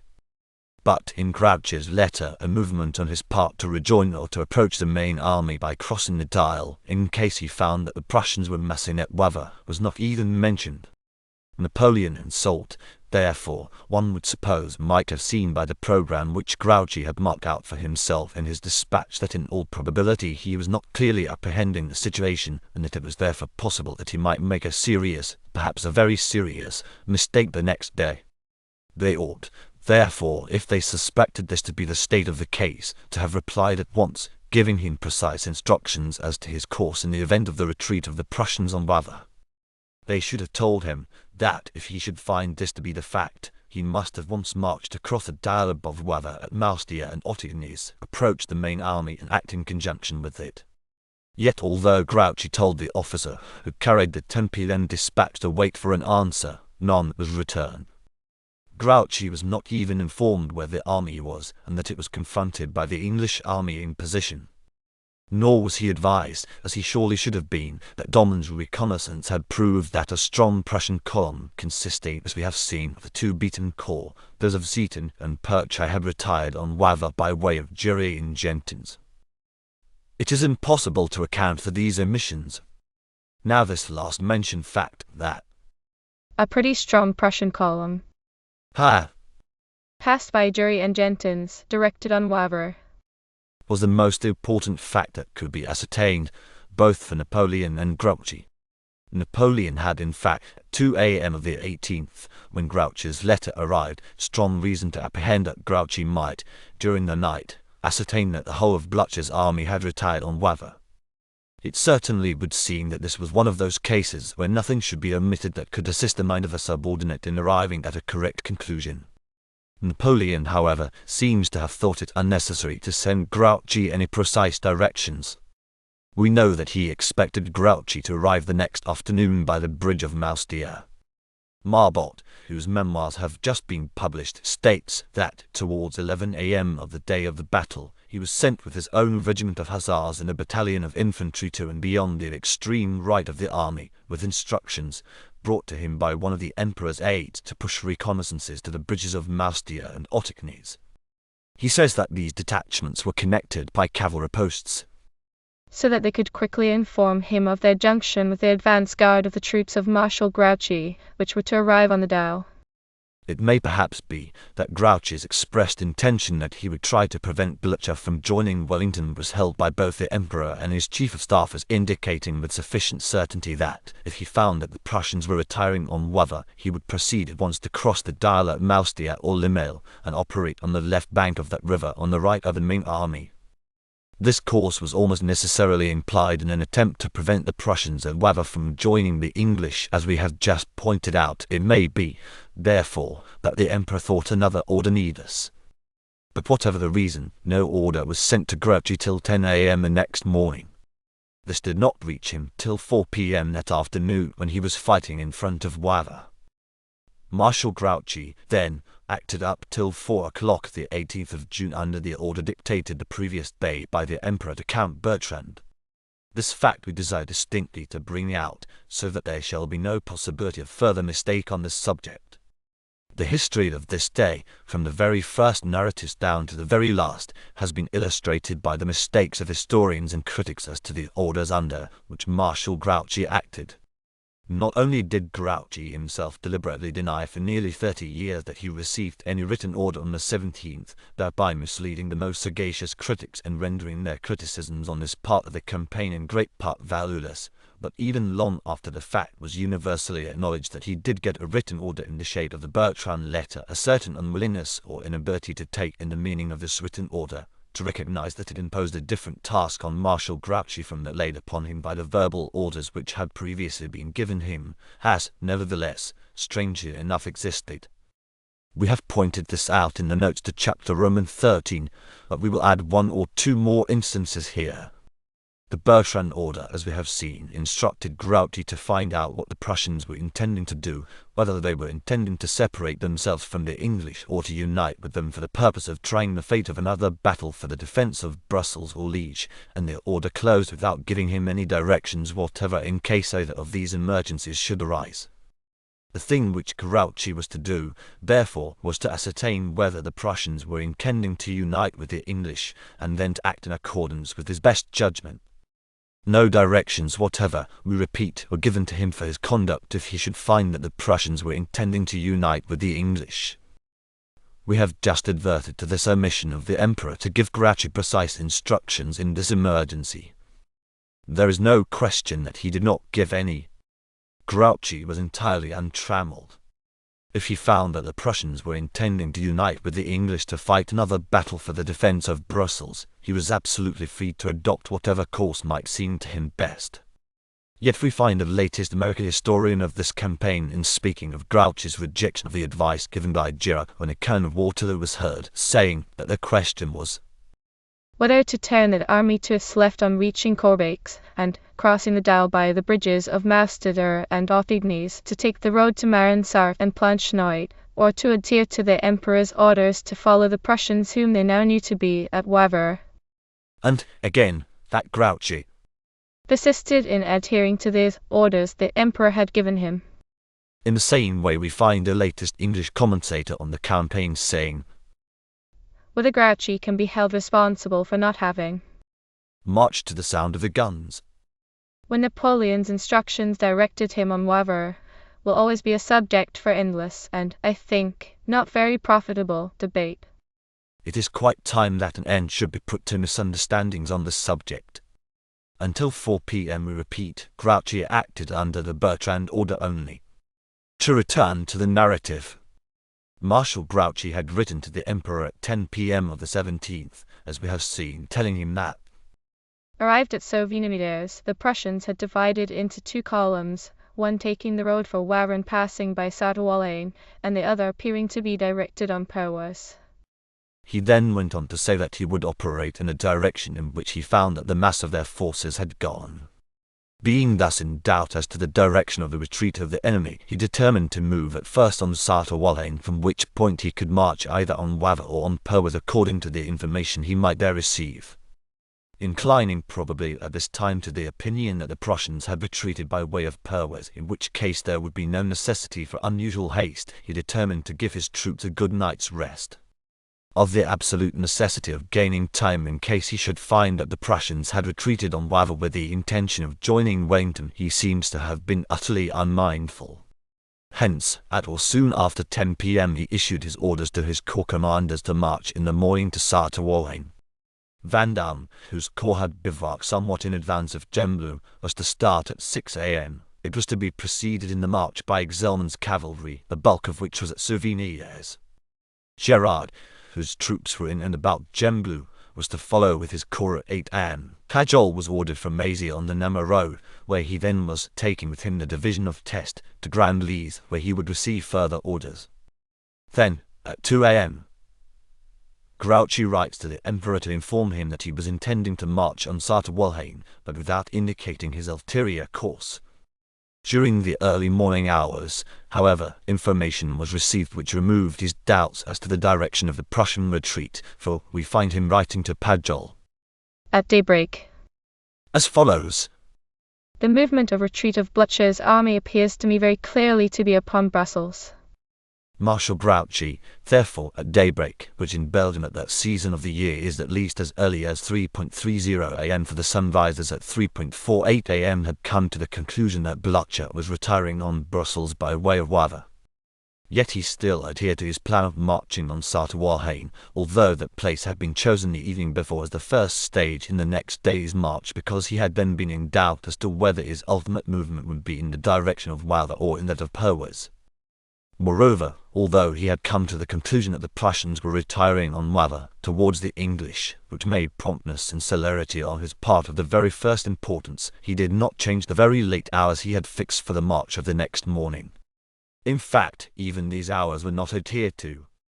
Exelmans, who preceded the column, did not start till 7:30 a.m. Vandamme, who came next, did not move until 8 a.m., and it was not until 9 a.m. that Gerard's corps got through the town of Gembloux and was in full march for Sainte-Wallane. And yet no one knew better than Marshal Grouchy that the Prussians had many hours the start of him, and that if he was going to do anything that day to prevent them from joining Wellington, there was no time to be lost. There is no difference of opinion among the continental authorities as to Marshal Grouchy's true course on this morning. As soon as he had arrived at the conclusion that the Prussians were retiring on Waver, which was, as we have seen, between 3 and 4 a.m., he should have changed his evening orders entirely. He should have begun his march at once, and should have directed it to the bridge of Maustea. See map 9. Says Gemini. The Marshal should not, then, have hesitated. He should at daybreak on the 18th have marched with all speed on Maustea with Exelmans, Van Damme, and Gerard, erecting Pagel's cavalry and Test's division on Waver, in pursuit of the enemy's rearguard. Being able to reach Maustea by 10 o'clock, he could have then forwarded his infantry on Waver by Lemale, pushing Exelmans' dragoons on St. Lambert, or else have marched to Lasny himself. Says Clausewitz. But the moment he learned that Blucher had turned towards the Dial, which must have happened in Gembloux in the night between the 17th and 18th, this idea must have shot at once into his mind that this could only be in order to join Wellington, for one does not leave one's natural line of retreat without reason.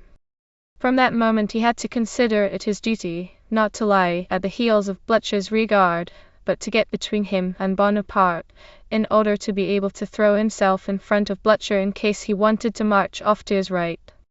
According to this, he would have to turn from Gembloux to the Dial by the shortest road, etc. Says Charles. Everything indicated that the most advantageous maneuver for Blucher was that which would bring him the most quickly near Wellington, would unite the Prussians to the Anglo-Dutch. Since the opening of hostilities, the two Allied generals had maneuvered to bring about this union, and it was evident that they were not going to renounce this idea after the defeat of one of their armies. The activity, energy, audacity, so well known of Blucher, the tenacity, equally well known of Wellington, sufficed to guarantee that they would not easily renounce this intention. If they should succeed in this, Napoleon would find himself exposed to being crushed under the weight of the two Allied armies. This catastrophe, the greatest of all misfortunes, Grouchy ought, before everything, to put himself in position to avert, so far as he could do so. Hence it was imperative that he should come as speedily as possible within the sphere of Napoleon's operations, and hence, also, he must march on Maustea. From this point, in fact, better than from any other, he would be equally in position to diminish the consequences of the union of the Prussians and the Anglo-Dutch, if it should already have been effected, or to hinder it, if it should not yet have taken place. With these authorities we entirely concur. Marshal Grouchy, as soon as he had made up his mind that Blucher was retiring on Brussels by way of Waver, should have marched for the bridge of Maustea, and should have started at daybreak. Instead of this, he adhered to the direction of Saartewolheim, although, even if he were proposing to follow Blucher straight to Waver, Saartewolheim was out of the direct route. It had in fact been selected because it lay to the eastward of the Waver road. He might have saved from 2 to 4 hours by starting at daybreak, but of this he was utterly unmindful. He did not thoroughly reconnoitre with his cavalry towards the Dial, to see if the enemy were not marching towards the English, although it was certainly his manifest duty to do so. All he did in this direction was to send a staff officer with a small escort at daybreak or soon after to the bridge of Maustea to see, apparently, if any Prussian troops had crossed there, but he rejoined Grouchy before Grouchy had arrived at Saartewolheim, that is, before 11 a.m. With this exception, the Marshal made absolutely no reconnaissances to his left until he had arrived in front of Waver. Somewhere between 10 and 11 a.m. he reached Saartewolheim. Thence he proceeded to Wolheim, or as it is sometimes called, Wolheim St. Paul. He alighted at the house of M. Pollet, the notary of the neighbouring village of Nil St. Vincent, who lived in a large house in Wolheim known as the Chateau Moret. Here he stopped to write a dispatch to the Emperor and to get his breakfast.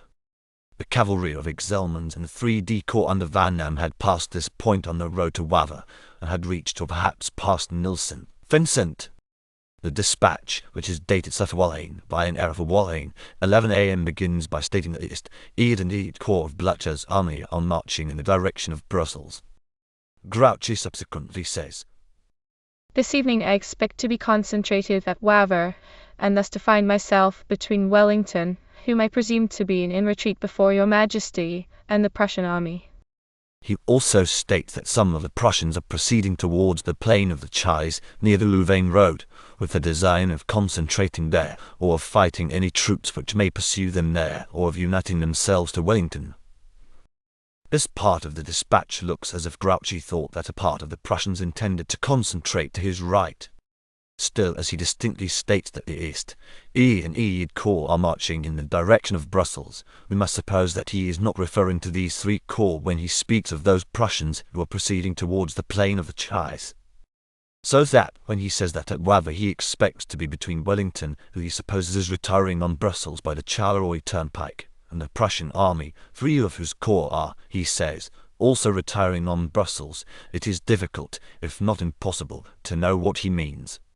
He seems to have been completely bewildered. This dispatch had hardly been handed to the staff officer who was to carry it to the Emperor when the cannon of Waterloo was heard. Then, at any rate, Marshal Grouchy knew that the English were not retreating before Napoleon, but were standing on the side of the forest of Soignies, as the Emperor had, the afternoon before, conjectured they might. Three Prussian corps had gone towards Brussels, as Grouchy had just written to the Emperor. It was very possible that they might at that moment be marching across the country to join the Anglo-Dutch army. Perhaps nothing could prevent this. But it was plainly Grouchy's duty to march towards the Emperor as fast as he could. If he could not prevent the Prussians from joining the English, he might at any rate be able to prevent them from attacking the French. If he should cross the Dial at Moustia and Ottignies and move directly towards the line of march which they must take in order to attack the French, their march would, if he arrived in time, assuredly be suspended. This was at any rate the thing to try to do. It was to be feared that a terrible disaster was impending over Napoleon and his army, but there was a chance of averting it. There was only one thing to do, and that was, promptly and gallantly to make the attempt to avert it. See map 10. Gerard, who had arrived at Walheim with his corps, strenuously urged Grouchy to march to the sound of the cannon. He pressed this on Grouchy with perhaps undue heat, but the occasion was one that admitted of no delay. The son of Marshal Grouchy, who may be supposed to have heard his father's account of the interview, says, "The commander of the 4th Corps uttered haughtily, and in a fashion little in harmony with the respect due to his chief and with military discipline, the advice that the right wing ought to march to the sound of the cannon in order to effectuate a junction with the Emperor. Grouchy did not find the advice bad in itself, but the form employed to present it. At the same time, he consented to discuss Gerard's opinion with him." That personal feelings had some influence on Marshal Grouchy's decision would seem from the above statement very probable. We do not reproduce the arguments of Marshal Grouchy here, because they are based mainly upon his statement, which we have found to be erroneous, that his instructions, from which he was not permitted to depart, enjoined formally upon him not to lose sight of the Prussians when he should have joined them. A discussion where one of the parties concealed the existence of a written order which prescribed no such instructions as those stated above cannot enlighten us much. The difficulties of marching across the country by way of Mont-Saint divert to the Dial were also dwelt upon, the chief artillery of the 4th Corps, Bolters, having great doubts as to the possibility of such a march, and the chief of engineers, Valets, offering to remove the obstacles. Grouchy finally decided to resume the march towards Wavre. His army marched in a single column by the road which, passing through Nilsent, Vincent and just to the north of Colbates, reaches La Baraque and thence leads to Wavre by a line, almost straight. Not a half a mile beyond La Baraque there is a road which leads to the bridge of Moustia, less than 3 miles off. 3/4 of a mile farther on is another road, which, with its branches, leads to the bridges of Limelet and Limmer at a distance of only 2 miles. Half a mile north of the bridge of Moustia is another bridge, that of Ottignies. These bridges had not been destroyed, and they were all unguarded. Then there were convenient woods able to conceal any movement of the troops towards the river. There was a slight affair in a wood a short distance beyond La Baraque, in which the cavalry of Ledibur, assisted by 2 battalions of infantry, skirmished for an hour or so. While this was going on, 2 divisions of the 8th Corps, which had been making their way through the town of Wavre, were brought back and took up position facing south, about a mile south of the town. But there was no resistance to speak of. When the French advanced, the Prussians retired on Wavre. In its march, which was made to the sound of the cannon of Waterloo, The army of Marshal Grouchy had then abundant opportunity to cross the Dyle at Moustia and Ottignies, at Linelet and Le Mail. La Baraque, on the main road to Waver, from near which the roads to these bridges diverge, was reached about 2 o'clock. From this point unto Waver, the Prussians were clearly to be seen marching to the field of Waterloo. If Grouchy had in season recalled Paget and a division of Tess from the extreme right of the column, in order to mask the movement by threatening Waver, it would certainly seem that Vandame's corps might have crossed at Limel and Linelet, and Gerard's at Ottignies and Moustia, and that, before 4 p.m. the whole force could have been en route for St. Lambert. The fact is, the whole question of Grouchy's flank march at noon has been unnecessarily confused by 3 very general misconceptions, namely, 1. That it was at Sartor Walhain where the sound of the cannon was heard. It was at Walhain, a good mile nearer to the bridges.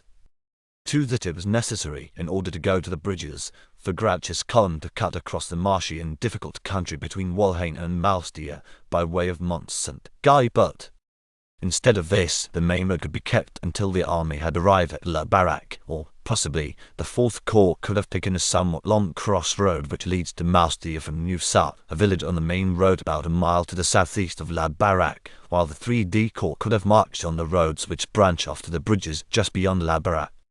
No doubt if Grouchy had started at daybreak from Gembloux as he ought to have done, he would have passed through Mont St. Guibert and over very bad and miry roads, but to gain a bridge of Moustia from Walhain, the route he actually pursued, by way of La Baraque, was nearly as short as the other, and was, up to that point, so far as we know, a tolerable road. At least there were no such complaints of it as were made of the roads from Ligny to Gembloux. Now, from the point just beyond La Baraque, where the first road branches off, it is nearer to Moustia than it is to Waver. From where the other road branches off to Limel and Linelet, the distance is about the same as to Waver. Making allowance, then, for the badness of the river roads on the one hand, and for the time saved by passing the army over several instead of over one single road on the other hand, and assuming that there had been no fighting, the whole force could have successfully crossed the river by 4 p.m., which was the hour at which Grouchy's force arrived in front of Waver. 3. That there would have been any serious resistance experienced at the bridges. Not one of these bridges, as has been above pointed out, was occupied in force by the Prussians. Only one, that at Limel, was occupied at all, and that only by a small detachment. They had also some cavalry and 2 battalions of infantry in observation at Mont St. Guibert, but these retreated to La Baraque on finding that the cavalry of Exelmans had got in their rear by way of Colbeck's.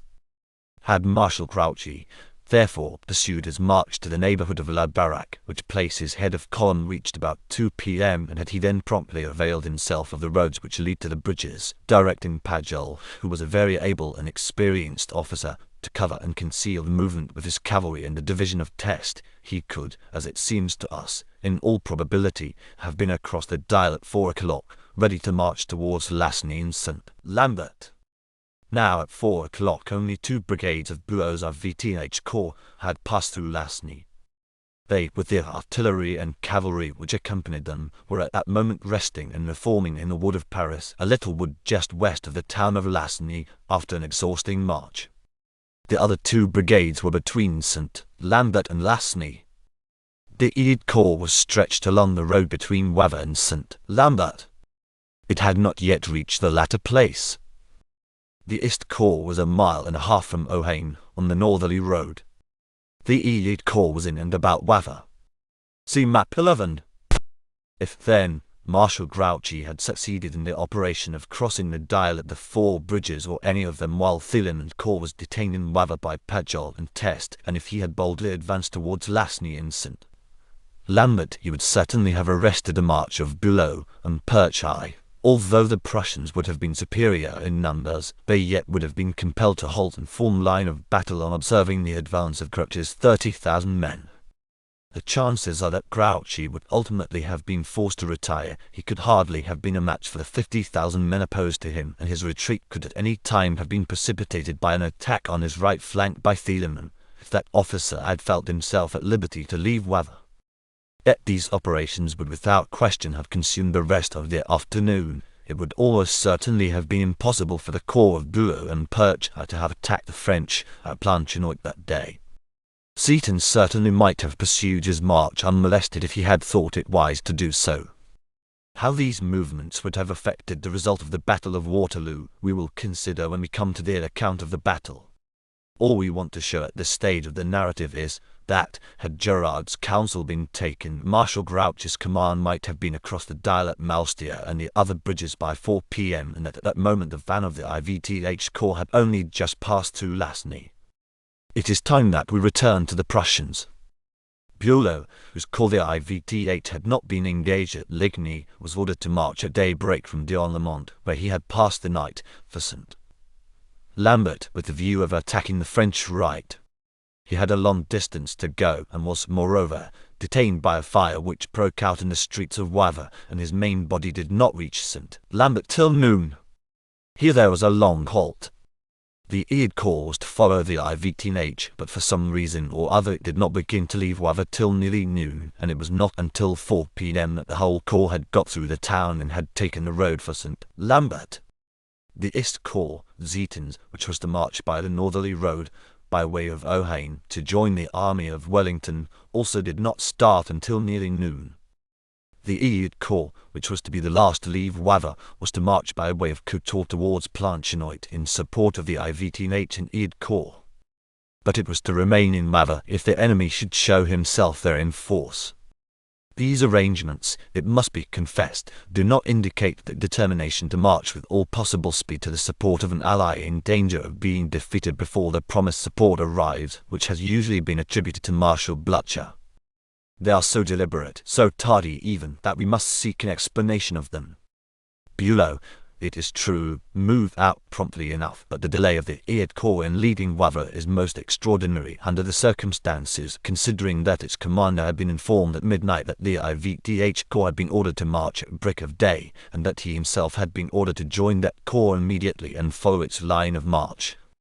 It appears now, from the recent history of von Oelech, that about 9:30 a.m. Marshal Blucher dictated a note to General Muffling stating that he would place himself, ill as he was, at the head of his troops in order to attack at once the right of Napoleon's army, and that Gneisenau, still disposed to be cautious in trusting to the assurances of the English general that he would accept battle at Waterloo, added a postscript in these words: General Gneisenau has been informed of the contents of this letter, but asks your Excellency to ascertain definitely whether the Duke really has a fixed determination to fight in his present position, or whether perhaps it is a mere demonstration, which at the best would be very unfortunate for our army. Your Excellency will have the kindness to obtain from me full information on this matter, as it is of the highest importance to be thoroughly assured of what the Duke is going to do, in order to determine our course of action. Oelech goes on to tell us that Gneisenau was, even at this late hour, not without his misgivings. He says that Gneisenau believed that the Duke had left him in the lurch at Ligny. He also says that he fully took in the exposed situation of the Prussian army if the Anglo-Dutch forces should fall back to Brussels, a retreat by way of Louvain being probably then the only thing open to the Prussians. He says, indeed, that before an answer was received to this communication, Gneisenau had determined to go ahead and carry out the plan, and that between 11 and 12 in the morning Zieten had been ordered to Ohain. But may we not fairly infer that, under the impression of these feelings, of this doubt whether Wellington really intended to fight, a doubt, it must be remembered, which no sound of cannon until 11:30 in the morning came to dispel, Bülow had been ordered to be very cautious, and to proceed with all deliberation, and that the departure of Percha and Zieten had been delayed. It would certainly seem as if this were the case. The welcome sound of the cannon of Waterloo, however, shortly before noon, dispelled all doubts and all hesitations, and there can be no question that every one in the Prussian army, from the old field marshal down to the privates in the ranks, did their best for the success of the day. The roads were frightful, it was almost impossible to get the artillery and wagons over them, but every exertion was made. Grouchy's obstinate determination to operate on the right bank of the Dyle brought him in front of Wavre. He displayed more troops than the Prussian generals had supposed that he had with him. But their plan was not altered. To Thieleman's corps alone was it left to defend the town. It is not necessary to go into the details of this action. It was not fought by Marshal Grouchy with any skill. The troops of Vandamme entangled themselves in the vain endeavour to carry the lower bridges in the town.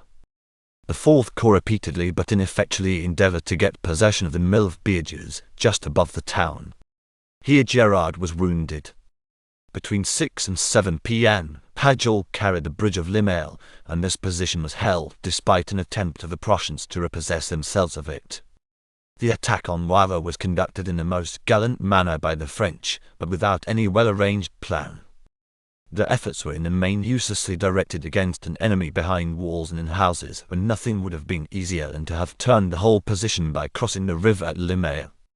The resistance of the Prussians was worthy of all praise. During the action, Marshal Grouchy received 2 dispatches from Marshal Soult. These demand our careful consideration, not because they can in any way explain the motives which actuated Marshal Grouchy in directing his command upon Wavre instead of upon Lasny and St. Lambert, for they were received too late to have influenced him at all, but because they throw light on the expectations entertained by Napoleon in regard to Grouchy's movements and especially in regard to his cooperation with the main army. These orders were both signed by Marshal Soult, a chief of staff, and were no doubt drafted by him. The first, dated at 10 am, reads as follows. In front of the farm of Kellou, June 18, 1815, 10 am. Marshal, the Emperor has received your last report, dated from Gembloux. You speak to His Majesty of only 2 Prussian columns which have passed at Sauvignières and Sartewallane. Nevertheless, reports say that a 3rd column, which was a pretty strong one, has passed by Jury and Gentins, directed on Wavre. The Emperor instructs me to tell you that at this moment His Majesty is going to attack the English army, which has taken position at Waterloo near the forest of Soignies. Thus His Majesty desires that you will direct your movements on Wavre in order to approach us, to put yourself in the sphere of our operations, and to keep up your communications with us, pushing before you those portions of the Prussian army which have taken this direction, and which may have stopped at Wavre, where you ought to arrive as soon as possible. You will follow the enemy's columns, which are on your right, by some light troops, in order to observe their movements and pick up their stragglers. Instruct me immediately as to your dispositions and your march, as also as to the news which you have of the enemy, and do not neglect to keep up your communications with us. The Emperor desires to have news from you very often. The Marshal, Duke of Dalmatia. To understand this dispatch one must refer to that to which it professes to be an answer, namely, that dated Gembloux at 10 o'clock the night before. In that dispatch Grouchy says, as will be remembered, that, at Sauvignières, the Prussians apparently divided into 2 columns, one directed on Wavre and the other on Perwas, and that he will follow the principal force of the enemy in either direction as his information may indicate. Now Soult, having this before his eyes when he is writing the 10 am dispatch, simply says, do not take the Perwas direction, take the Wavre direction, for that will bring you nearer to us. We also have heard of a pretty strong Prussian column which has retreated on Wavre. That is an additional reason why you should take that direction. We want you to approach us, to get within the sphere en rapport of our operations, to keep up to your communications with us. Therefore you ought to get to Wavre as soon as possible. The object of directing Grouchy on Wavre was therefore that he might approach the main army, that he might keep in strict communication with it, might be within the sphere of its operations. There is no strategical or other object even hinted at in directing Grouchy on Wavre, save that of approaching the main army. Nor is there any difficulty whatever in discerning the meaning of the writer. It is also perfectly plain that no opposition to Marshal Grouchy's occupation of Wavre was apprehended. It is therefore fairly to be inferred that the writer intended that if the situation should be such from any cause that the occupation of Wavre or the attempt to occupy it would not subserve the purpose of enabling Grouchy to draw nearer to the main army, he should carry out this purpose in some other way. It seems to us foolish to say that this dispatch would have justified Grouchy in taking the course which he did take, supposing, that is, that he had received it in time for it to effect his action. that, for example, a gentleman on a walking tour should order his servant to bring his baggage to a certain town so that he might easily get at it from the place where he was himself expecting to be the next day, and the servant should find that all communication between this town and the region where his master expected to be had been interrupted by some accident, like the destruction of a railway bridge, for instance, and he should nevertheless bring his master's baggage to that town, instead of bringing it within his master's reach by carrying it to some other place, justifying himself by the terms of the letter. He would generally be regarded as having acted like a fool. Yet this is very nearly a parallel case to that of Marshal Grouchy, supposing that he had received the dispatch in time to have acted on it, and had then acted as he did. The only thing needed to make it absolutely parallel is that the servant in the case supposed should be in possession of information of which his master was ignorant, making the carrying of the baggage to him at the earliest possible moment a matter of the utmost importance. Then the cases would be on all fours with each other. But we have delayed perhaps too long to show that this order cannot justify Grouchy's action. Our excuse is that it has been so used by more than one authority. Nor does the order show that Napoleon would have made the same mistake that Grouchy did, as has sometimes been thoughtlessly said, for Napoleon at the time the dispatch was sent off knew nothing, as has just been pointed out, of the circumstances then under Grouchy's observation. It cannot, of course, be contended that Napoleon was not responsible for this order of 10 a.m. A commander-in-chief must be supposed to know what orders are issued in his name. Yet it is certainly true that the directions given to Marbot do not tally at all with this order to Grouchy. According to the latter, Grouchy would be looked for in the direction of Waver, that is, of Lasny and St. Lambert, but Marbot was given to understand that the Emperor expected Grouchy to cross the Dial at the bridges of Malsteer and Ottignies. Colonel Marbot, in a letter written to Marshal Grouchy in 1830, says, At the commencement of the action, towards 11 a.m., I was detached from the division with my own regiment and a battalion of infantry which had been placed under my command. These troops were posted on our extreme right behind Frischemont, facing the Dial. Particular instructions were given to me on the part of the Emperor by his aide-de-camp, Ladoyer, and by a staff officer whose name I do not recall. They prescribed to me to leave the bulk of my command always in view of the field of battle, to post 200 infantry in the wood of Frischemont, one squadron at Lasny, having outposts as far as St. Lambert, another squadron, half at Couture, half at Beaumont, sending reconnaissances as far as the Dial, to the bridges of Malsteer and Ottignies. He then describes the arrangements for the speedy transmission of intelligence, and proceeds. A note from Captain Alloy, which the intermediate post promptly transmitted to me, informed me that he had found no force at Malsteer, nor at Ottignies, and that the inhabitants assured him that the French on the right bank of the Dial would pass the river at Limel, Inlet and Waver. He sent this word to the Emperor, who ordered him to push reconnaissances in those directions. Then, half a mile beyond St. Lambert, they captured some Prussians, who informed him that they were followed by a large part of the Prussian army. He then says, I proceeded to St. Lambert with a squadron to reinforce the troops there. I saw in the distance a strong column approaching St. Lambert.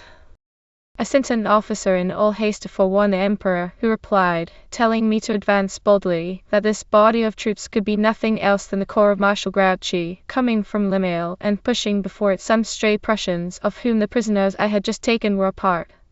Soon after, the fact that the approaching column was composed of Prussian troops was manifest. The Emperor was now sure that Grouchy would come by the upper bridges. My adjutant, whom I had ordered to go and inform the Emperor of the positive arrival of the Prussians at St. Lambert, returned, saying to me that the Emperor ordered me to inform the head of Marshal Grouchy's column, which ought at this moment to be debouching by the bridges of Malsteer and Ottignies, since it had not come by Limel and Inlet, of the fact that the Prussians were advancing by way of St. Lambert. It is plain from the above narrative that the Emperor, when he sent Marbot off, shortly before 11 a.m. expected Marshal Grouchy to arrive during the afternoon, and that his first idea was that he would arrive by the bridges of Malsteer and Ottignies. This seems to show that the Emperor did not revise the 10 a.m. dispatch sent off by Soult, which indicated that they expected Grouchy to arrive from Waver. Napoleon must have been at this hour, 10-11 a.m., making his final preparations for the battle. Then there was another dispatch to Grouchy, which we also give here in full. Field of Battle of Waterloo, the 18th of June, 1 p.m. Marshal, you wrote to the Emperor at 2 o'clock this morning that you would march on Sartles-Walhain. Your plan then is to proceed to Corbex or to Wavre. This movement is conformable to His Majesty's arrangements which have been communicated to you. Nevertheless, the Emperor directs me to tell you that you ought always to maneuver in our direction. It is for you to see the place where we are, to govern yourself accordingly, and to connect our communications so as to be always prepared to fall upon any of the enemy's troops which may endeavour to annoy our right, and to destroy them. At this moment the battle is in progress on the line of Waterloo. The enemy centre is at Monson. Maneuver therefore to join our right. The Marshal, Duke of Dalmatia. Yes, a letter, which has just been intercepted, says that General Bülow is about to attack our right flank. We believe that we see this corps on the height of St. Lambert. So lose not an instant in drawing near us and joining us, in order to crush Bülow, whom you will take in the very act. In this letter the Emperor's desire that Grouchy would maneuver in his direction is expressed again and again, and even in the body of the letter it is plain that some apprehension is entertained at headquarters of an attack upon the right of the army by the Prussians. The postscript, of course, speaks for itself. Grouchy did not receive this letter till between 6 and 7 p.m. when it was too late for him to accomplish much. He, however, carried the bridge of Limail and established himself on the left bank of the Dial for the night. Taking the two letters together, and leaving out of view for the moment the postscript of the second, we see that Napoleon was expecting that Grouchy would approach him. He had learned of the pretty strong column which had passed by Jury and Jenkins, directed on Wavre. He, no doubt, supposed that Grouchy had also learned of it, and he knew from Grouchy's dispatches of 10 p.m. of the 17th and 2 a.m. of the 18th that Grouchy had recognized the necessity of maneuvering in the direction of Wavre if the mass of the Prussian army should have taken that course. Hence he expected to see him. He thought it likely that he would come by the bridges of Mousdier and Ottignies and strike in on his right and keep off any of the enemy's troops who might seek to molest him. Of any apprehension of a serious attack by the Prussians in force there is no trace till we come to the postscript of the second letter. Up to the time when this postscript was written, Napoleon would seem to have felt pretty sure, though perhaps with some misgivings, either that Grouchy would prevent the Prussians from attacking him, or would himself join, or connect with, the main army. But the appearance of the Prussians at St. Lambert and the absence of any information from Grouchy evidently alarmed him. Chapter Romans 16. The Battle of Waterloo. Napoleon, as we have seen, took up his headquarters on the evening of the 17th at the Caillou House in the Brussels Road, about 1.5 miles south of the little tavern known then and now as La Belle Alliance. All the afternoon and night it rained hard. We may suppose that, as his custom was, he slept during the evening. At 1 a.m. of the 18th he mounted his horse, and with Bertrand rode out to the front. Here he rode or walked along the line of the pickets until he had satisfied himself that Wellington's army was in position, awaiting battle. The fires at which the soldiers of the English and Dutch army were drying and warming themselves left no doubt of this. He must have been occupied in this way more than 2 hours, as he was near the wood of Hougoumont at 2:30 in the morning. After returning, various reports came in. Between 7 and 8 a.m. he received from an officer who had been sent to the advanced posts word that the enemy were retiring. This information he at once communicated to Delaune, whose corps was in the first line, but Avril not having got free up, and ordered him to put his troops in march and to pursue the enemy with vigour. But Delaune, having judged the enemy's movement quite differently, sent his chief of staff to the Emperor to tell him that he, Delaune, thought that the English were making their dispositions to receive battle. Delaune proceeds. The Emperor came immediately to the advanced posts. I accompanied him. We dismounted in order to get near the enemy's vedettes and to examine more closely the movements of the English army. He perceived that I was right, and being convinced that the English army was taking position, he said to me, "Order the men to make their soup, to get their pieces in order, and we will determine what is to be done towards noon." Napoleon seemed in fact not to have spared himself any trouble, and there evidently was no very conspicuous deficiency in the physical energy of a man who, after a good afternoon's work in the saddle in directing the march of an army, was able to go out twice in the deep mud during a rainy night and morning to visit the outer pickets of his line of battle, nearly 2 miles from the house where he had established his headquarters. The reason of this apparently rather unnecessary solicitude is really not far to seek. Napoleon felt as confident of beating Wellington's army that day as he had felt of beating Blücher's army on the day but one before, provided only that it would accept battle. He believed, and he was justified in believing, that his army was superior to that opposed to him in fighting capacity certainly, and even, possibly, in numbers. He trusted to Grouchy to keep the Prussians off, as he had on the day of Ligny trusted to Ney to protect him against the English, and he may also have thought it possible that Grouchy would arrive on the field in time to make the victory more crushing, playing in this way much the same role which Napoleon had marked out for Ney at Ligny. He accordingly feared nothing so much as the retreat of the English. That he supposed that Grouchy would cross the Dyle at Moustier is certainly the fair inference from Marbot's report and letter, from which we have made extracts above. That he should have been so certain about it, however, is remarkable, as he had given Grouchy no instructions of any kind whatsoever since he had sent him the Bertrand order, and that left him entire freedom of action. Another very remarkable thing is that Napoleon should not have drawn from the fact that Wellington was awaiting battle the inference that he was expecting the assistance, and the powerful assistance, of Blücher.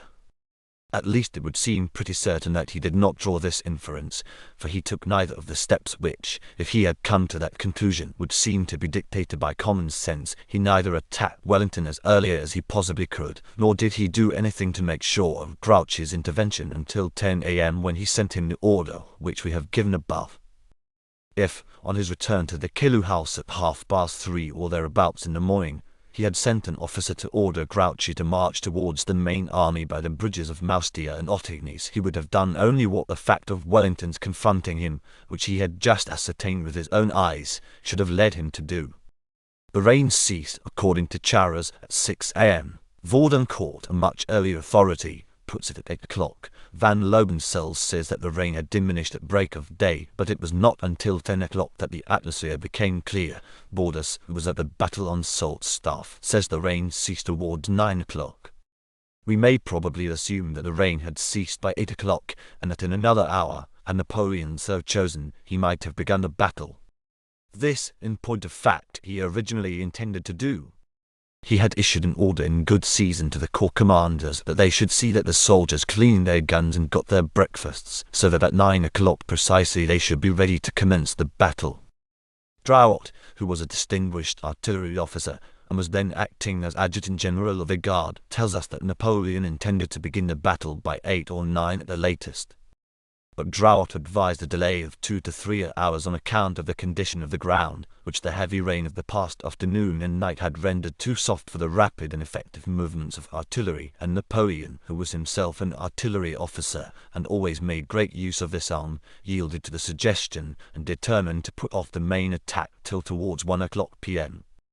About 8 a.m. the Emperor rode along the lines, examining the enemy's position, which he had already, as we have seen, inspected twice since midnight.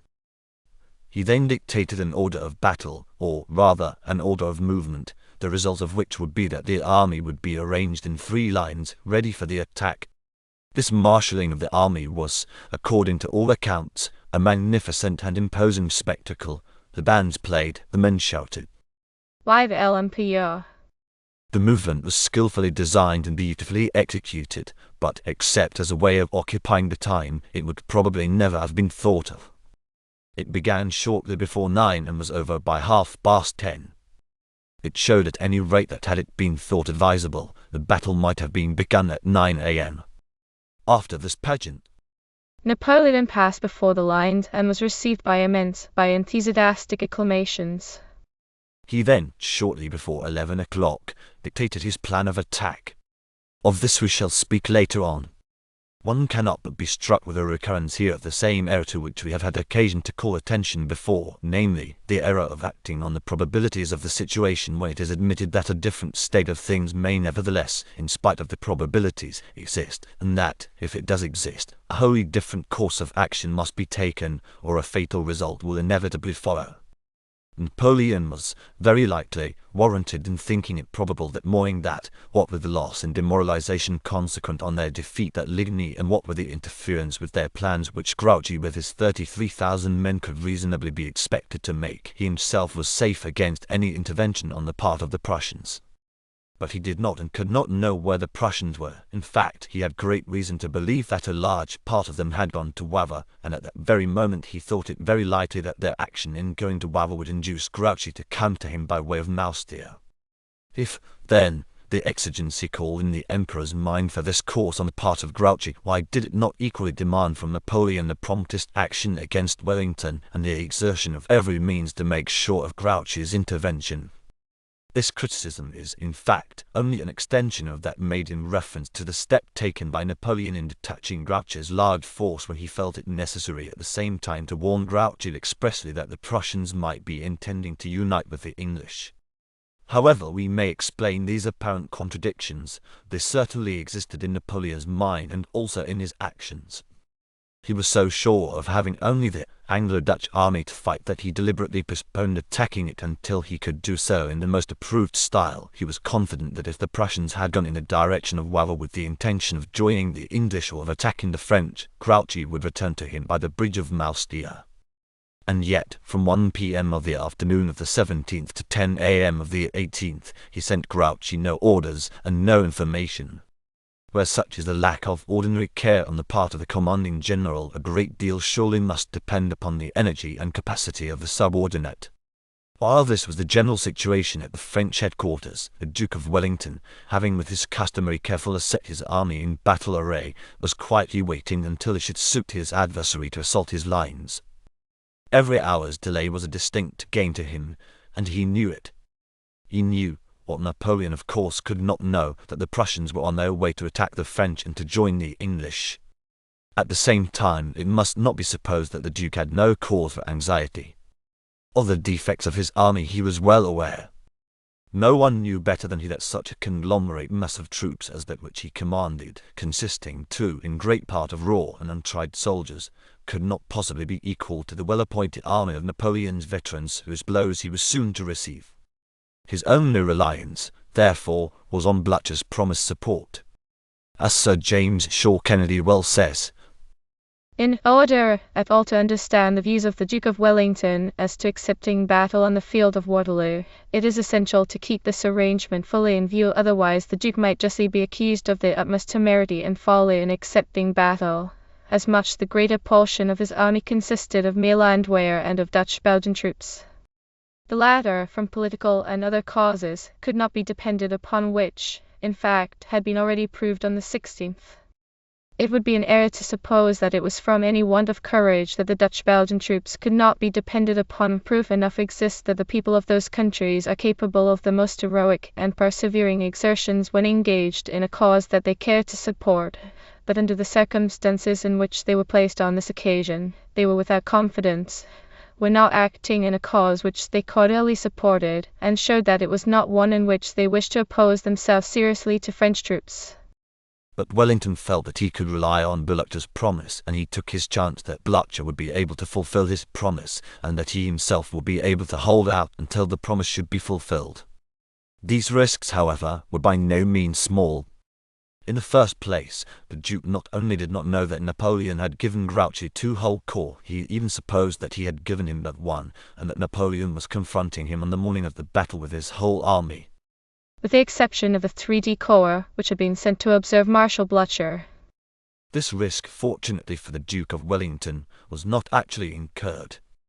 But, all the same, Wellington is entitled to the credit of having faced it with his eyes open. Secondly, there was the chance that Grouchy might intervene and prevent the Prussians from fulfilling their promise. We have already shown what Grouchy could have done in this way had he either acted of his own motion in accordance with the demands of the situation by marching at daybreak for the bridge of Moustier, or had followed the counsel of Gerard at noon. The issue of the Battle of Waterloo, in fact, might have been entirely changed if the movements of troops not under the control of either of the commanding generals had been other than they were. It is this fact, among others, which gives the battle a peculiar interest. The position to the south of the villages of Mont Saint-Jean and Waterloo, known as the Field of Waterloo, had been some time before the campaign opened reconnoitred by the English engineers. The several sketches of the officers had been put together, and one fair copy made for the Prince of Orange. A second had been commenced for the Duke. The Chief of Engineers, Lieutenant Colonel Smythe, who was present at the action of Quatre Bras, sent back to Brussels during the afternoon, presumably by the Duke's direction, for a plan of this position and the original sketches, which, together, constituted a plan, forwarded to him by Captain Oldfield, the Brigade Major of Engineers. The next morning, upon the receipt of a communication from Blucher, the Duke obtained from Colonel Smythe these sketches and gave them to Sir William Delancey, his Deputy Quartermaster General or Chief Staff, with orders, as Major Oldfield states, stake up the ground on which we fought the next day. Colonel Smythe was at the same time desired to take the necessary measures for entrenching the village of Braine-l'Alleud. To this position, then well understood and mapped out, the Duke of Wellington fell back on the afternoon of the 17th from Quatre Bras with that part of his army which was under his immediate command, and to it also he directed the greater part of the troops which were at Nivelles and other places. See Map 13. The position was a strong one. The first or main line of battle crossed the Charleroi-Brussels pike at right angles where the road from Ohain and Wavre strikes into it, nearly 3/4 of a mile south of the hamlet of Mont Saint-Jean, where the Chaussee to Nivelles branches off from the pike. To the east of this pike the English left extended for a mile or so, for more than half this distance on the crest of a gentle slope, but the little villages of Smoin, Payplot and La Haye, lying from a quarter to a half a mile in front, were occupied. To the west of the pike the line ran along the same ridge for nearly 1/3 of a mile, when it turned somewhat towards the southwest, but still ran along the crest of the ridge, and so continued for nearly a half a mile farther. Here the line was covered by a garden and a considerable wood enclosing a solid old building, known as the Chateau of Hougoumont. This building and its enclosures lay about 350 yards in front of the main line of battle at its extreme right, and they were occupied in force. The ridge was admirably suited for defensive purposes. The reverse slope offered excellent protection for infantry lying behind it, and in front there were no trees or other impediments. Every movement of the enemy was plainly to be seen and was exposed to fire. Moreover, the ground over which the enemy must advance for the attack was so moist and muddy that all rapidity of movement, even of cavalry, was out of the question. Wellington had on the field the whole of the 1st, 2d, 3d, 5th and 6th British Divisions, 1 Brigade Mitchells of the 4th Division, the 2d and 3d Dutch-Belgian Divisions, and the contingents from Brunswick and Nassau, numbering in all 49,608 infantry, 12,408 cavalry and 5,645 artillery, with 156 guns, a total of 67,661 men. These troops, as we have before observed, were stationed on the field without reference to the corps to which they belonged.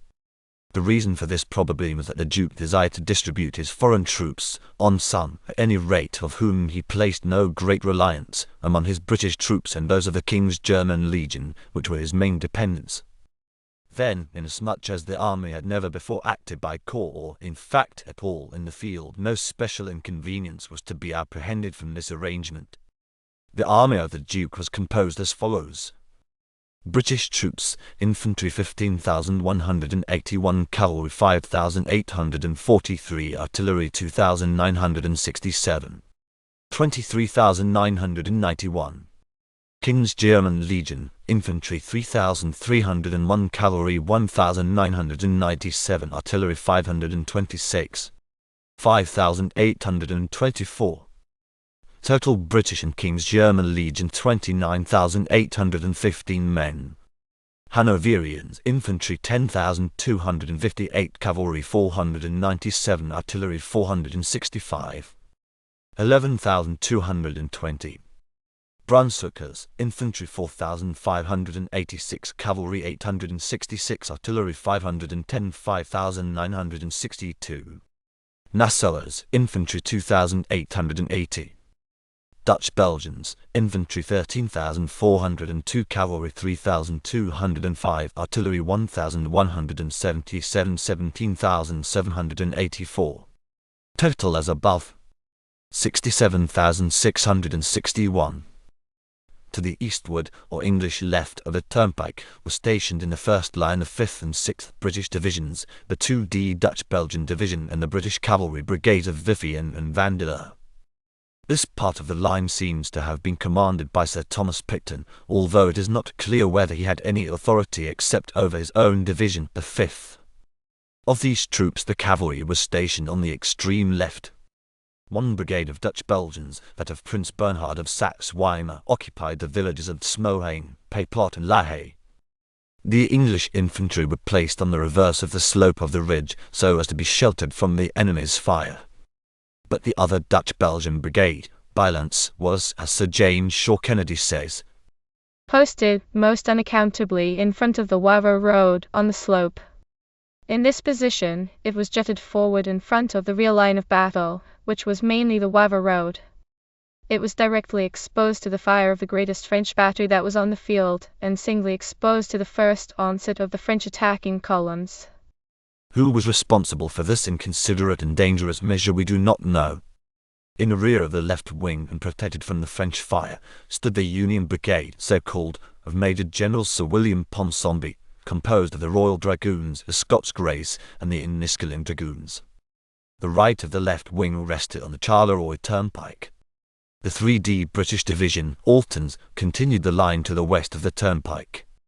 On the westerly side of the pike, and about 300 yards to the south of the point where the Wavre road crosses it, was the farmhouse of La Haye Saint, which was strongly occupied by a battalion of the King's German Legion under Major Bering.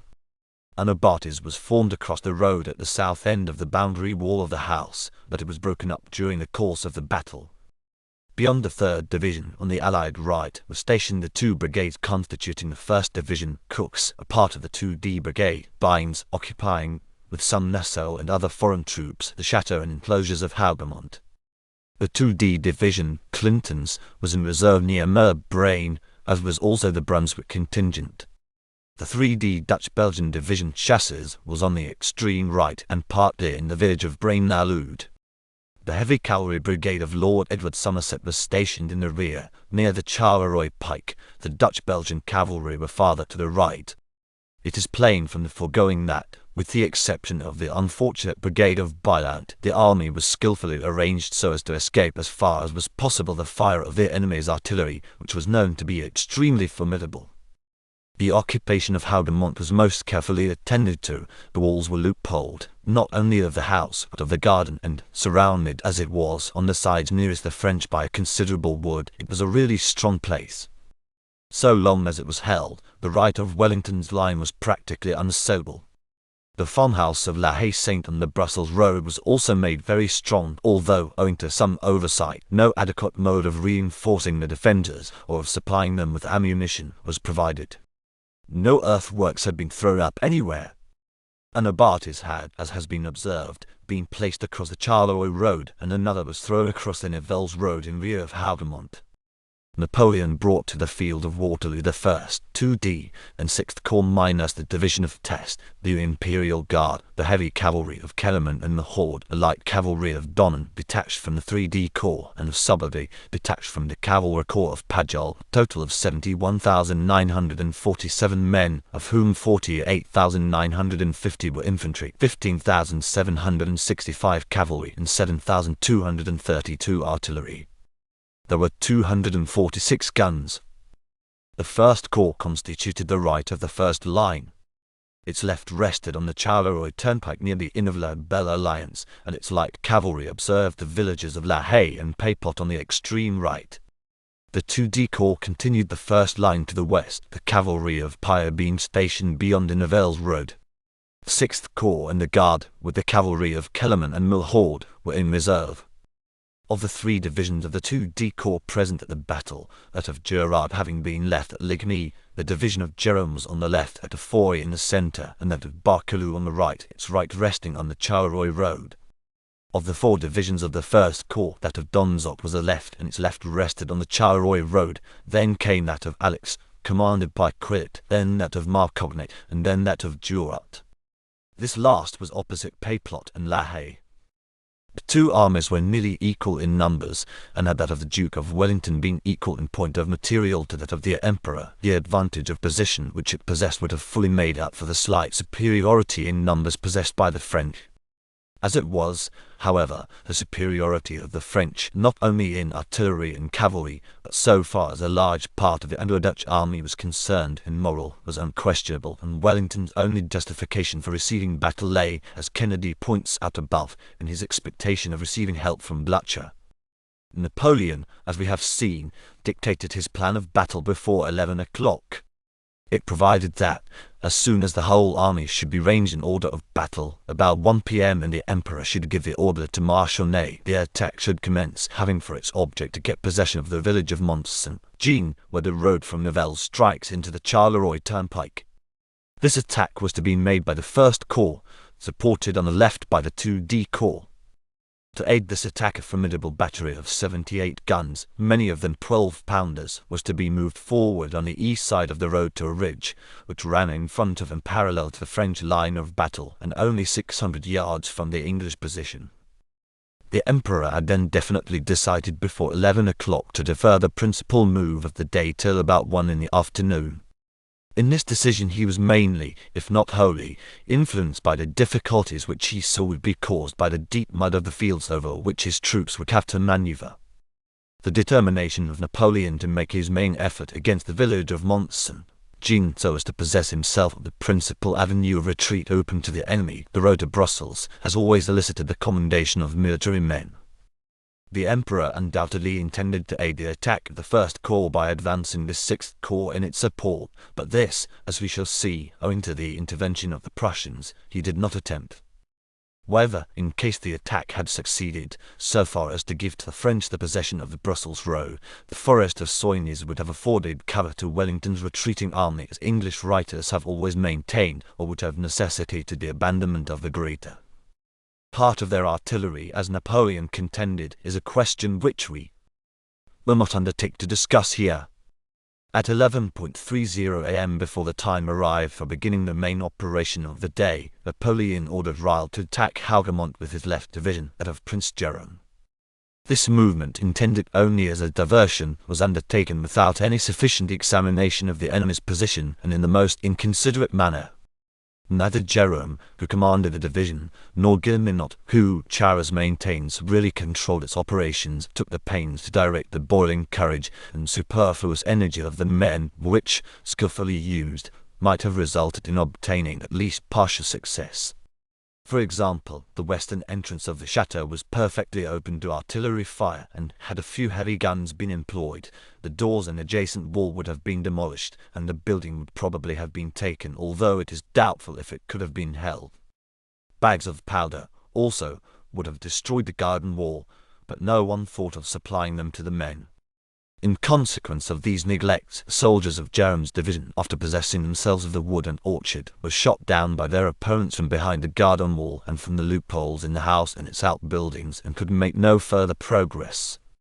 This of itself was, perhaps, of no great consequence, but Reille, impatient of being thwarted and still neglecting to ascertain the precise reasons of the ill success of the attack, sent in the division of Foy to support that of Jerome.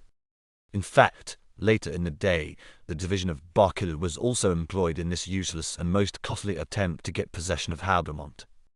When it is considered that the 2D Corps contained on this morning not far from 12,000 foot soldiers, and that very few of them assisted in the attacks on the main line of the English army, one gets an idea of the wasteful, and in fact inexcusable mismanagement of the resources of the French army on this day. Not more than half the above number of men were employed to maintain the position. The main operation of the day was to be, as we have said, an advance by the First Corps under D'Erlon to break the centre of the English line at and near the junction of the Wavre road with the turnpike. The great battery of 78 pieces of cannon continued firing for an hour and a half at a distance of less than a third of a mile from the crest, in front of which lay the brigade of Byland, and behind which lay the brigades of Kempt and Pack and Best of Picton's division. At 1:30 Napoleon ordered d'Erlon forward. His attack was to be made in 4 columns, marching in echelon, the left in advance. The formation of these columns was so extraordinary and so ill-suited for the work to be done, that it has always excited the comment of military men. We owe to Charras a clear explanation of this formation. The first, or left, column consisted of the brigade of Bourgeois of the division of Alex, the other brigade of this division, that of Quiot, being assigned to the special task of capturing La Haye-Sainte. This brigade of Bourgeois contained 4 battalions, one behind another. Each battalion stood in 3 ranks, one behind the other, and there was a distance of 5 paces between the battalions. The front of this column, therefore, consisted of 1/3 of the number of men in the leading battalion, and there being 4 battalions in the brigade, there were of course 12 ranks in the column.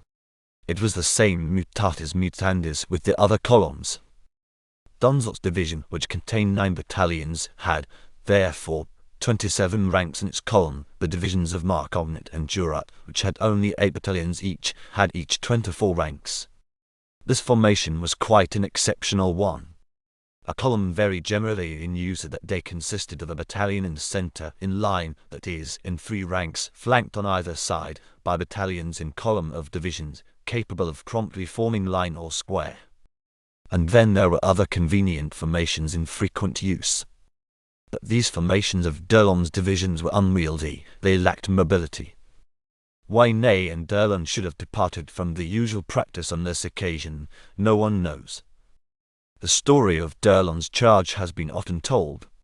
How the soldiers of the unfortunate brigade of Byllant, utterly unable as they were, after having been exposed to the fire of the great battery for an hour and a half, to resist alone the impact of such an enormous force, broke in confusion and fell to the rear amid the undeserved curses of their English allies, how the French in their unwieldy masses pressed forward to the crest of the ridge to receive the fire at short range of the brigades of Pack and Kemp, which only the leading battalions were able, owing to the faulty formation of the columns, to return at all, and how, when staggered by the fire, and while endeavouring to disengage their closely following ranks, Ponsonby's brigade of heavy cavalry charged them furiously, riding down between the columns, throwing them into confusion, cutting down the exposed foot soldiers, capturing 2 eagles and many prisoners, disabling some 15 guns, and forcing the 3 left columns to fall back in disorder. All this is familiar to all readers of the story of Waterloo.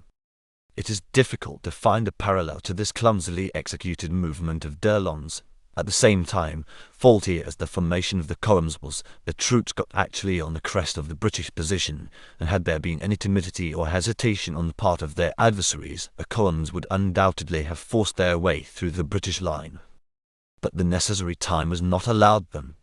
Sir Thomas Picton was alive to the danger. He was prompt to seize the opportunity. His troops, by their close and deadly fire, threw the heads of the columns into confusion, and then charged them with the bayonet.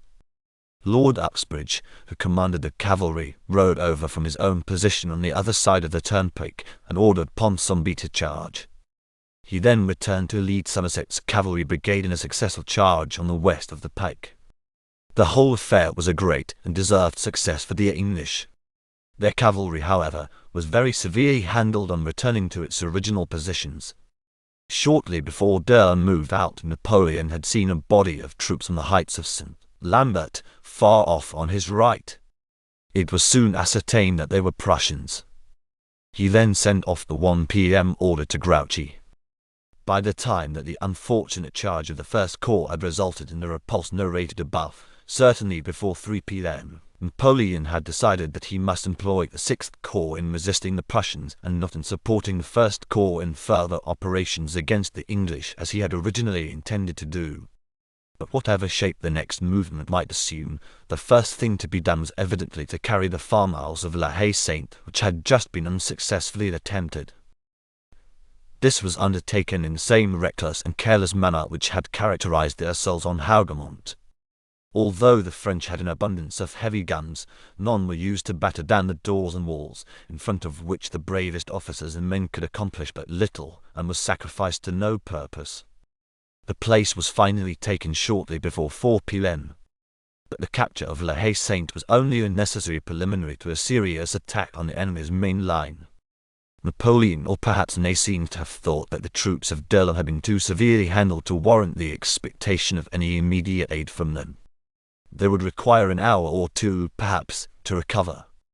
At any rate, it was determined to assail the English centre to the west of the Charleroi road, and as the infantry of the First Corps were not for the moment available, and as that of the 2D Corps, or at least the greater part of it, was engaged in attacking Hougoumont, it was decided to make the assault this time with cavalry alone.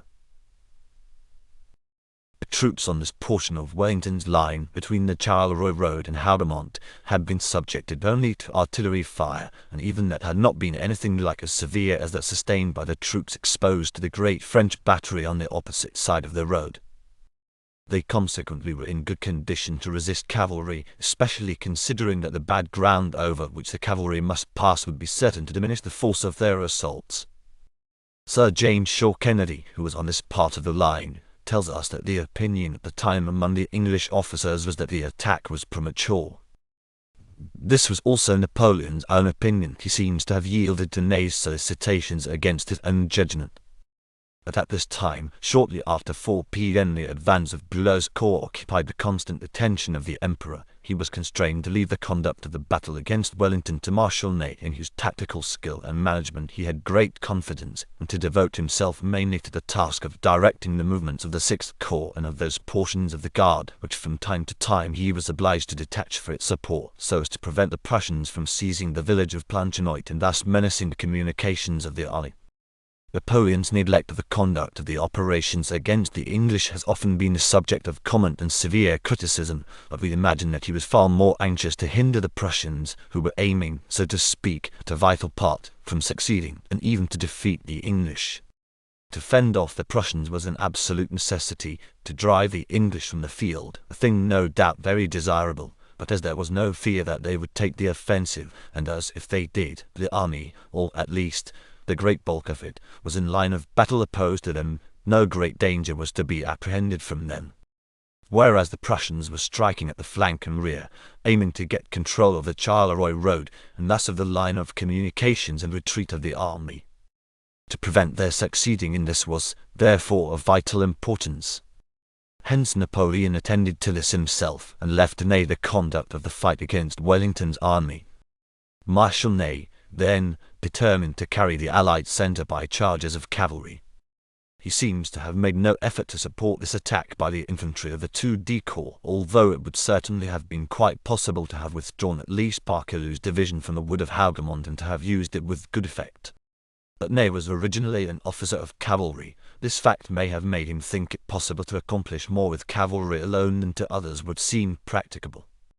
At any rate, from 4 to 6 p.m. the splendid divisions of Milhaud, Lefebvre, Noailles, Kellerman, and Gaillot were successively launched against the English lines.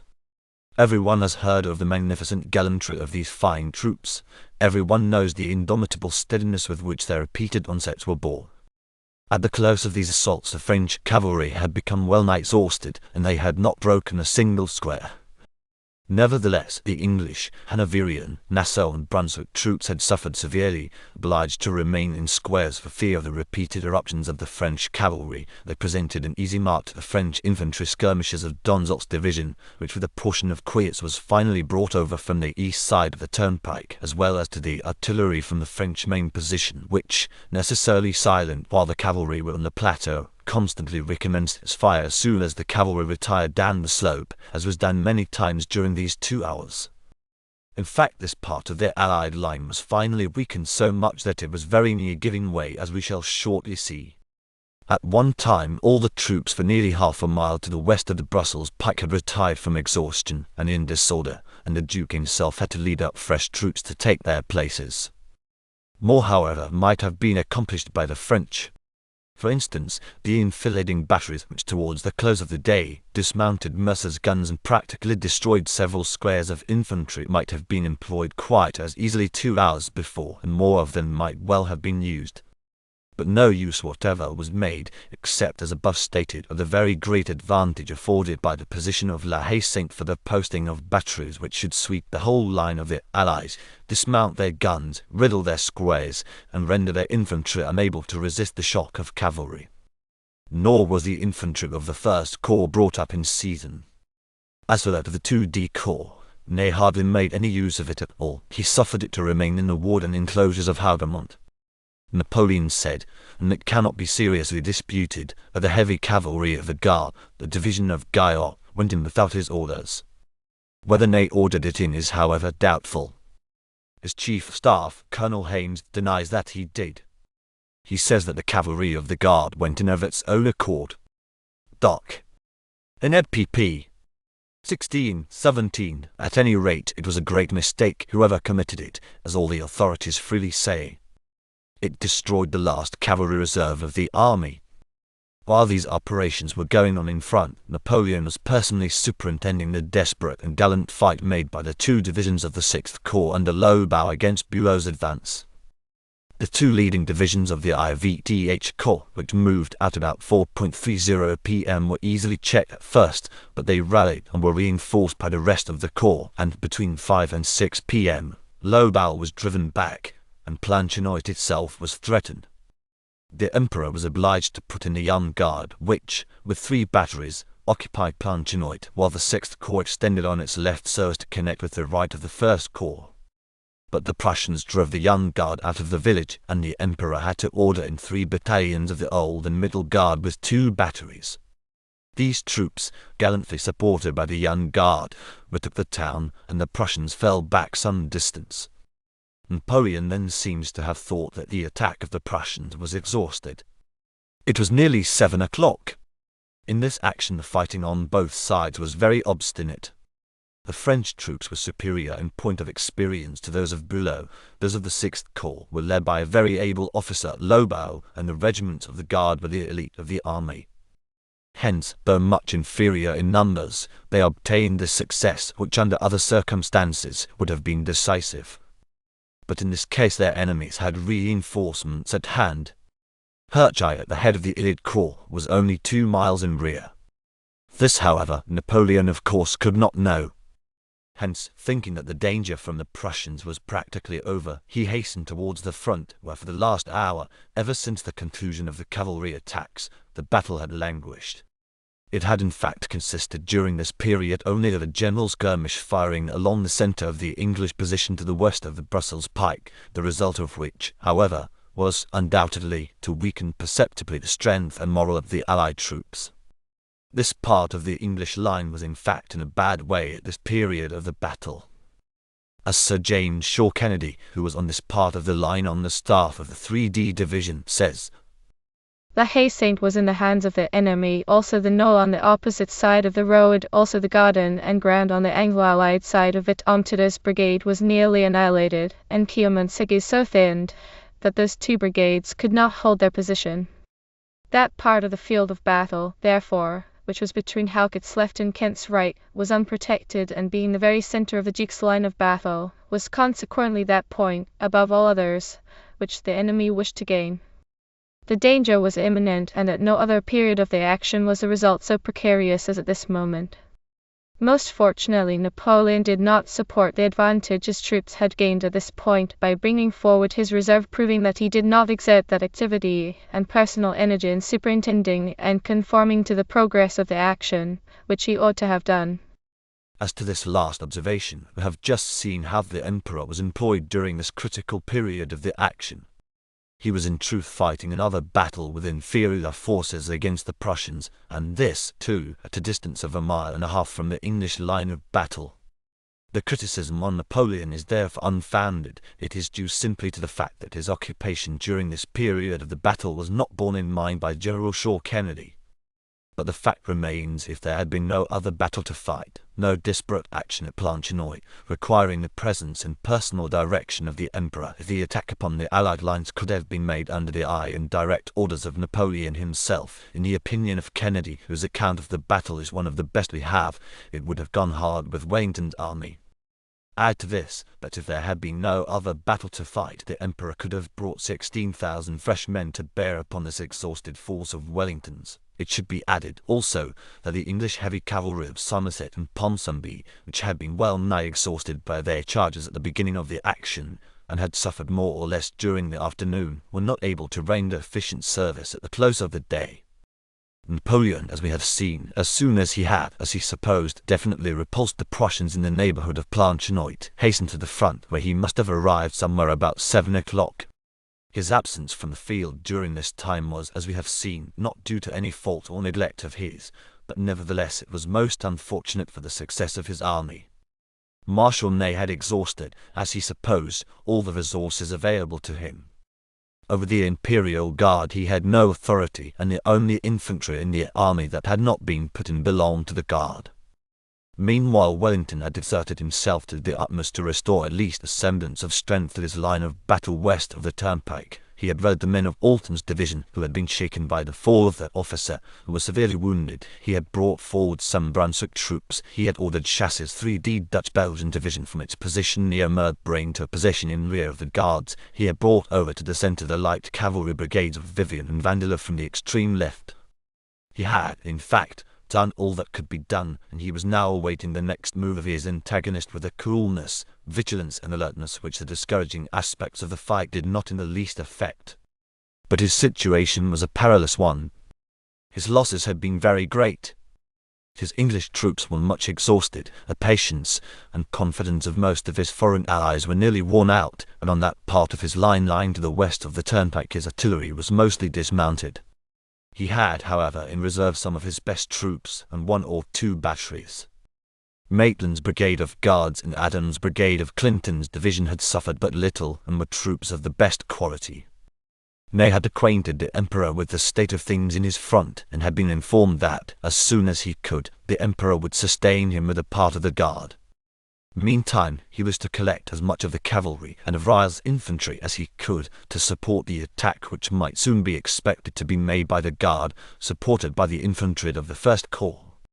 It was, as must be sufficiently apparent to the reader, out of the question at this period of the action for Napoleon to organize an attack against the English lines with the Imperial Guard in any such fashion as that which he employed with such crushing effect on the day but one before at Ligny.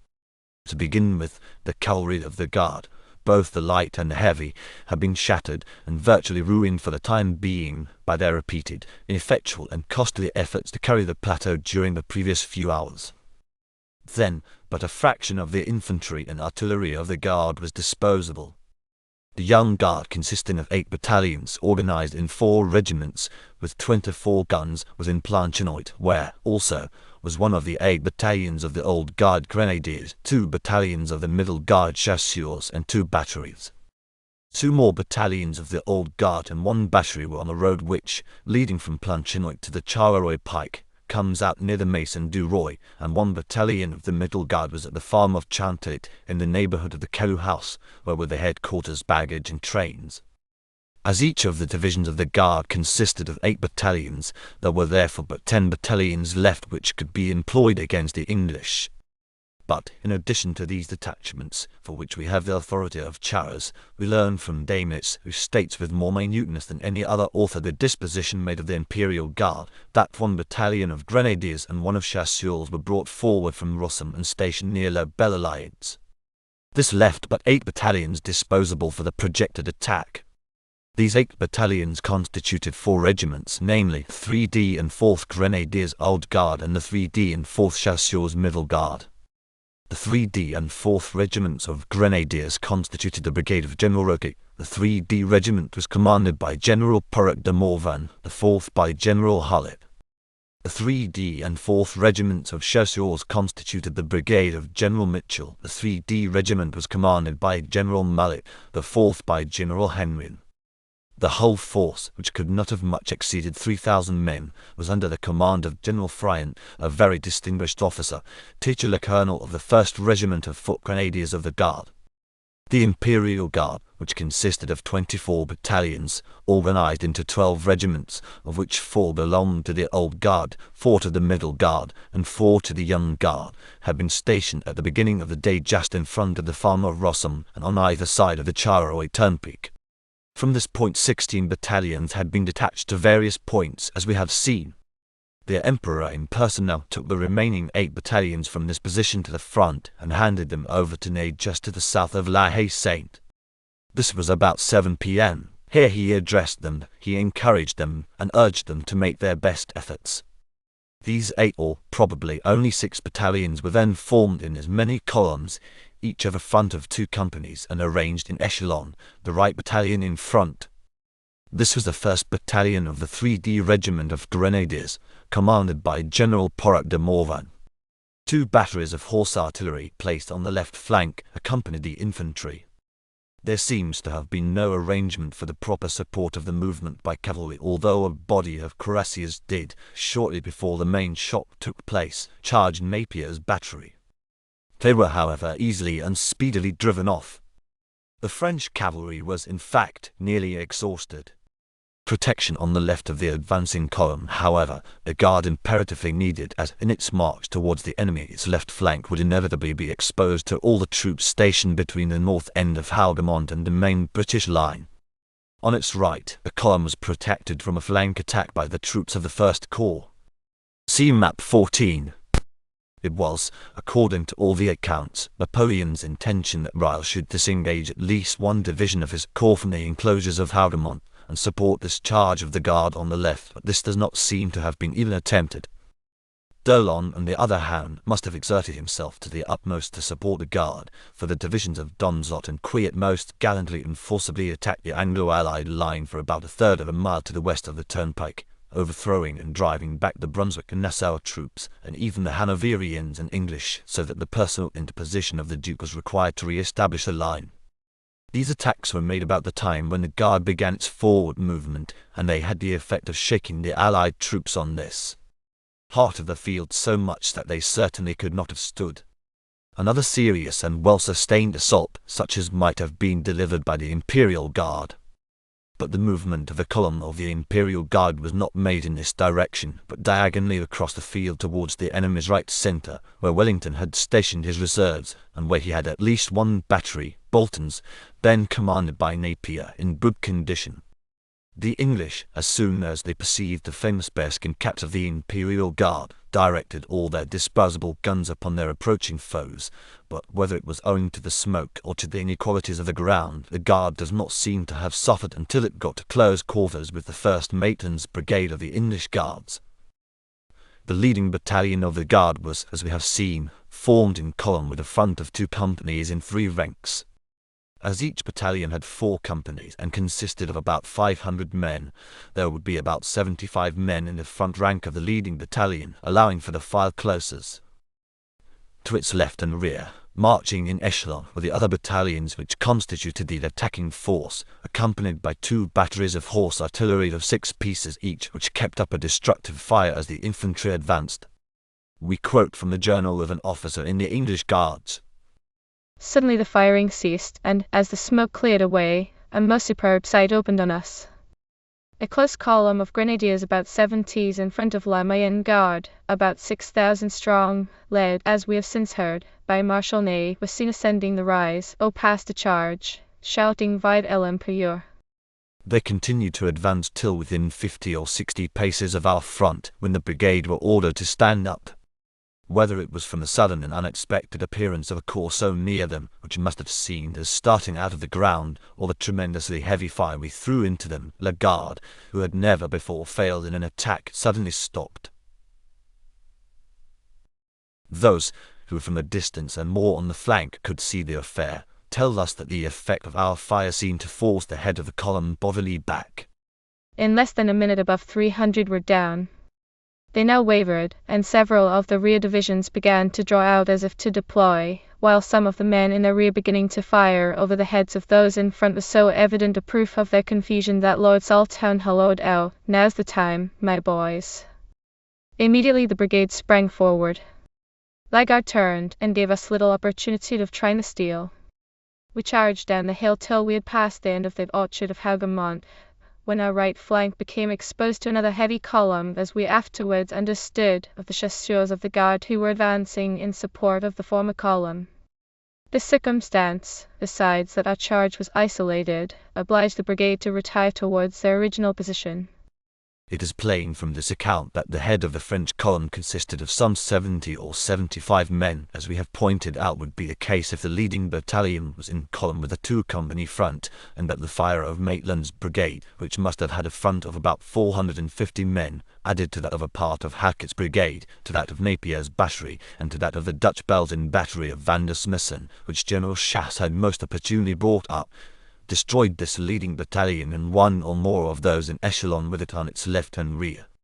It is also clear from this account that the pursuing troops soon found themselves flanked by the other battalions of the Imperial Guard, which they took to be a separate column, and were obliged to fall back. It is very unlikely, by the way, that they advanced as far as the end of the orchard of Houdomont, a quarter of a mile from their position. It may be that the rear battalions of the Guard inclined in their advance, by accident or oversight, more to their left than they should have done, and thus presented the appearance of a separate column.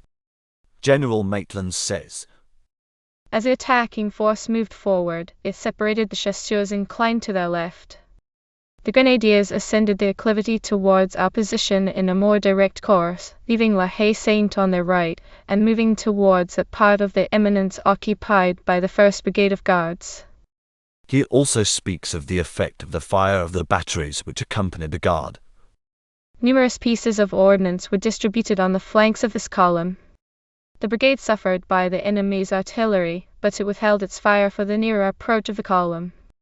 The latter, after advancing steadily up the slope, halted about 20 paces from the front rank of the brigade. The diminished range of the enemy's artillery was now felt most severely in our ranks. The men fell in great numbers before the discharges of grape shot and the fire of the musketry distributed among the guns. General Maitland goes on to describe the repulse of the French attack. The smoke of the artillery happily did not envelop the hostile column, or serve to conceal it from our aim. With what view the enemy halted in a situation so perilous, and in a position so comparatively helpless, he was not given time to evince. The fire of the brigade opened with terrible effect. The enemy's column, crippled and broken, retreated with the utmost rapidity, leaving only a heap of dead and dying men to mark the ground which it had occupied. The attempt of some of the rear battalions to deploy, noticed by Captain Powell, is thus mentioned by Charras. Unhappily, whether by orders or by the instinct of the soldier, the Guard deploys, in order to reply to the musketry which decimates it from moment to moment, and, by this movement, it masks the 2 batteries which have followed it, which have taken position on the crest of the plateau, and whose fire has, up to this instant, protected its flanks. But what the leading battalions of the Guard needed at the moment when they were being destroyed by the superior fire of the brigade of English Guards was not so much the continued effect of the fire of artillery upon the brigade as the prompt advance of cavalry, which would have compelled Maitland to throw his regiments into squares. Failing this, the best thing for the Guard would have been a flank attack on Maitland's brigade by troops of the 1st Corps, but this was averted by the gallant and skilful conduct of Sir Colin Halkett and Colonel Elphinstone in bringing the remains of Halkett's brigade, which had suffered terribly during the past hour, to the left of the English Guards, and thus protecting them in their contest with the Imperial Guard. In fact, the attack on Halkett's brigade by Donzelot's troops at this time was very sharp and at one time caused great confusion.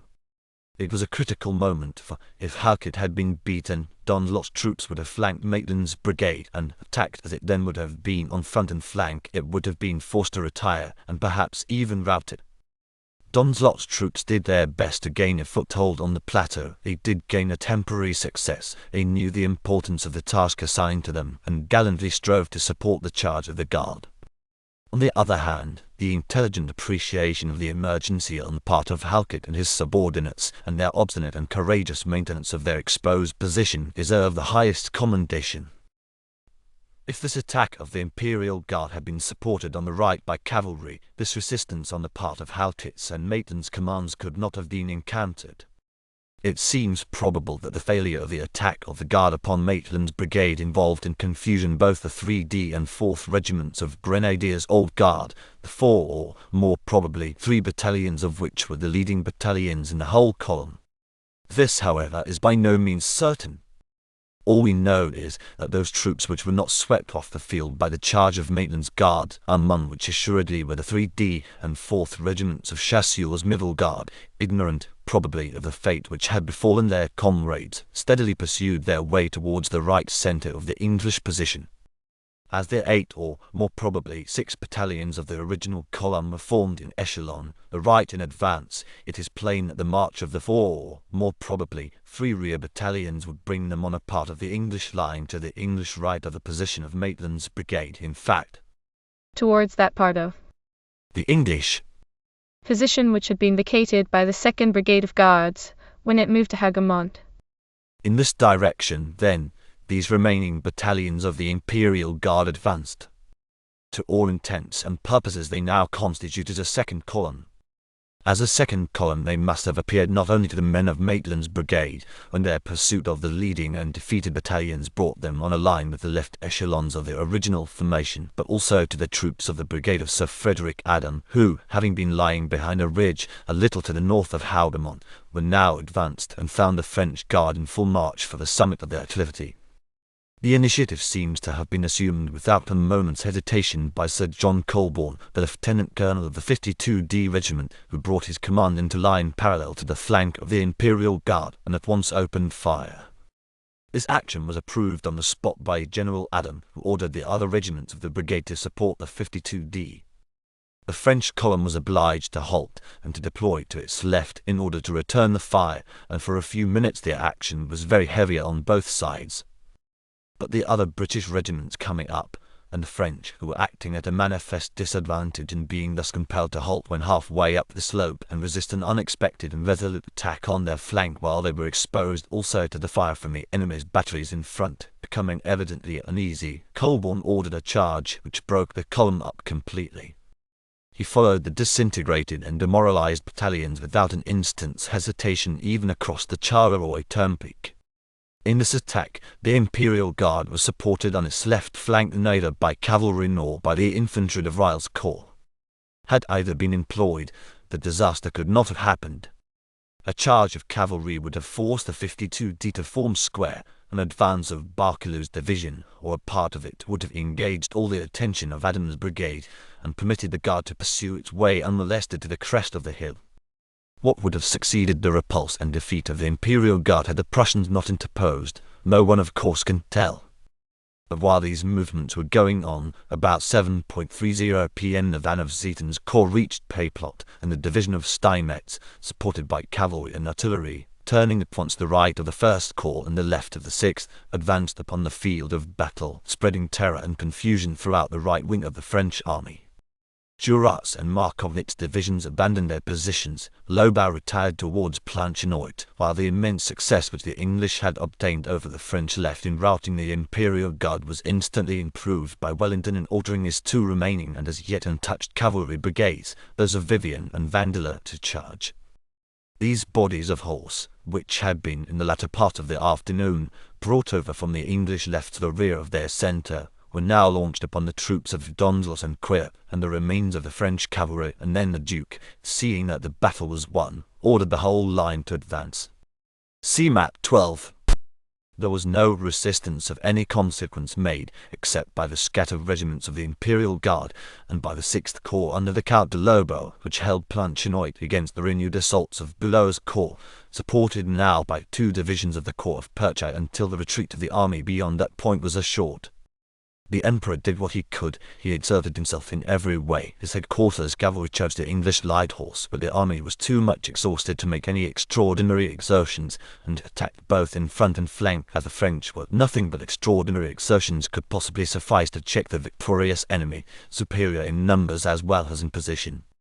Hence, with the exception of the 6th Corps, whose task was a definite one and undoubtedly comprehended by every soldier in it, and of which one of the most courageous and efficient officers in the French army had charge, no resistance on a large scale was offered.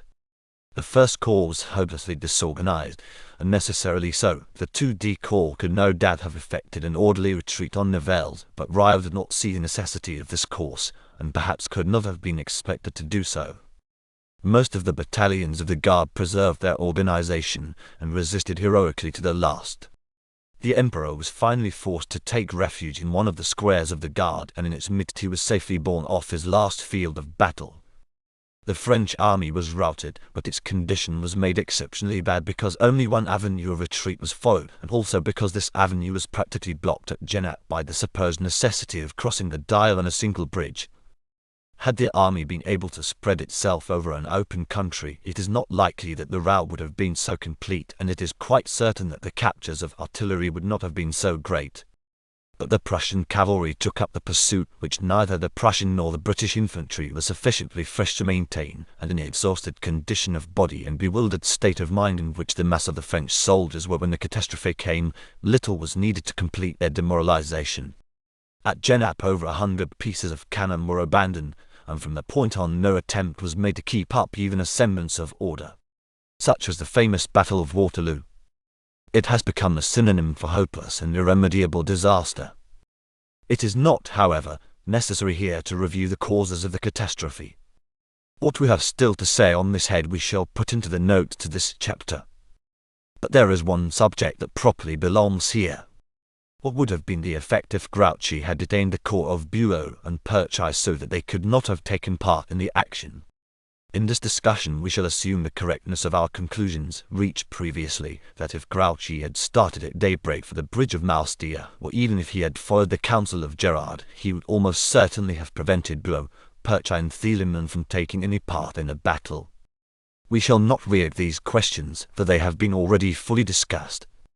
Let us suppose, then, that Napoleon could have utilized his whole force against the army of Wellington during the whole afternoon, that he could have given his personal direction to the conduct of the action, that he could have followed up the repulse of the First Corps with a new attack in which Elba should support D'Erlon, and in which the cavalry should take its proper part, that he had been on the spot when La Haye Saint fell, and had improved that advantage as he well knew how to do, that he had had the whole of the Imperial Guard infantry, cavalry, and artillery at his disposal for the carrying of Wellington's position. It seems to us there can be no reasonable question as to the result. The Duke would have been badly beaten, and the action would in all probability have been over, or substantially so, by 6 o'clock.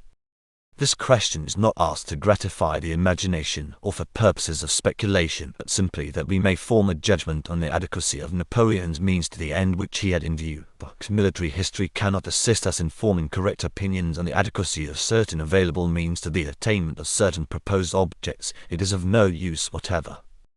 The view we hold as to the necessity of Blücher's support to Wellington's success is the same as that which we have seen put forth by Sir James Shaw Kennedy, where he is justifying the Duke for accepting battle at Waterloo.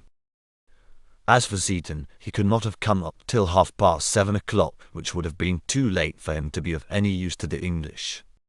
The probability is that he would have joined the other corps that were fighting Grouchy. It is hardly likely that he would have pursued his intention of joining Wellington, after he had heard that the other 3 corps were not likely to interfere in the battle between Napoleon and Wellington. This would have been to run a great risk, and one that under the circumstances no prudent officer would run.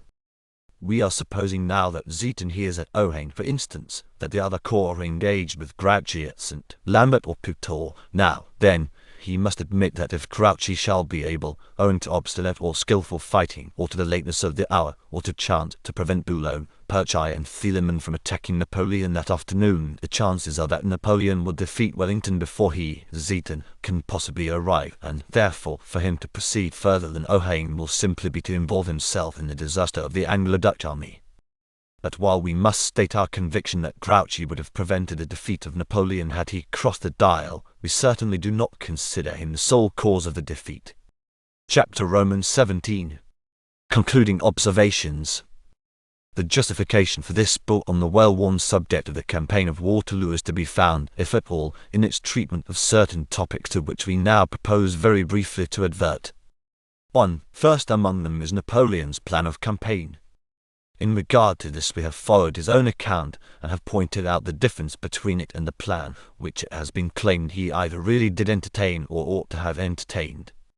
2. In regard to the much vexed question of the alleged verbal order to Marshal Ney to seize Quatre Bras on the afternoon of the 15th of June, new light, it is submitted, has been thrown.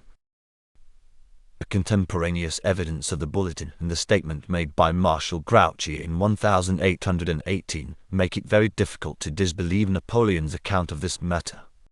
3. The true cause of the delay on the morning of the 16th of June has been, we submit, pointed out. The fact that D'Erlon's corps was so far in the rear seems to have been the chief reason for delaying the forward movement both of the left wing and of the main army. 4. It has been shown by Marshal Ney's orders to his command, and from other evidence furnished by his defenders, that his arrangements for carrying out his instructions on the 16th were extremely defective, and in fact that he perversely departed from the letter and spirit of his orders. It has also been shown that a vigorous and unhesitating compliance with the orders which he received would in all probability have changed the issue of the campaign. 5. In regard to the movements of d'Erlon's corps on the 16th, it has been shown that its leading division was 2 hours and a half behind the rear divisions of the 2D Corps on the road to Quatre Bras, and that if d'Erlon's corps had closely followed the rear division of the 2D Corps, it could not have been turned aside by the staff officer's blunder. 6. Attention has been called to Napoleon's plan of battle at Ligny and to the criticisms which it has met with. 7. The view of those writers who regard it as great negligence on the part of Napoleon that on the morning of the 17th he did not take adequate measures to ascertain the direction of the Prussian retreat is fully adopted. 8. It is also maintained that Napoleon should on that morning at daybreak have marched with the 6th Corps and the Guard to attack the English at Quatre Bras in conjunction with Ney's forces, a point on which most writers strongly insist. 9. The connection between the injunction contained in the Bertrand order and the new idea as to the projects of Marshal Blucher, which Bertrand's discovery of a Prussian corps at Gembloux had started in Napoleon's mind, is brought out, and Napoleon is censured for having on the afternoon of the 17th detached so large a force from his army when he had reason to apprehend that a movement by Blucher with the intention of cooperating with Wellington had been in operation since the previous evening. 10. The warning contained in the Bertrand order is given its due prominence, and the fact that Marshal Grouchy was acting under that order, and therefore had entire liberty to take any steps which his own judgment might approve to frustrate the attempt of the Prussians to act in conjunction with the English, is strongly insisted on. 11. It is shown that Grouchy was at Walheim, and not at Sartre Walheim when he heard the sound of the cannon of Waterloo and rejected the counsel of Gerard. 12.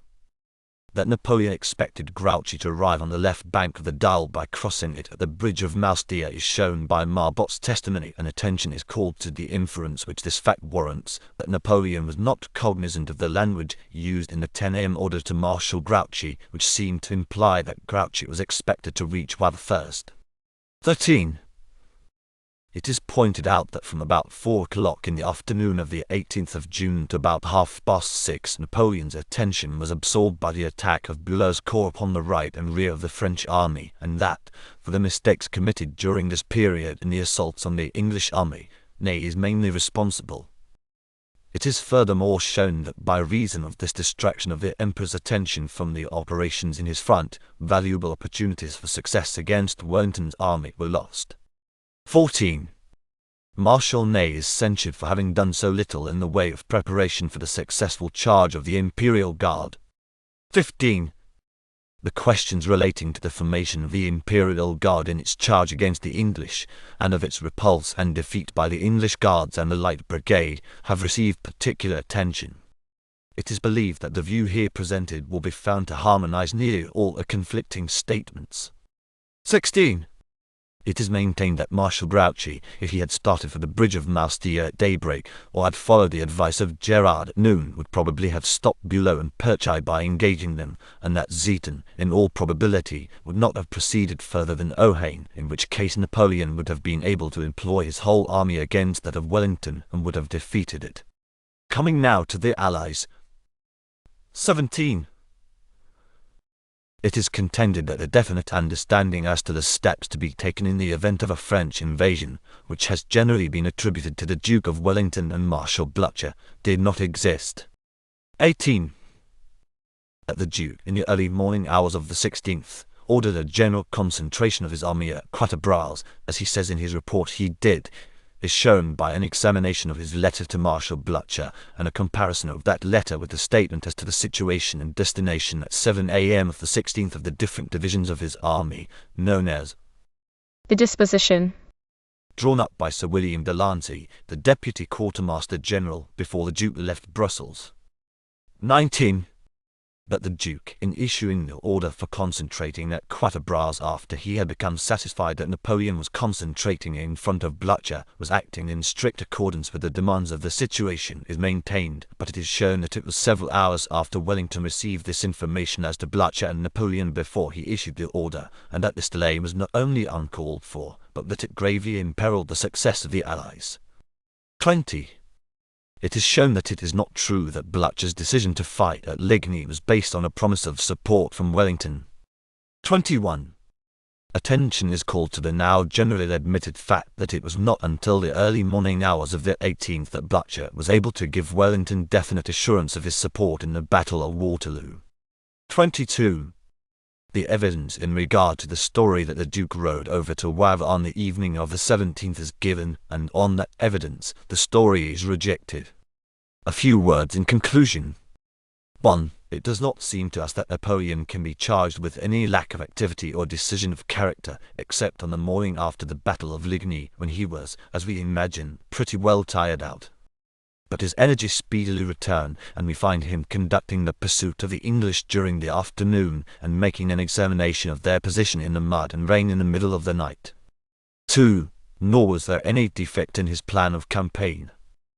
Adney executed his orders with promptness and without hesitation. The campaign would have been finished on the 16th of June, either by Ney's furnishing the needed force to take the Prussians in rear at Braine-l'Alleud, or by his defeating Wellington badly by the help of the First Corps. If either of these things had happened, there could not possibly have been any Battle of Waterloo. The Prussian and English armies would have been definitely separated. One, and perhaps both, would have been beaten, and never, in all probability, would they have acted together again. For this failure to achieve success on the second day of the campaign, Ney and not Napoleon was responsible. 3. But for not overwhelming at Quatre Bras on the early morning of the 17th the 2/3 of his army which Wellington had collected there, no one but Napoleon was responsible, and his failure to do this must be attributed to his excessive fatigue.